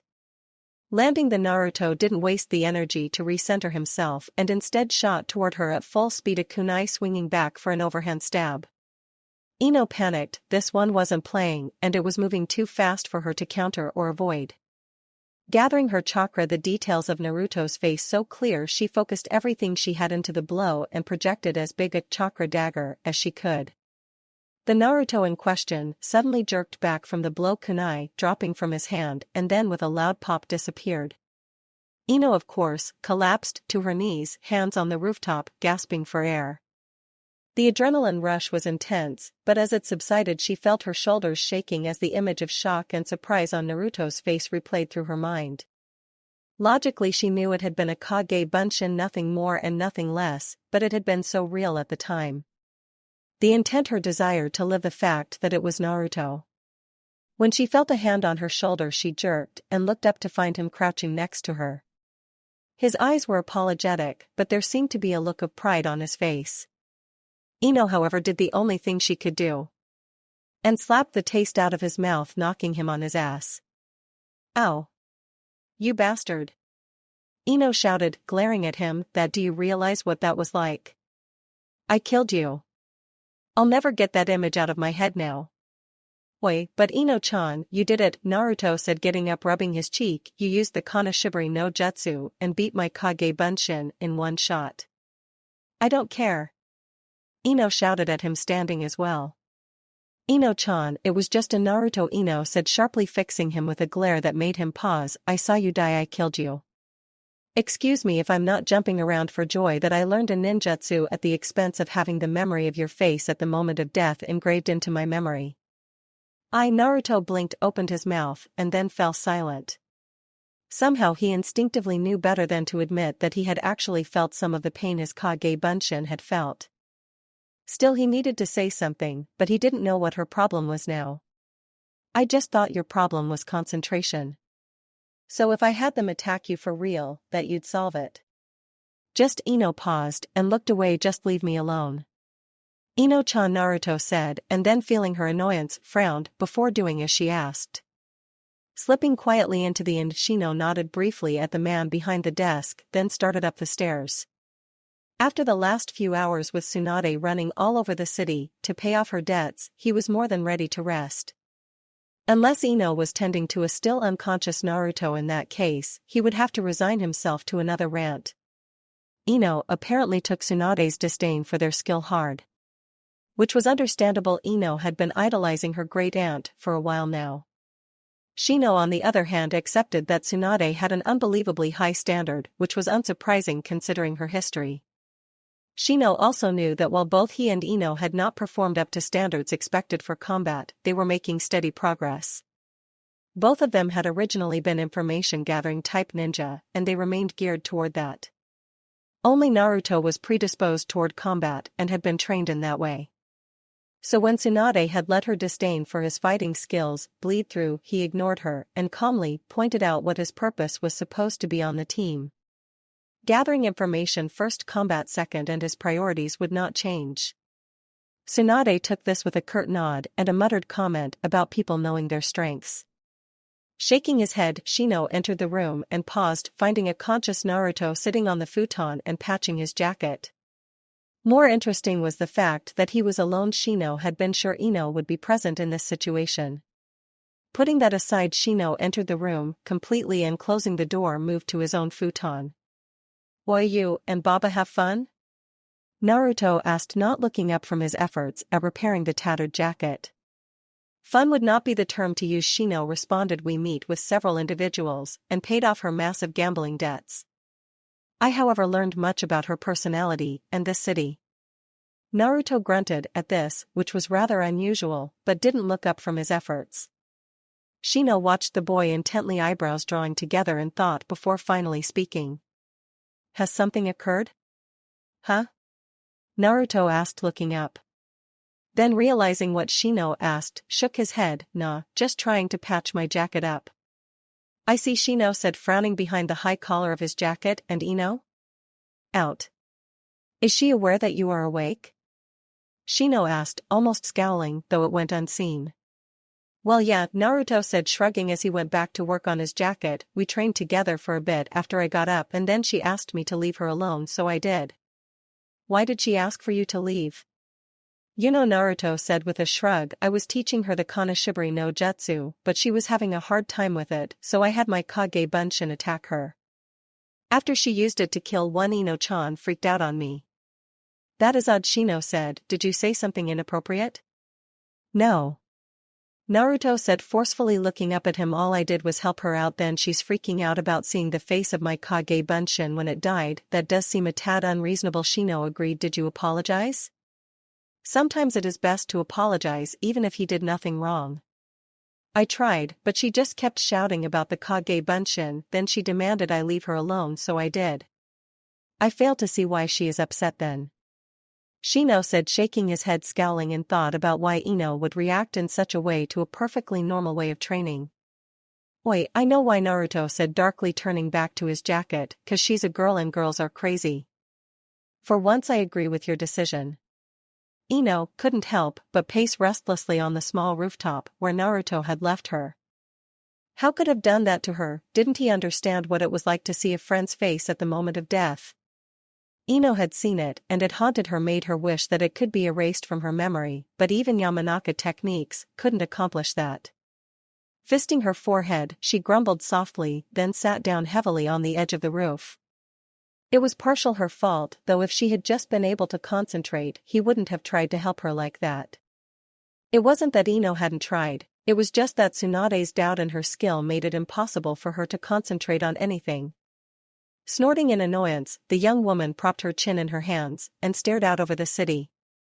At first, when she had been given this mission, Ino had been excited because she would be traveling with her aunt, the famous medical Sannin. It was a dream come true for Ino, and the blonde had wondered what if anything she could talk her aunt into teaching her. Then that had fallen through after she had went against the man with the Naginata. She had lost and nearly got her team annihilated. Shino tried to explain that because they were originally information-gathering types and hence were making up for lost time at combat. Ino knew the truth though, they were pathetic. Naruto did all the fighting, the Kumo Ikkyakagahara, the Chunin exams Gara, and that wasn't even counting the fact that he had held off Orochimaru of the Sannin for a few minutes utterly alone. Just what good did she do for this team? Hell, what good was her knowing Kenjutsu? Who had she ever fought and defeated? Ino was tempted to give up on the Kenjutsu, it would easy, but her pride wouldn't let her. She had worked harder than she ever had to gain the abilities she now had. Then there was honoring her sensei's memory, he had entrusted her with continuing his Kenjutsu style. No, she couldn't give up, but it still didn't mean she was any good. Ino need to work harder, much harder, to prove that she wasn't useless. Maybe if she asked very nicely, Tsunade might agree at least to teach her a basic medical jutsu. Yawning, the kunoichi started to get up. She needed to talk to Naruto. He wasn't exactly big on understanding other people's emotions. Plus, if nothing else, Naruto could and would at least teach her another useful move. A moment later, however, there was an almost unnoticeable spike of chakra, and Ino rolled backward out of instinct. Coming up in a crouch out of view of the street below her, Ino added to her balance with a hand on the rooftop before her. Edging her way forward, Ino cautiously peered over the edge of the rooftop down to the street. There was her aunt, who was half turned facing someone who was partially in the shadows. Ino squinted slightly in the gloom, trying to make out more details. Whoever they were, they appeared to be wearing hakama pants and a dark long-sleeved top. More telling, of course, was the white mask that so resembled the umbu masks that she had seen. Obviously, whoever this was, they were highly talented and determined to keep their identity secret. Tsunade-sama, the figure said, their voice just barely reaching Ino. "Who the hell are you?" Tsunade returned a tad louder, though Ino still had to strain her hearing and control her breathing. Sadly, the wind shifted, making it impossible to hear for the moment. A second later, the wind died, and Ino felt her mouth compress into a thin line at what she heard. "As a sign of faith, we have removed those who would dishonor you by demanding money and wounding your comrades. If you decide to help us in our cause, then we shall help you as it is needed. If you decline, then we lose a vaunted ally." The phrasing was so odd. The message, of course, was clear, but who exactly were they? Why were they approaching Tsunade of all people, and like this, in secret? It just didn't make any sense. Still, Ino forced the message to the back of her mind, focusing on the conversation. Tsunade was saying something what Ino couldn't tell, since the wind had kicked up and was now carrying the words away from her once more. The figure responded softly with something that sounded like "very well," but she couldn't swear to it. Then her eyes, trained to detect high-speed movement, saw the figure dart away into the night. Ino waited another moment, then quietly slipped away, needing to discuss this with her two teammates. Tsunade was in a foul mood when she finally entered the inn, mainly because she had been denied access to her favorite gambling centers because of her debt. Then she'd been forced to deal with a fool that assumed she was a working girl. He'd recover in a few months, so she didn't feel too bad. Then, after a night of drinking and sourly thinking about the three she was traveling with, a mysterious person had approached her. They had dressed like an old-style umbu, though the face mask reminded her more of a mist hunter nin. They were slight, and though they were talented, obviously only chunin level. Tsunade guessed it was more manner of speech than anything that they had been a young male, maybe 14 or 15 years old. His message weighed heavily on her mind, though there were only a few key phrases that jumped out at her. "Within Konoha, we lack unity. Your aid in helping us to achieve this goal. If you decline, then we lose a vaunted ally." She had only heard of unity in passing upon her return, no real details, but this unsettled her. To make such an approach was not something anyone would have expected, plus, there was the underlying threat implied in that last line. Tsunade had, of course, declined the offer. She was a sannin, and she wasn't afraid. Besides, if they did move against her, she could potentially gain more information. Whoever they sent would be strong, though they would most likely underestimate her, as most male ninja did, but by fighting him she would be able to figure out who he really was. Of course, that was a large gamble, considering the handicap she was under, an overrated team, and her fear of blood. Dried blood she could handle. If she was truly enraged enough, she could even handle fresh blood, provided she didn't notice it getting on her. Still, the die was cast, and she would handle things as they fell. Staring up the stairs, she was left with only one real problem: Naruto. Uzumaki Naruto, who had set her into this position because of his sheer desire and determination to be Hokage, had so forcibly reminded Tsunade of her important people.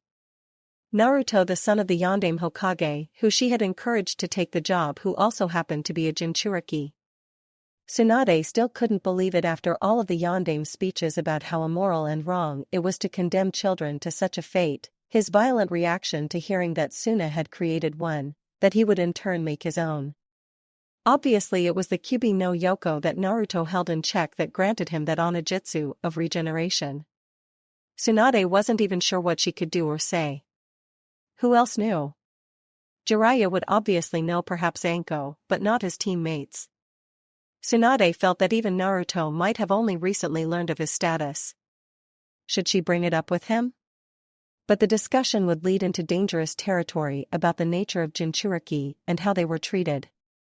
Shaking her head, Tsunade resolved to leave the matter alone for the moment. She would talk with Jiraiya first. Reaching the hallway, she came to a stop, spotting the boy that had been occupying her thoughts leaning against the wall outside his room. He had those eyes fixed on her, and even in this dim hallway, Tsunade knew he wouldn't miss anything she did. "You're up," Tsunade said, casually walking to the door to her room. "We need to talk." "You know," Tsunade drawled, eyeing the blonde in the dark hallway, "I think idiots who let their teammates get hurt should be seen and not heard." "We got hurt," Naruto countered in a tight voice, "because we were guarding your money, Baba." Tsunade shook her head, not even willing to get worked up over such a comment. The boy was young, brash, and didn't know his ass from a hole in the ground, despite what people thought. "Who are the Kiri no Shinobigatana Nananin Shu?" Naruto asked after a moment of silence, eyes almost glowing in the dim light of the hallway. "An elite group of mist swordsmen, Momochi Zabuza Hashigaki Kisame Kurasuki Raiga Yasashij Isaribi Uchijini Tenbatsu Yamanhachi and Jisei make. Each one is Jonin level, and the 5 surviving members are a rank or higher missing ninja." Tsunade answered with a sigh, crossing her arms and resigned to answering such pointless questions. "Okay," Naruto said, slowly eyeing Tsunade closely, "tell me about Isaribi." "Is that the name of the one you guys fucked up against?"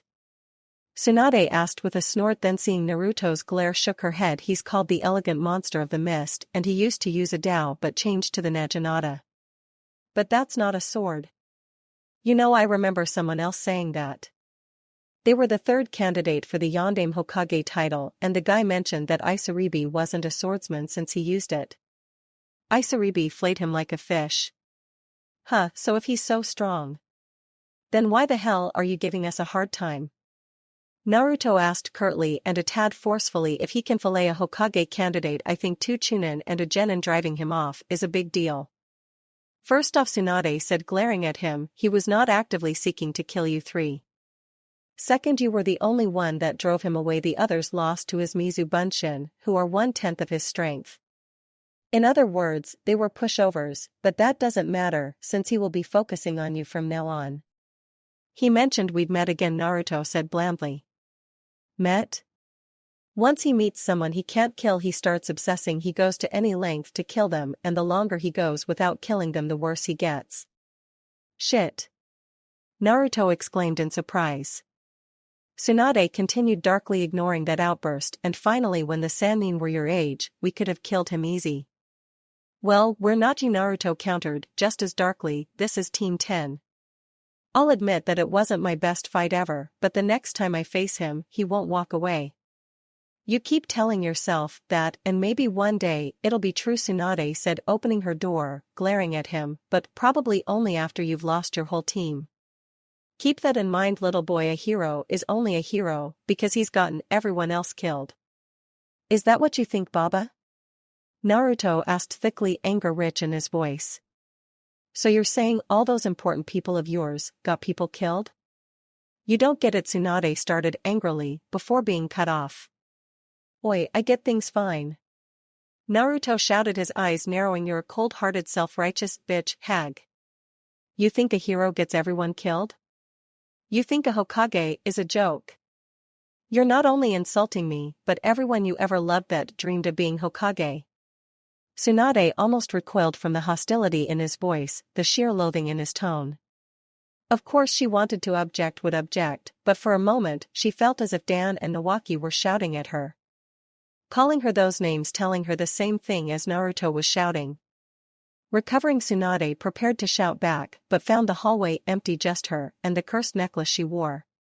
It felt like a boulder around her neck, and reaching up, the Sannin clutched it tightly. After a moment's deliberation, she pulled it off, crying, realizing that it was not hers to wear. Naruto had shown just how deeply being Hokage meant to him, his spirit echoing too loudly of Dan and her younger brother. This would be the last time she entrusted this necklace to anyone. When Naruto died, then the necklace went with him. Tsunade would not be able to bear the weight of the curse after that. Turning, she opened the door and stepped inside. By the morning, she would have recovered her veneer of disdain. As she lay on her futon that night, she cried for her lost family. Naruto landed adroitly on the rooftop, mind awash in the various pieces of information that he now possessed. Glancing around, he noted that Shino was the only one present, but that he appeared absorbed with his bugs. That meant Shino had found something, and Ino had gone to investigate, giving Naruto a moment to think about what he had learned. Sitting down on the rooftop, Naruto crossed his arms, scowling. He didn't really understand that hag's problem, who went around spouting about how a hero got others killed. She was seriously fucked up in the head if she thought like that a hero didn't get others killed, he stopped others from being killed. His scowl deepened as he thought more and more about that conversation. He had meant every word. Still, he couldn't help but wonder what was up with that hag. Shaking it off, he instead turned to the facts he had learned about the man that had attacked them yesterday, Yasushige Isaribi. Naruto felt almost excited at the thought of having such a person trying to kill him. It proved Naruto was strong, but he could already see the downside. A man that got obsessed the longer he went without killing his target?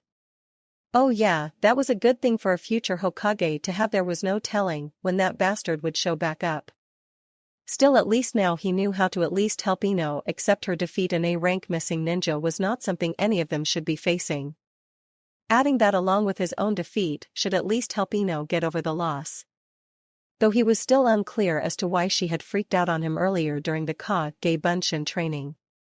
Scowling even more, the Chunin thought long and hard about certain things she had said. I saw you die, I killed you. The memory of your face at the moment of death.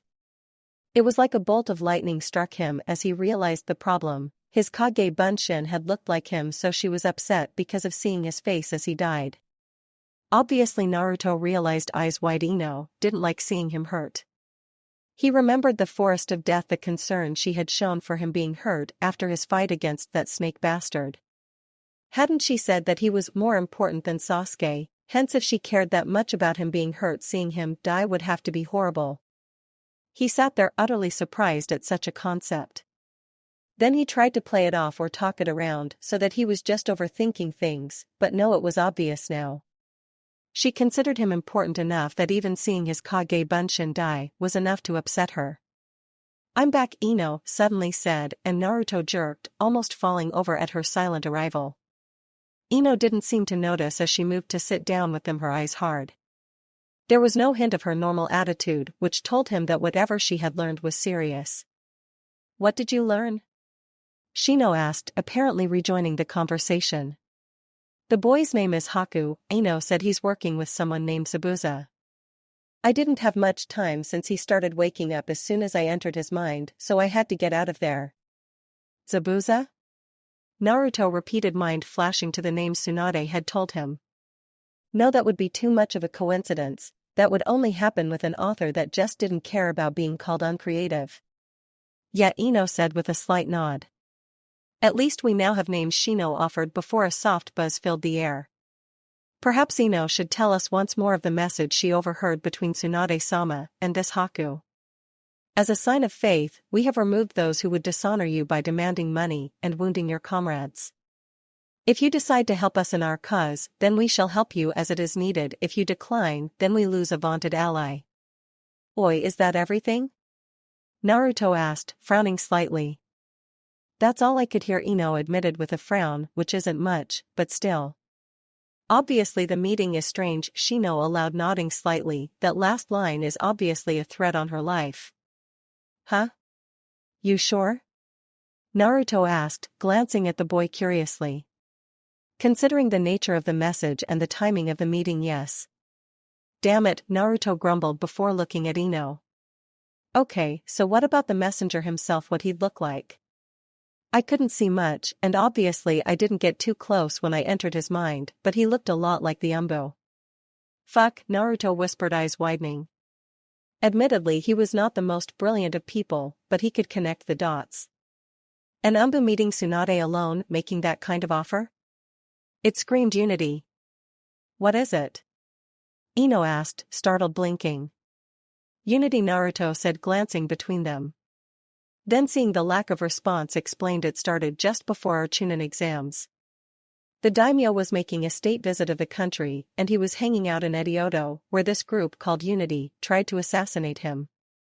So that's why you were so alert in Edoto, Shino said. Yeah, so anyway, Unity is made up of mostly Umbu with some normal Jonin. Other than that, the only thing I know about them is that they recognize each other by a hand sign. What hand sign? A basic variation on the all together sign Naruto supplied, demonstrating briefly, quoting Enko exactly. Most hand signs are common sense, used in small squads. So of course Unity would use a common one. Who would notice a slight variation? This isn't good, Ino said after a moment, chewing her fingernail. Umbu and Jonin? If Tsunade Obasan turned them down and they really are going to try and kill her, how are we supposed to stop them? We allow them ambush us, Shino answered. That is the best strategy, considering the various unknown factors. Say wa? Ino asked, eyes wide. Shinobi Rule 59, Shino explained softly. A true shinobi can turn any ambush or trap against the one who initiated it. Ino said, turning to Naruto, smirking. So what's the plan? Naruto crossed his arms, thinking deeply for several long minutes on the situation. Those guys were going to be going after Tsunade, but she was a Sannin, so she could probably handle it. However, knowing what little he did of Umbu, her age, and the fact that she was related to Ino, it would be best not to risk her life. Okay, Naruto said, finally grinning, this is what we'll do. Haku watched in silence as the group, located in a small clearing just off the main road, finished their lunch and set out once more, the undercurrents obvious to his well-trained eye. The Aburame was walking point, but obviously focusing inward too much. The target was walking with a glacial silence, glaring at the orange-clad boy who was bickering with the blonde girl wearing the sword. They were all oblivious to the shadow, following them, preparing to cut off their retreat when the ambush occurred. They were about 5 miles out from the city, and as predicted, they were taking routes not normally traveled, where sources of water were far less plentiful. It was a shame they did not know that there had been an isolated storm ahead last night. Following silently, Haku felt disappointed by Tsunade's decision. She had a good heart, and it was a shame they would have to kill her now. As a medic, Tsunade would have been invaluable to Konoha in the upcoming turmoil, and if it were up to him, Haku would try to reason with her. It wasn't up to him though, so it would be a shame when Zabuza killed her, but she really had left them with no other choice. Sensing something moving swiftly at him from ahead, Haku dropped back and then dodged further out of range to avoid a swarm of bugs on patrol. Apparently, the Aburame wasn't quite as inattentive as he had first thought. Still, the bugs retreated and Haku moved back into better position. Glancing at the team, he smiled behind his mask, seeing the others sending silent but obvious signals to each other. So they were suspicious. Good, they really were ninja then. Not that it would matter ahead, he could see the marker Zabuza-sama had placed for him. The ambush would start in a few moments. Zabuza would attack from ahead and Haku would cut off the retreat. They would be dead and Haku could continue helping Zabuza-sama. Readying his needles, the team came to a stop high in a tree and crouched on the tree branch. It would be any moment now, and he selected his target point for Tsunade and the blonde girl closet to her. He silently offered a prayer of remorse to the gods and promised to end things peacefully for both of them. The veins in the neck would be easiest to hit and the quickest to end things. Ino could feel her nerves screaming at her, accurately aware of the ninja that had been trailing them stopping. The jaws of the ambush were closing, and it was taking all of her training to continuing acting normal.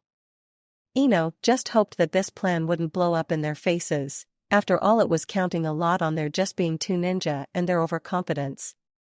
Still, it was Naruto, and he came up with good plans.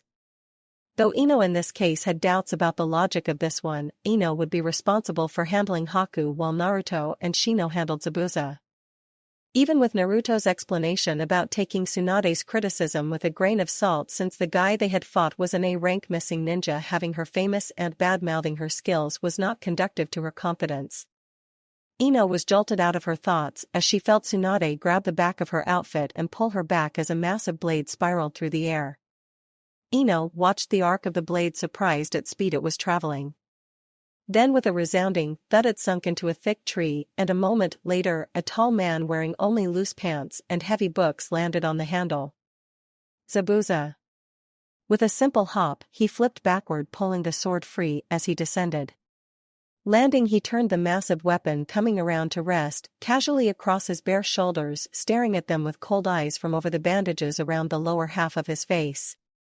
Ino couldn't help but feel a tiny shiver as she realized this man was a killer through and through. "Tsunade," the man said in a cold, unrefined voice, "how nice to finally met you." "Oi, are you Momochi Zabuza of the Kiri no Shinobigatana Nananin Shu?" Naruto asked, moving between the group to try and stare down the man. "How well informed for a ninja wannabe, huh?" The killer said, his attention shifting to Naruto. "By the way, that's a nice trick with the bunshin there." Naruto tensed and Ino felt a wave of killer intent from Naruto wash over her. The kenjutsu user couldn't help but shiver. She hated the feeling it gave her around Naruto. Still further thoughts were cast aside as a flurry of darts started toward her, and Ino reacted without thinking. Her sword clearing the scabbard, deflecting them expertly, and then shifting her grip to a two-handed hold, Ino darted into the trees. The boy in question, wearing a mask with a stylized flame, moved back in response while throwing more seven needles, but Ino's kodachi gracefully deflected them. A moment later she reached the tree line and hurtled up the branches toward him. Now that she moving in the thick of battle, there was no more doubt. Reaching the same branch as her attacker, she made a quick thrust at his mask, but he dodged back, a kunai appearing in hand. Following nimbly, Ino gave chase, driving him back, her kodachi scraping against the kunai repeatedly. Then suddenly Haku stopped retreating and went on the offensive. Ino brought her kodachi around, knocking his attack aside. It was a testimony to the skill of both when they spun in unison on the branch and came back around for another exchange. Ino lunged forward, blade aimed at his stomach, but had it deflected to the side. Haku followed that up by making his own slash at her face, forcing Ino to bend back, allowing the kunai to pass inches from her face. Regaining her proper posture, Ino whipped her sword around in an attempt to slice the boy in half. Instead, Haku nimble jumped off the branch, rebounding off a series of branches heading for the ground. Cursing, Ino jumped off the branch, channeling chakra into her sword, reinforcing it as she brought it overhead. Haku reached the ground a second before her and then looked up, raising his kunai to block her blow. Ino smirked and yelled, the kodachi beginning its downward arc. Haku seemed to realize the danger and dodged back at the last second, a shrill, shearing noise, followed by a deep rumble filling the air. Standing from her crouched position, Ino felt slightly lightheaded but couldn't stop her grin. At her feet was a sliced-in-half kunai and a deep gouge from where her sword had bit into the ground. Looking up, she found the masked boy standing perfectly still, his attention focused on her completely. Slowly, carefully, he produced a new kunai, head tilting slightly as if giving her serious thought.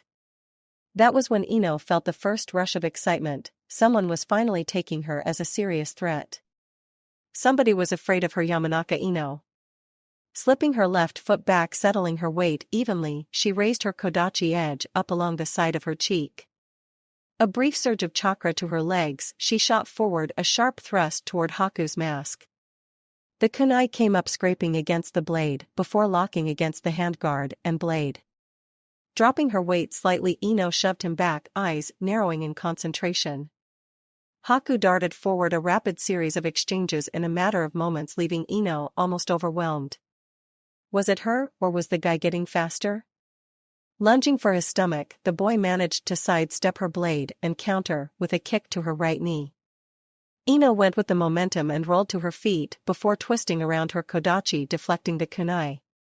Regaining her feet, slipping her left foot back and holding the blade angled toward the solar plexus, Ino waited for his next move. Haku was fast as Sasuke, easily, maybe even faster.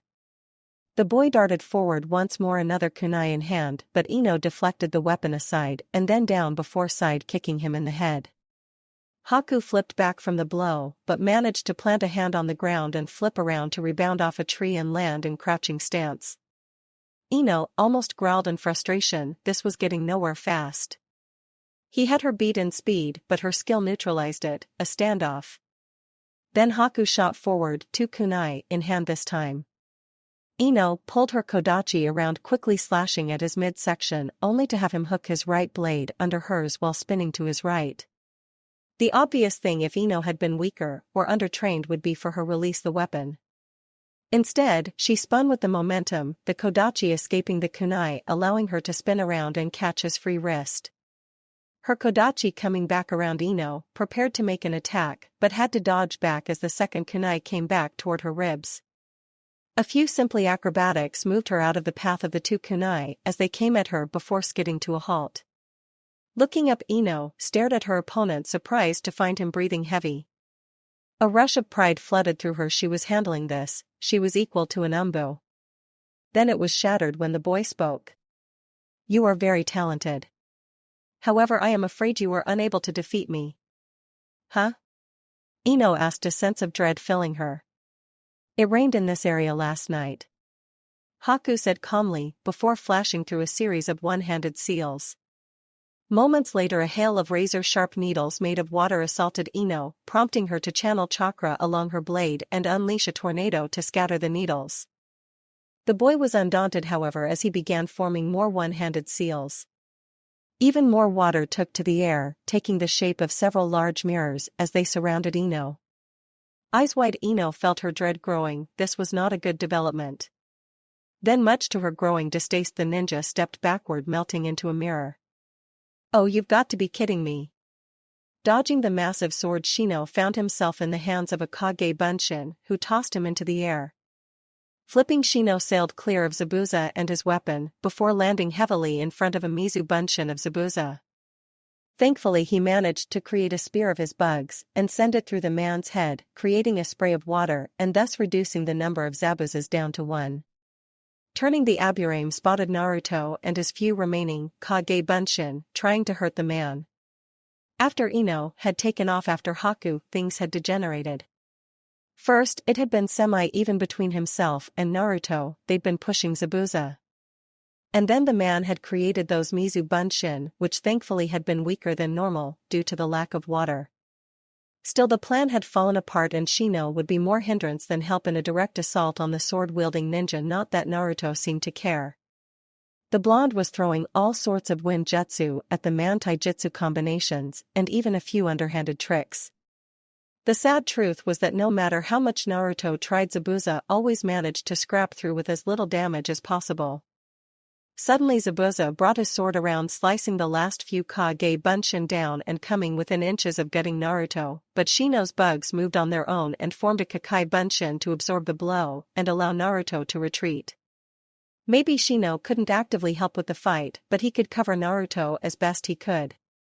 As the orange-clad ninja regrouped and made yet more Kage Bunshin, Shino silently guided his Kakai to key locations on the man's body, replacing those already present. Shino had devised the tactic after the start of the fight in an attempt to drain as much of the man's chakra as he could. So far, the man had seemed unaware of the drain, but Shino had a limited amount of Kakai left unaffected from the exposure to the water. Zabuza seemed to be growing more agitated as Naruto and his clones resumed the fight, and with a sudden blur of movement the clones disappeared in puffs of smoke and Naruto crashed to the ground at Shino's feet from a kick to the face. Shino, however, was eyeing the man who had struck a weird pose while glaring at them. It seemed to take a matter of seconds before the air was thick with a mist from nowhere. "Fan out!" Naruto shouted, leaping to his feet, his breathing abnormally loud in the sudden hush, blood trailing from his mouth and scalp. "Eight choices," a disembodied voice whispered from nowhere while Shino strained to see. "Kidneys, heart, liver, lungs, spine, clavicle, vein, neck, vein, brain." Shino frowned behind his high collar, wondering what he could do. His bugs wouldn't be able to notice anything in time, and he couldn't dissipate the mist. It was laced too heavily with chakra. Even Naruto's wind would have a hard time, and he made a motion to the on-edge boy not to try what he was obviously thinking about. "You guys aren't bad," Zabuza taunted, still hidden in the mist, "but I'm the demon of the mist, expert in silent killing." "You're an eyebrow-less freak." Naruto shouted heatedly, and hands coming together unleashed a surprisingly strong blast of wind. It actually swirled the mist and forced it to part at least within close vicinity of them.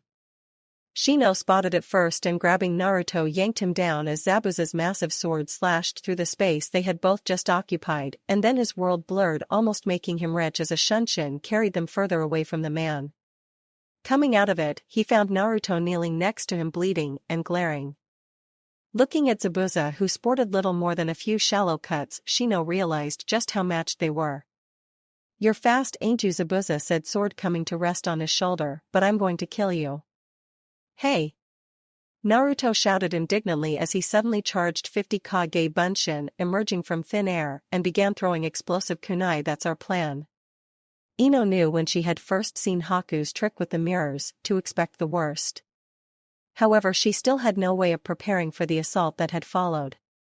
The numerous Hakus had lifted their hands holding Senbon needles, and suddenly the air was full flying weapons. They were moving at a speed that Ino could only register shadows of movement, and it took all of her skill to deflect the ones aimed at her vital points. That had been the pattern for the last few minutes, her continuously deflecting the needles, praying for a moment's break, wondering how in the hell this technique worked. Then suddenly there was a lull in the assault and the boy stared down at her from all sides, giving her the chance to attack. Ino took it and channeled the chakra along her sword, hurling a tornado toward the mirrors. Sadly, it failed to have the desired result. Her chakra was too low to do any damage to the mirrors, and she realized how stupid she had been for using so many powerful moves early in the fight. Her only option now was to figure out the secret to this jutsu and then kill the boy. A hail of needles came at her from all sides, but Ino nimbly deflected them while watching the reflections in the mirrors, knowing Haku had to be changing mirrors rapidly since that was the only explanation. "Trying to follow me with your eyes, you will never be able to cope," the boy said from over the mirror overhead while the numerous reflections lifted their Senbon needles in sync. "How the hell are you moving so fast?" Ino shouted, deflecting the incoming attack, desperately seeking the chance to attack, but not finding it. "This jutsu is unique to me," Haku admitted, pausing once more. "I use the mirror's reflection to travel to me. You appear to be moving in slow motion." Ino felt her breath hitch, her eyes widen. The way he had said that, unique to me, the way he described the move, it sounded like an advanced bloodline of some sort. Her hopes of overcoming it suddenly seemed to disappear, and then she noticed something. He was talking a lot more, and the mirror she had attacked was still cracked.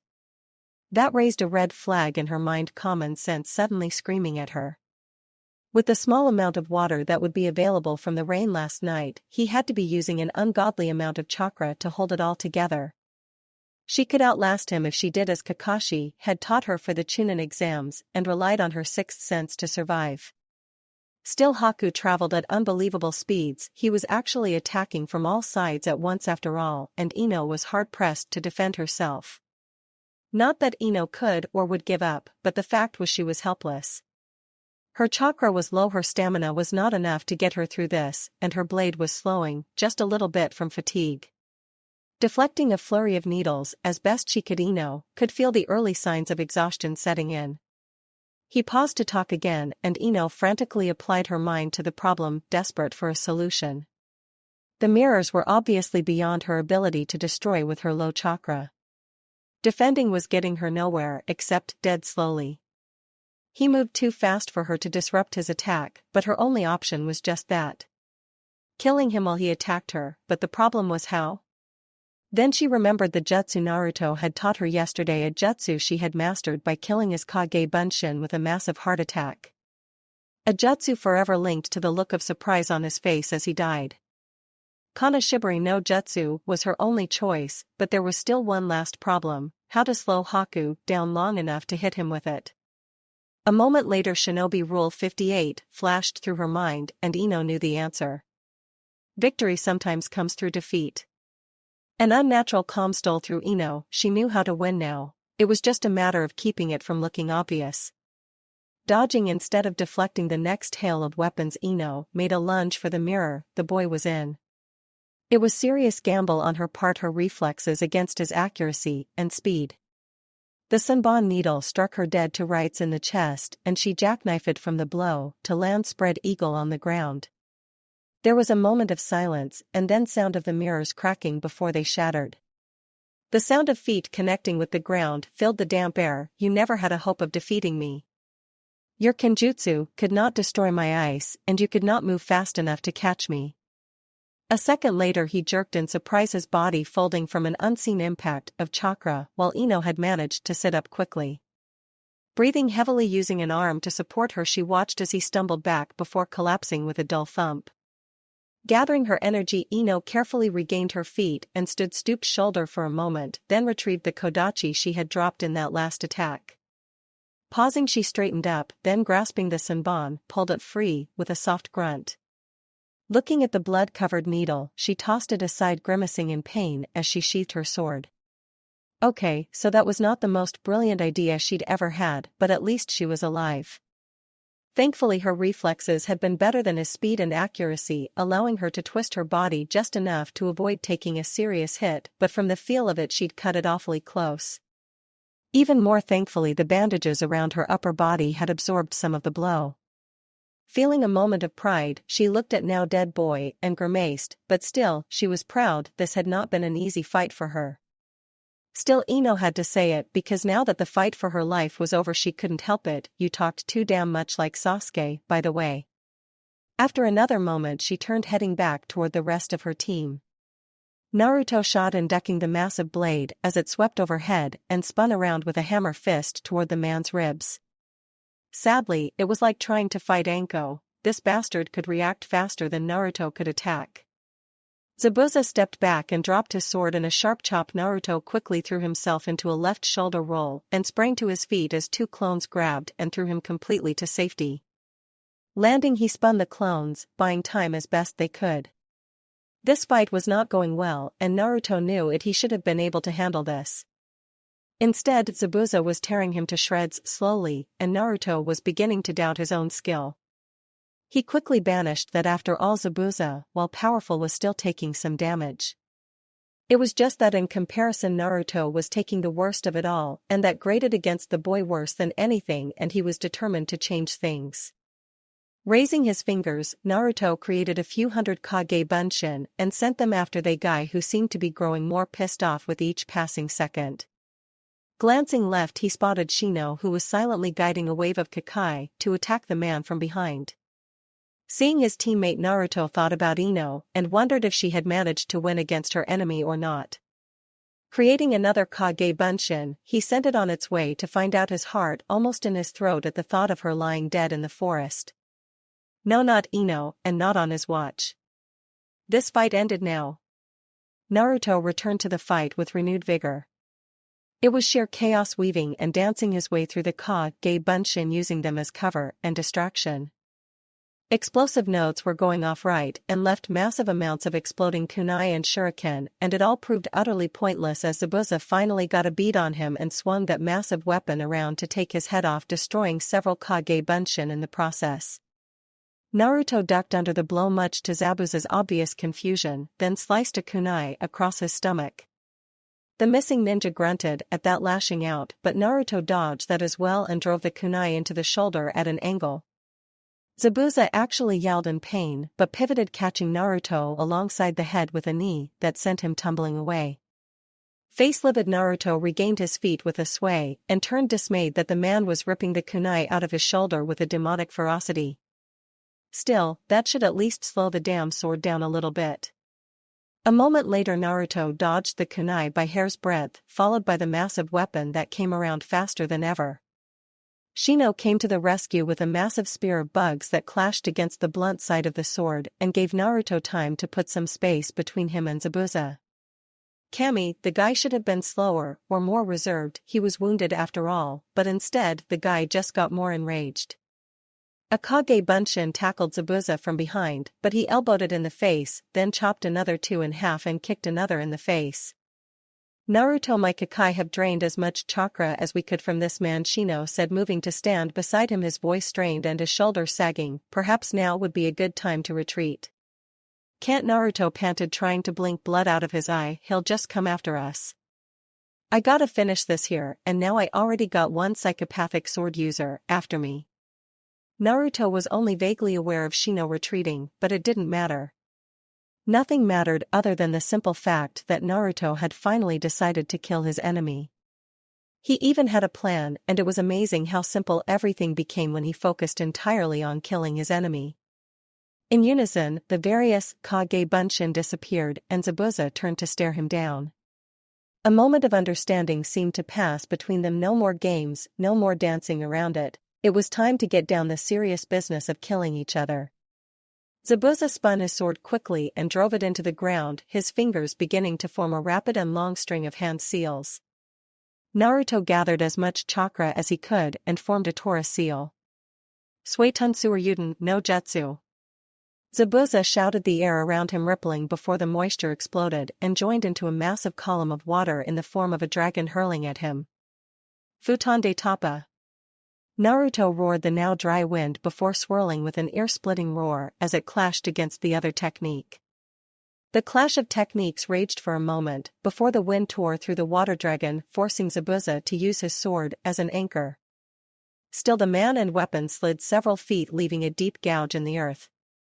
It was hardly over as Zabuza yanked his sword free and spun it before bringing it down, the air rippling before a spiraling blast of water shot out once more.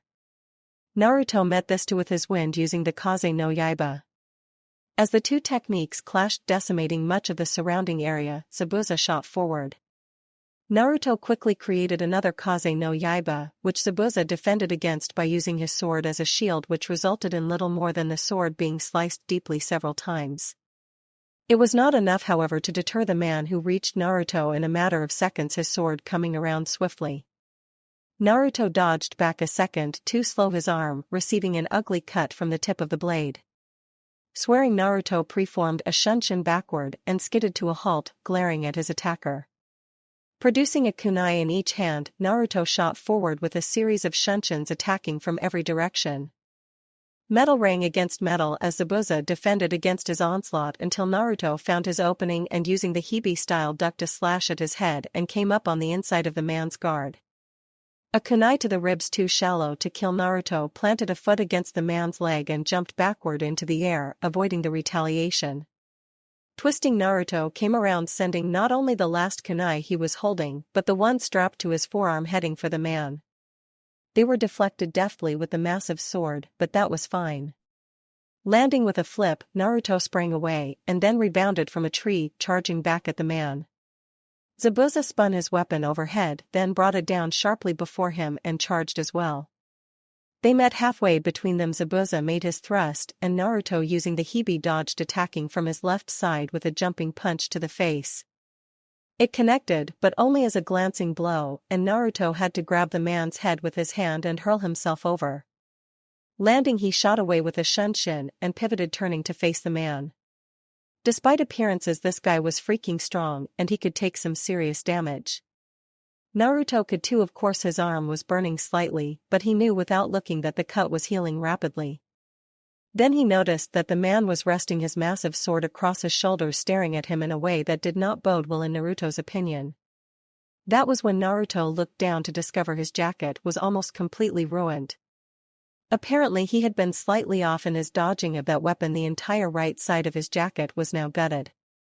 That wasn't what got him though. The orange material was darker than it should have been, which meant that Naruto was bleeding. Nothing life-threatening for him at least, but Naruto would have sworn he had dodged that weapon completely.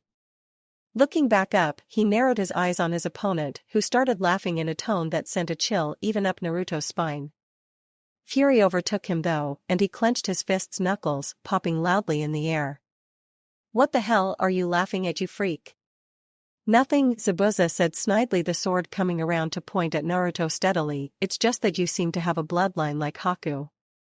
It's been a long time since I've had to fight a bloodline, so I'm laughing for not seeing it sooner." Naruto said while silently preparing to attack at the first opportunity. "I'm Uzumaki Naruto, the future Hokage, not a bloodline. You can worry about being Hokage after you survive," Zabuza said before disappearing from view in a blur of speed. Naruto felt his instincts scream at him and he dropped to the ground as the massive sword slashed overhead from behind him. Using his hands, Naruto spun over, planting a kick firmly to the man's shin and then performing a back flip, another to his chin. Landing smoothly, Naruto surged his chakra and leaped back as the massive blade swung around at a speed that was near invisible. Zabuza was on the offensive once more, and before long Naruto was doing his damnedest to avoid getting any more cuts. Still, no matter how much he hurt this eyebrowless freak, it didn't slow him down. Naruto was also aware that their height and weight made a difference as well. Naruto's blows were just a tad lighter than they should be because of it. If he had been fighting anyone remotely near his own height, he should have been able to do much more serious damage. That kick to the shin he knew would have laid out Kiba, but with Zabuza, it was little more than a tickle, apparently. Sidestepping a particularly brutal downward chop, Naruto prepared to launch a counter-attack only to catch a front kick to the solar plexus which drove the air out of his lungs and launched him backwards. Luckily, Enko had hit him there before several times, so he learned quickly how to focus through the air and lack of air. Hence, instead of being a helpless target, he rolled with the momentum when he hit the ground and sprang to his feet, his breath already returning in sharp stabs.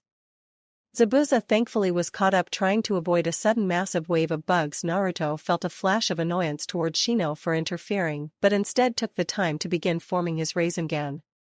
One hand to supply the chakra, the other rapidly striking it to give it form, and then looking up he fixed his gaze on his enemy who was turning to face him. Naruto let a low growl escape as he started forward in a stumbling but dead run, bringing his arm with the Rasengan back, his concentration at its zenith. Zabuza waited until Naruto was within range and then twirled his massive sword overhead before bringing it down in a vicious and powerful downward chop. It was a feat that Naruto was not conscious of doing, but suddenly realizing he could not move fast enough to avoid the blow, he performed a shunshin to reach inside the man's guard before he could complete the motion. Zabuza's eyes went wide. Naruto appeared in a crouch, snarling as he drove his Rasengan forward into the swordsman's sternum. The air filled with the sound of rushing wind cracking bones, and then a meaty tearing. Blood splattered Naruto's face as the man lifted off his feet, sword falling uselessly aside, and was sent hurtling 50 feet away into a massive tree that snapped from the impact. Zabuza's body arched from the blow. The man stood erect for a moment and then collapsed lifelessly face first to the ground. Naruto slowly stood up from the crouch, arm falling absently to his side. Taking a deep breath, he let it out and turned to find Shino approaching cautiously, and it took Naruto a moment to force his bloodlust aside and offer a faint smile to the boy. "I didn't need your help." That was Shino started uncertain, then shook his head. "Kikyo-chan acted on her own. She says that she thought it best to help you out, since we are all on the same team." Naruto managed a grunt, said, not knowing really what to make of that. He knew that Keiko was a bug that Shino spoke with a lot, it was just something that came up among them, but this was the first time he'd heard of her having an actual personality. Well, he did suppose that if she could talk, then she would have to have a personality, but still. "Well, thanks, Kikyo-chan." "She says you are welcome," Shino said in that monotone way of his. "Oi, so what did you think of that move?" "I can't wait to tell Ero-san that I used it to take down an A-rank missing nin." Naruto gloated, leading the way to the dead body where he began searching for items. It was impressive. Shino admitted the amount of concentration had to be very high. "I am also impressed that you managed to use a shunshin in conjunction with such a move. However, you seem far too carefree after such a battle." Whatever, Naruto muttered, pocketing the money on the man along with a few notes and one sealed scroll. Then after some deliberation, he took the scratched forehead protector. "We should move to locate Ino, and then return to Otafukugai," Shino said. "By now Tsunade-sama will have spent all of our money and be preparing to leave soon." "Right," Naruto said, looking at the body, before creating several Kage Bunshin. "Naruto? Even an eyebrowless freak deserves to be buried," Naruto muttered, and then walked over to the massive sword, considering it. The blade had survived the Kaze no Yaiba. Yes, there were deep cuts on the outer edges, but for the most part it was untouched. Kneeling, he produced a sealing scroll that he had left over from training with Ero-san along with his pen and the chakra-laced ink. A few deft movements later to mark both the scroll and weapon, and Naruto was ready. Channeling the chakra into his hand, he placed it on the scroll, activating the seal. "Unyu Fuan Hoen." There was a pulse as the seals on the scroll and the sword glowed. Then with a gentle glow, the sealing was complete and Naruto was binding the scroll, carrying the sword shut. Standing, he pocketed it and grinned at Shino. Now let's go meet up with Ino-chan. Tsunade frowned, dropping her coins into the machine and yanking the arm. The Sannin watched the wheels spin for a moment, then looked around the parlor. It was well lit, giving the decor a nice warm look, complementing the polished wooden panels and the strikingly colorful paintings on the wall. The place was new, or at least it was new, since the last time Tsunade had been through town and packed. Large brightly painted machines lined every available surface along with small tables, and the room was crammed with people at the machines shouting in victory, cursing in defeat, and employing odd body language in an attempt to win. It was the kind of place that not too long ago Tsunade would have enjoyed, even if she did lose the shirt off her back, which had happened only once when she had foolishly agreed to play strip poker with Jiraiya and Orochimaru when they were younger. Now though she found it rather boring, and the medic wasn't sure why. It could have been the lack of Shizune or Taunton. Maybe it was because she was now responsible for taking care of people and didn't have the energy to be selfish. Most likely it was because she was still held the necklace and the guilt associated with it.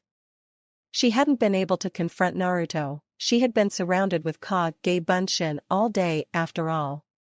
Nicely created and very convincing Kage Bunshin of Shino Ino and Naruto, but Tsunade was a Sannin.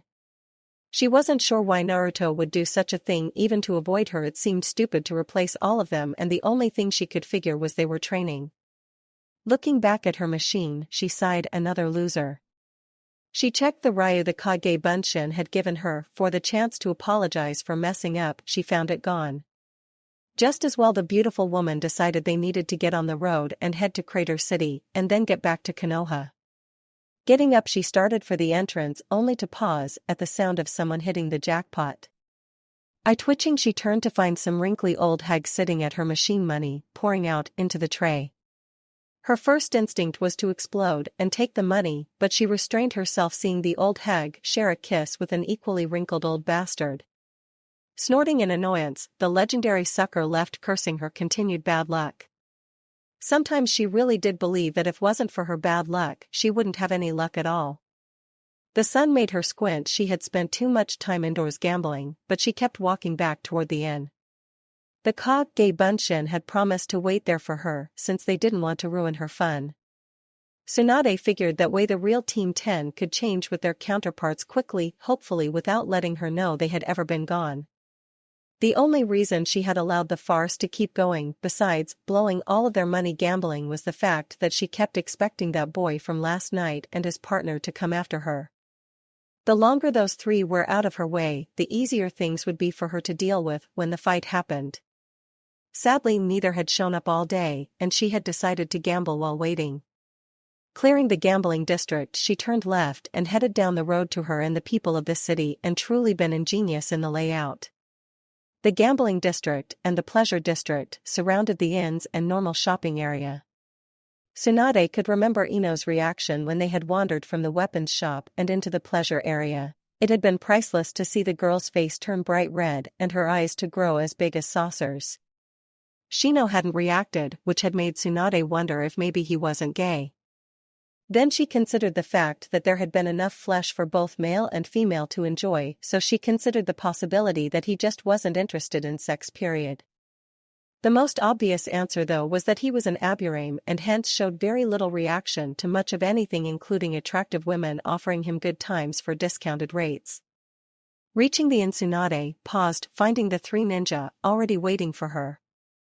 Naruto's hair had reddish tinge to it, his jacket almost in tatters. Ino stood nearby, her top darkened around a tiny hole near her chest, but there was no mistaking her confident look. Only Shino appeared no different.